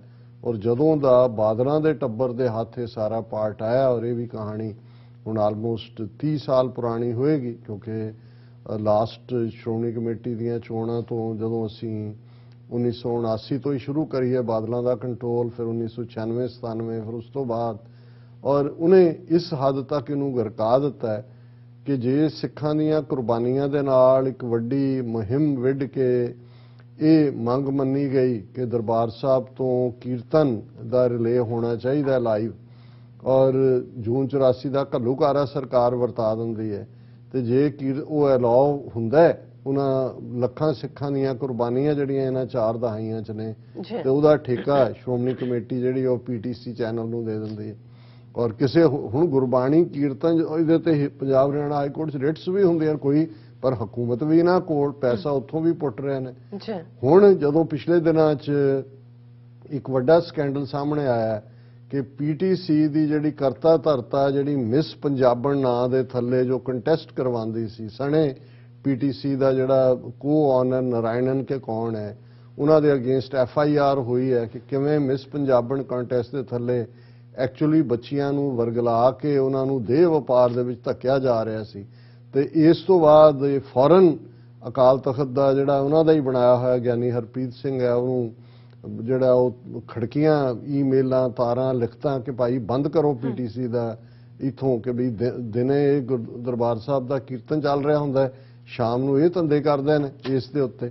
ਔਰ ਹੁਣ ਤੁਸੀਂ ਇਹ ਦੇਖੋ ਕਿ ਵੀ ਇਹਦੇ ਤੇ ਨਾਲ ਦੀ ਨਾਲ ਗਿਆਨੀ ਹਰਪ੍ਰੀਤ ਸਿੰਘ ਨੇ ਕਿਹਾ ਜੀ ਅਸੀਂ ਹਦਾਇਤ ਕਰ ਦਿੱਤੀ ਹੈ ਸ਼੍ਰੋਮਣੀ ਕਮੇਟੀ ਨੂੰ ਕਿ ਉਹ ਆਪਣਾ ਚੈਨਲ ਬਣਾਏ ਅਕਾਲ ਤਖਤ ਦੀ ਸਰਬ, ਔਰ ਸ਼੍ਰੋਮਣੀ ਕਮੇਟੀ ਬਜਟ ਉਹਨਾਂ ਨੇ ਕਿਹਾ ਜੀ 200 ਕਰੋੜ ਰੁਪਈਆ ਰੱਖਿਆ ਜਾਏ ਚੈਨਲ ਚਲਾਉਣ ਲਈ। ਦੇਖੋ। ਮਤਲਬ ਇੱਕ ਪਾਸਿਓਂ ਜੇ ਚੋਰ ਦਰਵਾਜ਼ਾ ਬੰਦ ਹੋਇਆ ਤੇ ਆਲਰੇਡੀ ਦੂਸਰੇ ਪਾਸਿਓਂ ਖਾਣ ਦਾ। ਔਰ ਅੱਜ ਕਿਸੇ ਉਸੇ ਮੀਡੀਆ ਵਾਲੀ ਨੇ ਕਿਹਾ, ਬੀਬੀ ਨੇ, ਉਹਨੇ ਕਿਹਾ ਜੀ ਇਹ ਕਿਹੜਾ 200 ਕਰੋੜ ਸੇ ਚੈਨਲ ਚੱਲਦਾ ਹੈ, ਕੋਈ ਲੋੜ ਹੀ ਨਹੀਂ ਹੈ। ਕੀਰਤਨ ਤੁਹਾਡੇ ਕੋਲ ਹੈ, ਉਹ ਤੁਸੀਂ ਕਿਹੜਾ ਕੋਈ ਸਟੂਡੀਓ ਬਣਾ ਕੇ ਕੁਝ ਕਰਨਾ ਹੈ, ਉਸ ਨੂੰ ਤੁਸੀਂ ਉਹਦੀਆਂ ਵੇਵਜ਼ ਨੇ ਕਿਹਦੇ ਤੇ ਪਾਉਣੀਆਂ। ਲੇਕਿਨ ਮੈਨੂੰ ਇਹ ਲੱਗਦਾ ਵੀ ਇਹਨਾਂ ਨੇ ਅੱਗੋਂ ਵੀ ਖਾਣ ਦਾ ਬਣਾ ਰਿਹਾ। ਔਰ ਹੁਣ ਇਹ ਵੀ ਹੈ ਵੀ ਅਕਾਲੀਆਂ ਦੇ ਹੱਥੋਂ, ਬਾਦਲ ਕਿਆਂ ਦੇ ਸਿਰਫ 3 ਸੀਟਾਂ ਇਹਨਾਂ ਨੂੰ ਮਿਲੀਆਂ ਨੇ, ਸ਼੍ਰੋਮਣੀ ਕਮੇਟੀ ਵੀ ਇਹਨਾਂ ਦੇ ਹੱਥੋੋਂ ਜਾਏਗੀ ਤੇ ਇਹਨੂੰ ਬਚਾਉਣ ਲਈ ਪਹਿਲਾਂ ਹੀ ਇਹਨਾਂ ਦਾ ਜਿਹੜਾ ਵੱਡਾ ਬਾਦਲ ਹੈ ਉਹਨੇ ਬਿਆਨ ਦਿੱਤਾ ਹੈ ਕਿ ਭਾਈ ਐਸਜੀਪੀਸੀ ਤੇ ਕਬਜ਼ੇ ਤੋਂ ਸੁਚੇਤ ਰਹਿਣ ਦੀ ਲੋੜ। ਉਹਨੇ ਕਿਹਾ ਜੀ ਚਲੋ ਸਰਕਾਰਾਂ 'ਚ ਤਾਂ ਇਧਰਲਾ ਬਣ ਗਿਆ ਉਧਰਲਾ ਬਣ ਗਿਆ, ਪਰ ਇਸ ਗੱਲ ਦਾ ਧਿਆਨ ਰੱਖਿਓ ਕਿ ਵੀ ਇਹ ਜਿਹੜੀ ਹੈ ਇਹ ਸ਼੍ਰੋਮਣੀ ਕਮੇਟੀ ਨਾ ਸਾਡੇ ਤੋਂ ਸਿੱਖ ਕੌਮ ਤੋਂ ਖੋਹ ਕੇ ਮਤਲਬ ਜਦੋਂ ਇਹ ਸਿੱਖ ਕੌਮ ਕਹਿੰਦੇ ਨੇ ਇਹਦਾ ਮਤਲਬ ਹੈ ਕਿ ਸਾਡੇ ਕਬਜ਼ੇ 'ਚੋਂ ਇਹ ਨਾ ਨਿਕਲ ਜਾਏ। ਸੋ ਅਸੀਂ ਸਮਝਦੇ ਹਾਂ ਵੀ ਇਹ 1000 ਕਰੋੜ ਦੀ ਬਜਟ ਵਾਲੀ ਸ਼੍ਰੋਮਣੀ ਕਮੇਟੀ ਜਿਨ੍ਹਾਂ ਦੇ ਕੋਲ 15000 ਤੋਂ ਜ਼ਿਆਦਾ ਮੁਲਾਜ਼ਮ ਨੇ ਜਿਹੜੇ ਸ਼੍ਰੋਮਣੀ ਕਮੇਟੀ 'ਚ ਕਰਦੇ ਨੇ, ਮੈਕਸਿਮਮ ਕਰਪਸ਼ਨ ਉੱਥੇ ਹੈ। ਇੱਕ ਨੇ ਪਿੱਛੇ ਜੇ ਕਿਹਾ, ਉਹਨੇ ਕਿਹਾ ਜੀ ਫਰਕ ਇੰਨਾ ਹੈ ਵੀ ਕਰਪਸ਼ਨ ਤਾਂ ਸਰਕਾਰੀ ਅਦਾਰਿਆਂ 'ਚ ਵੀ ਹੈ ਤੇ ਉਹ ਸਾਡੇ 'ਚ ਵੀ ਹੈ, ਪਰ ਸਰਕਾਰੀ ਅਦਾਰੇ 'ਚ ਤੁਸੀਂ ਕਿਸੇ ਨੂੰ ਪੈਸੇ ਦਿਓ ਤੇ ਤੁਹਾਨੂੰ ਇਹ ਹੁੰਦਾ ਵੀ ਤੁਹਾਡਾ ਕੰਮ ਹੋ ਗਿਆ, ਤੇ ਜੇ ਨਹੀਂ ਹੋਇਆ ਤੇ ਪੈਸੇ ਵਾਪਸ ਮਿਲ ਜਾਣਗੇ। ਪਰ ਸ਼੍ਰੋਮਣੀ ਕਮੇਟੀ 'ਚ ਇਹ ਹੈ ਕਿ ਪੈਸੇ ਵੀ ਖਾ ਜਾਂਦੇ ਨੇ, ਕੰਮ ਵੀ ਨਹੀਂ ਕਰਦੇ, ਉਹ ਪੈਸੇ ਵਾਪਸ ਵੀ ਮੋੜਨ ਦੀ ਕੋਈ ਤਵੱਕੋ ਨਹੀਂ ਹੁੰਦੀ। ਸੋ ਅਸੀਂ ਅਫਸੋਸ ਦਾ ਇਜ਼ਹਾਰ ਕਰ ਸਕਦੇ ਹਾਂ ਇਸ ਸਾਰੇ ਦੇ ਉੱਤੇ। ਹੋਰ ਤਾਂ ਅੱਗੋਂ ਮਾਯੂਸੀ ਪਹਿਲਾਂ ਹੀ ਇੰਨੀ ਕੁ ਪਸਰੀ ਹੋਈ ਹੈ, ਹੋਰ ਮਾਯੂਸੀ ਹੁੰਦੀ ਹੈ। ਔਰ ਜਿਵੇਂ ਅਸੀਂ ਇਸ ਗੱਲ ਨੂੰ ਹੁਣ ਯਕੀਨੀ ਬਣਾਇਆ ਹੋਇਆ ਹੈ ਕਿ ਰੂਹਾਨੀਅਤ ਦਾ ਜਿਹੜਾ ਗੁਰਬਾਣੀ ਵਿਚਾਰ ਹੈ ਉਸ ਨੂੰ ਅਸੀਂ ਮਿਸ ਨਹੀਂ ਕਰਨਾ ਹੈ। ਅੱਜ ਵੀ ਬੇਸ਼ੱਕ ਅਸੀਂ ਲੇਟ ਟਾਈਮ ਜ਼ੋਨ 'ਚ ਹੈ, ਲੇਕਿਨ ਤੀਸਰੇ ਪਾਤਸ਼ਾਹ ਦਾ ਸ੍ਰੀ ਰਾਗ ਦੇ ਵਿੱਚ ਸ਼ਬਦ ਅਸੀਂ ਵਿਚਾਰ ਰਹੇ ਹਾਂ। ਗੁਰਮੁਖ ਕਿਰਪਾ ਕਰੇ ਭਗਤ ਕੀਜੈ, ਬਿਨ ਗੁਰ ਭਗਤ ਨਾ ਹੋਈ, ਆਪੈ ਆਪ ਮਿਲਾਏ ਬੂਝੈ, ਤਾਂ ਨਿਰਮਲ ਹੋਵੈ ਸੋਈ, ਹਰ ਜਿਉ ਸਾਚਾ ਸਾਚੀ ਬਾਣੀ, ਸ਼ਬਦ ਮਿਲਾਵਾ ਹੋਈ, ਭਾਈ ਰੇ ਭਗਤ ਹੀਣ ਕਾਹੇ ਜਗ ਆਇਆ, ਪੂਰੇ ਗੁਰ ਕੀ ਸੇਵ ਨਾ ਕੀਨੀ, ਬਿਰਥਾ ਜਨਮ ਗਵਾਇਆ। ਰਹਾਉ ਦੀ ਤੁਕ ਨੂੰ ਹੀ ਵਿਚਾਰ ਲਈ ਅਸੀਂ ਸੈਂਟਰ ਦੇ ਵਿੱਚ ਹਮੇਸ਼ਾ ਰੱਖਦੇ ਹਾਂ। ਔਰ ਇਹ ਜਿੰਨੇ ਸ਼ਬਦ ਪਿਛਲੇ ਦਿਨਾਂ ਤੋਂ ਅਸੀਂ ਵਿਚਾਰ ਰਹੇ ਹਾਂ, ਪਿਆਰਾ ਸੰਬੋਧਨ ਗੁਰੂ ਸਾਹਿਬ ਦਾ, ਭਾਈ ਰੇ, ਹੇ ਮੇਰੇ ਵੀਰ, ਹੇ ਮੇਰੇ ਭਰਾ, ਭਾਈ ਰੇ ਭਗਤ ਹੀਣ ਕਾਹੇ ਜਗ ਆਇਆ, ਕਿ ਜੇ ਤੂੰ ਆਪਣੀ ਜ਼ਿੰਦਗੀ ਨੂੰ ਰੱਬ ਦੀ ਇਬਾਦਤ, ਰੱਬ ਦੀ ਯਾਦ ਦੇ ਵਿੱਚ ਨਹੀਂ ਗੁਜ਼ਾਰਿਆ ਤਾਂ ਤੂੰ ਜੰਮਿਆ ਕਾਹਨੂੰ ਸੀ, ਔਰ ਤੂੰ ਕਿਉਂ ਆਇਆ ਇਸ ਦੁਨੀਆ ਦੇ ਵਿੱਚ, ਤੈਨੂੰ ਹੈ ਵੀ ਤੇਰੀ ਜ਼ਿੰਦਗੀ ਦਾ ਮਨੋਰਥ ਕੀ ਹੈ, ਮਕਸਦ ਕੀ ਹੈ। ਭਾਈ ਰੇ ਭਗਤ ਹੀਣ ਕਾਹੇ ਜਾ, ਜੇ ਤੂੰ ਭਗਤੀ ਨਹੀਂ ਕੀਤੀ ਤਾਂ ਫਿਰ ਤੂੰ ਕਾਹਨੂੰ ਇਸ ਦੁਨੀਆ ਦੇ ਵਿੱਚ ਆਇਆ। ਪੂਰੇ ਗੁਰ ਕੀ ਸੇਵ ਨਾ ਕੀਨੀ, ਬਿਰਥਾ ਜਨਮ ਗਵਾਇਆ, ਕਿ ਜੇ ਤੂੰ ਇਸ ਜ਼ਿੰਦਗੀ ਦੇ ਅੰਦਰ ਗੁਰੂ ਦੀ ਮੱਤ ਦੇ ਉੱਤੇ ਪਹਿਰਾ ਦਿੰਦਿਆਂ ਆਪਣਾ ਜੀਵਨ ਸੇਵਾ ਨੂੰ ਸਮਰਪਿਤ ਨਹੀਂ ਕੀਤਾ ਤਾਂ ਫਿਰ ਇਹ ਸਮਝ ਕਿ ਤੇਰਾ ਆਇਆ ਵਿਫਲ ਹੈ, ਨਿਫਲ ਹੈ, ਤੇਰੀ ਜ਼ਿੰਦਗੀ ਜਿਹੜੀ ਹੈ ਉਹ ਬਿਲਕੁਲ ਫੇਲ ਹੋਈ ਹੈ। ਗੁਰਮੁਖ ਕਿਰਪਾ ਕਰੇ ਭਗਤ ਕੀਜੈ, ਕਿ ਜਿਸ ਦੇ ਉੱਤੇ ਅਕਾਲ ਪੁਰਖ ਮਿਹਰਾਮਤ ਕਰਦੇ ਨੇ, ਗੁਰਮੁਖ ਬਣਾਉਂਦੇ ਨੇ, ਉਹ ਇਸ ਭਗਤੀ ਦੇ ਰਸਤੇ ਤੇ ਤੁਰਦਾ।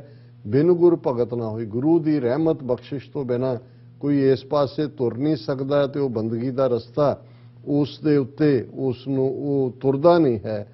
ਆਪੇ ਆਪ ਮਿਲਾਏ ਬੁੱਝੇ, ਕਿ ਉਹ ਅਕਾਲ ਪੁਰਖ ਆਪ ਹੀ ਮੇਲ ਕਰਾਉਂਦਾ ਹੈ, ਆਪ ਹੀ ਉਹ ਉਸ ਕਿਸਮ ਦੇ ਰਸਕ ਵੈਰਾਗੀ ਪੁਰਖ ਦੇ ਨਾਲ ਮਿਲਾਉਂਦਾ ਹੈ।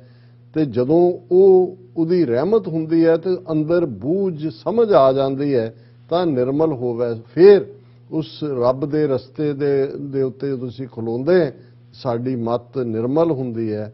ਹਰ ਜੀਓ ਸਾਚਾ ਸਾਚੀ ਬਾਣੀ, ਸ਼ਬਦ ਮਿਲਾਵਾ ਹੋਈ, ਕਿ ਉਹ ਵਾਹਿਗੁਰੂ ਸੱਚਾ ਅਲਟੀਮੇਟ ਟਰੂਥ ਹੈ, ਬਾਣੀ ਸੱਚੀ ਹੈ, ਔਰ ਅਲਟੀਮੇਟਲੀ ਸੱਚੀ ਬਾਣੀ ਰਾਹੀਂ ਉਸ ਸੱਚੇ ਰੱਬ ਦੇ ਨਾਲ ਸ਼ਬਦ ਦੀ ਉਸ ਜਿਹੜੀ ਹੈ ਉਸ ਜਾਪ ਦੇ ਨਾਲ, ਸ਼ਬਦ ਨੂੰ ਕਮਾਣ ਦੇ ਨਾਲ ਉਸ ਵਾਹਿਗੁਰੂ ਦੇ ਨਾਲ ਮਿਲਾਪ ਹੁੰਦਾ ਹੈ। ਆਪੇ ਜਗ ਜੀਵਨ ਸੁਖ ਦਾਤਾ, ਆਪੇ ਬਖਸ਼ ਮਿਲਾਏ, ਜੀ ਜਾਣਤੇ ਕਿਆ ਵਿਚਾਰੇ, क्या को आख सुनाए, गुरमुख आपे दे वडाई, आपे सेव कराए। कि आप ही वाहिगुरु जीवन देण वाला है, सुखां दा दाता है, आपे ही वो बख्श के अपने नाल मिला लैंदा है। इन्हां विचारिਆਂ ਦੇ ਜੇ ਅਸੀਂ ਭੁੱਲੇ ਹੋਏ ਹਾਂ ਤੇ ਸਾਡੇ ਹੱਥ ਕੀ ਹੈ, ਕਿਹਨੂੰ ਅਸੀਂ ਸੁਣਾਏ, ਕਿਉਂਕਿ ਕਰਨ ਕਾਰਨ ਹਾਰ ਉਹ ਵਾਹਿਗੁਰੂ ਆਪ ਹੈ, ਜਿਸ ਨੂੰ ਉਸਨੇ ਵਡਿਆਈ ਦੇਣੀ ਹੈ ਉਹਨੂੰ ਗੁਰਮੁਖ ਬਣਾ ਕੇ ਗੁਰਮੁਖ ਆਪੇ ਦੇ ਵਡਾਈ ਆਪ ਆਪਣੇ ਨਾਲ ਜੋੜ ਲੈਂਦਾ ਹੈ ਤੇ ਆਪਣੀ ਸੇਵਾ ਦੇ ਵਿੱਚ ਉਸ ਨੂੰ ਲਾ ਲੈਂਦਾ ਹੈ। ਦੇਖ ਕੁਟੰਬ ਮੋਹੇ ਲੋਬਾਣਾ, ਚਲਦਿਆਂ ਨਾਲ ਨਾ ਜਾਈ, ਸਤਿਗੁਰ ਸੇਵ ਗੁਣ ਨਿਧਾਨ ਪਾਇਆ, ਤਿਸ ਦੀ ਕੀਮ ਨਾ ਪਾਈ। ਹਰ ਪ੍ਰਭ ਸਖਾ ਮੀਤ ਪ੍ਰਭ ਮੇਰਾ, ਅੰਤੇ ਹੋਏ ਸਖਾਈ। ਹੁਣ ਇੱਕ ਉਹ ਨੇ ਜਿਹੜੇ ਟੱਬਰ ਦੇ ਵਿੱਚ ਫਸ ਕੇ ਪਰਿਵਾਰਕ ਮੋਹ ਦੇ ਵਿੱਚ ਦੇਖ ਕੁਟੰਬ ਮੋਹੇ ਲੋਭਾਣਾ ਉਸ ਦੇ ਵਿੱਚ ਫਸ ਜਾਂਦੇ ਨੇ। ਇਸ ਗੱਲ ਨੂੰ ਇਹ ਜਾਣਦਿਆਂ ਹੋਇਆਂ ਵੀ ਇਹਨਾਂ ਚੋਂ ਕਿਸੇ ਨੇ ਨਾਲ ਨਹੀਂ ਜਾਣਾ, ਚਲਦਿਆਂ ਨਾਲ ਨਾ ਜਾਈ। ਸਤਿਗੁਰ ਸੇਵ ਗੁਣ ਨਿਧਾਨ ਪਾਇਆ, ਕਿ ਜਦੋਂ ਤੁਸੀਂ ਸਤਿਗੁਰੂ ਦੀ ਸੇਵਾ ਦੇ ਵਿੱਚ ਕਾਰਜਰਤ ਹੁੰਦੇ ਹੋ ਫਿਰ ਗੁਣਾਂ ਦਾ ਖਜ਼ਾਨਾ ਵਾਹਿਗੁਰੂ ਤੁਹਾਨੂੰ ਮਿਲਦਾ, ਜਿਹੜਾ ਅਮੋਲ ਹੈ, ਜਿਸ ਦੀ ਕੀਮ ਨਾ ਪਾਈ, ਉਸ ਦੀ ਕੋਈ ਕੀਮਤ ਨਹੀਂ ਪਾ ਸਕਦਾ। ਹਰ ਪ੍ਰਭ ਸਖਾ ਮੀਤ ਪ੍ਰਭ ਮੇਰਾ, ਅੰਤੇ ਹੋਏ ਸਖਾਈ। ਵਾਹਿਗੁਰੂ ਮੇਰਾ ਦੋਸਤ ਹੈ, ਮੇਰਾ ਪਿਆਰਾ ਹੈ, ਮੇਰਾ ਮਿੱਤਰ ਹੈ, ਤੇ ਅਖੀਰ ਵੇਲੇ ਜੇ ਕਿਸੇ ਨੇ ਮੇਰੇ ਨਾਲ ਖਲੋਣਾ, ਮੇਰੀ ਪੂੰਜੀ ਜੇ ਅਖੀਰਲੇ ਪਲਾਂ ਦੀ ਦੇ ਵੇਲੇ ਕੋਈ ਹੈ ਤੇ ਉਹ ਵਾਹਿਗੁਰੂ ਦਾ ਨਾਮ ਦਾ ਖਜ਼ਾਨਾ ਹੈ ਜੋ ਮੈਂ ਇਸ ਜੀਵਨ ਦੇ ਅੰਦਰ ਕਮਾਇਆ। ਇਹੀ ਮੇਰੇ ਨਾਲ ਜਾਣ ਵਾਲੀ ਚੀਜ਼ ਹੈ। ਔਰ ਅਖੀਰ 'ਚ ਤੀਸਰੇ ਨਾਨਕ ਗੁਰੂ ਅਮਰਦਾਸ ਸਾਹਿਬ ਫਰਮਾਉਂਦੇ ਨੇ, ਆਪਣੇ ਮਨ ਚਿਤ ਕਹਿ ਕਹਾਏ, ਬਿਨ ਗੁਰ ਆਪ ਨਾ ਜਾਈ। ਹਰ ਜਿਉ ਦਾਤਾ ਭਗਤ ਵਛਲ ਹੈ, ਕਰ ਕਿਰਪਾ ਮਨ ਵਸਾਈ। ਨਾਨਕ ਸੋਭਾ ਸੁਰਤ ਦੇ ਪ੍ਰਭ, ਆਪੇ ਗੁਰਮੁਖ ਦੇ ਵਡਿਆਈ। ਆਪਣੇ ਮਨ ਚਿਤ ਕਹਿ ਕਹਾਏ, ਬਿਨ ਗੁਰ ਆਪ ਨਾ ਜਾਈ। ਕਿ ਜੋ ਸਾਡੇ ਮਨ 'ਚ ਹੈ, ਚਿੱਤ 'ਚ ਹੈ, ਜੋ ਅਸੀਂ ਕਹਿੰਦੇ ਹਾਂ, ਇਹ ਗੁਰੂ ਦੀ ਰਹਿਮਤ ਦੇ ਨਾਲ ਹੀ, ਜੇ ਅਸੀਂ ਗੁਰਮੁਖ ਹੈ ਤੇ ਉਹ ਠੀਕ ਰਸਤੇ ਤੇ ਤੋਰੇਗਾ, ਤੇ ਜੇ ਅਸੀਂ ਟੁੱਟੇ ਹੋਏ ਹਾਂ ਤਾਂ ਫਿਰ ਮਨ ਦੇ ਮਗਰ ਲੱਗਾਂਗੇ। ਹਰ ਜੀਉ ਦਾਤਾ ਭਗਤ ਵਛਲ ਹੈ, ਜਿਹੜਾ ਭਗਤਾਂ ਦੀ ਬਿਰਧ ਦੀ ਲਾਜ ਰੱਖਦਾ। ਭਗਤ ਵਛਲ ਦਾ ਮਤਲਬ ਹੀ ਇਹ ਹੈ ਕਿ ਜਿਹੜਾ ਜੇ ਤੂੰ ਮੇਰਾ ਹੋਏ ਰਹੇ ਸਭ ਜਗ ਤੇਰਾ ਹੋਏ, ਉਹ ਭਗਤਾਂ ਦੀ ਜੁਗ ਤੋਂ ਜੁਗਾਂ ਤੋਂ ਰੱਖਦਾ ਆਇਆ ਹਮੇਸ਼ਾ। ਇਸ ਲਈ ਰੱਬ ਦਾ ਨਾਂ ਹੀ ਭਗਤ ਵਛਲ ਹੈ। ਉਹ ਡਿੱਚ ਨਹੀਂ ਕਰਦਾ ਆਪਣੇ ਪਿਆਰਿਆਂ ਨੂੰ, ਹਰ ਔਖੀ ਘੜੀ ਨਾ ਦੇਖਣ ਦੇਈ, ਆਪਣਾ ਬਿਰਧ ਸੰਭਾਲੇ, ਹਾਥ ਦੇ ਰਾਖੇ ਕਰ ਆਪਣੇ, ਸਦਾ ਸਦਾ ਪ੍ਰਤਪਾਲੇ। ਭਗਤ ਵਛਲ ਹੈ, ਔਖੇ ਵਕਤ 'ਚੋਂ ਵੀ ਉਹ ਆਪ ਕੱਢਦਾ। ਹਰ ਜੀਉ ਦਾਤਾ ਭਗਤ ਵਛਲ ਹੈ, ਕਰ ਕਿਰਪਾ ਮਨ ਵਸਾਈ। ਕਿਰਪਾ ਕਰਕੇ ਉਹ ਮਨ ਦੇ ਵਿੱਚ ਆਪ ਹੀ ਵਸਾਉਂਦਾ ਹੈ। ਨਾਨਕ ਸੋਭਾ ਸੁਰਤ ਦੇ ਪ੍ਰਭ, ਕਿ ਤੀਸਰੇ ਨਾਨਕ ਫਰਮਾਉਂਦੇ ਨੇ ਕਿ ਉਹੀ ਵਾਹਿਗੁਰੂ ਜਿਹੜਾ ਸੁਰਤ ਦੇ ਅੰਦਰ ਜਦੋਂ ਆਪ ਵਸਦਾ ਤੇ ਉਸ ਜਨ ਨੂੰ ਸ਼ੋਭਾ ਮਿਲਦੀ ਹੈ, ਪਤਵੰਤਾ ਬਣਦਾ, ਉਹ ਰੱਬ ਦੀ ਦਰਗਾਹ 'ਚ ਵਡਿਆਈ ਮਿਲਦੀ ਹੈ। ਆਪੇ ਗੁਰਮੁਖ ਦੇ ਵਡਿਆਈ, ਇਹ ਉਹਦੀ ਬਖਸ਼ਿਸ਼ ਦੇ ਨਾਲ ਹੀ ਹੁੰਦਾ। ਸੋ ਇਹ ਅੱਜ ਦਾ ਵਿਚਾਰ ਜੀ। ਡਾਕਟਰ ਸਾਹਿਬ ਤੁਹਾਡਾ ਬਹੁਤ ਸ਼ੁਕਰੀਆ, ਤੁਸੀਂ ਅੱਜ ਦੇ ਐਮ ਸ਼ੋ ਤੇ ਅੱਜ ਦਾ ਵਿਚਾਰ ਸਾਡੇ ਦਰਸ਼ਕਾਂ ਨਾਲ ਸਾਂਝਾ ਕੀਤਾ। ਸੋ ਇਸ ਨਾਲ ਆਪਣੇ ਵਿਊਅਰਸ ਕੋਲ ਲੈਣੇ ਇਜਾਜ਼ਤ। ਵਿਊਅਰਸ, ਸਾਡੇ ਪ੍ਰੋਗਰਾਮ ਦਾ ਸਮਾਂ ਇੱਥੇ ਸਮਾਪਤ ਹੁੰਦਾ। ਤੁਸੀਂ ਆਪਣੀ ਰਾਏ ਤੇ ਸੁਝਾਅ ਸਾਨੂੰ ਭੇਜਣਾ ਭੁੱਲਣਾ ਸਾਡੇ ਇਸ ਪਤੇ ਤੇ SOS@TV84.TV ਤੇ ਅਸੀਂ ਆਪਣਾ ਪ੍ਰੋਗਰਾਮ ਲੈ ਕੇ ਫਿਰ ਦੁਬਾਰਾ ਤੁਹਾਡੇ ਰੂਬਰੂ ਹੋਵਾਂਗੇ। ਤਦ ਤੱਕ ਲਈ ਮੈਨੂੰ ਤੇ ਆਪਣਾ ਸੁਣਾ ਗਿਆ ਦਿਓ। ਦੇਖਦੇ ਰਹੋ TV84। ਬੁਲਾ ਦਿਓ ਫਤਿਹ। ਵਾਹਿਗੁਰੂ ਜੀ ਕਾ ਖਾਲਸਾ, ਵਾਹਿਗੁਰੂ ਜੀ ਕੀ ਫਤਿਹ। ਰੱਬ ਰਾਖਾ।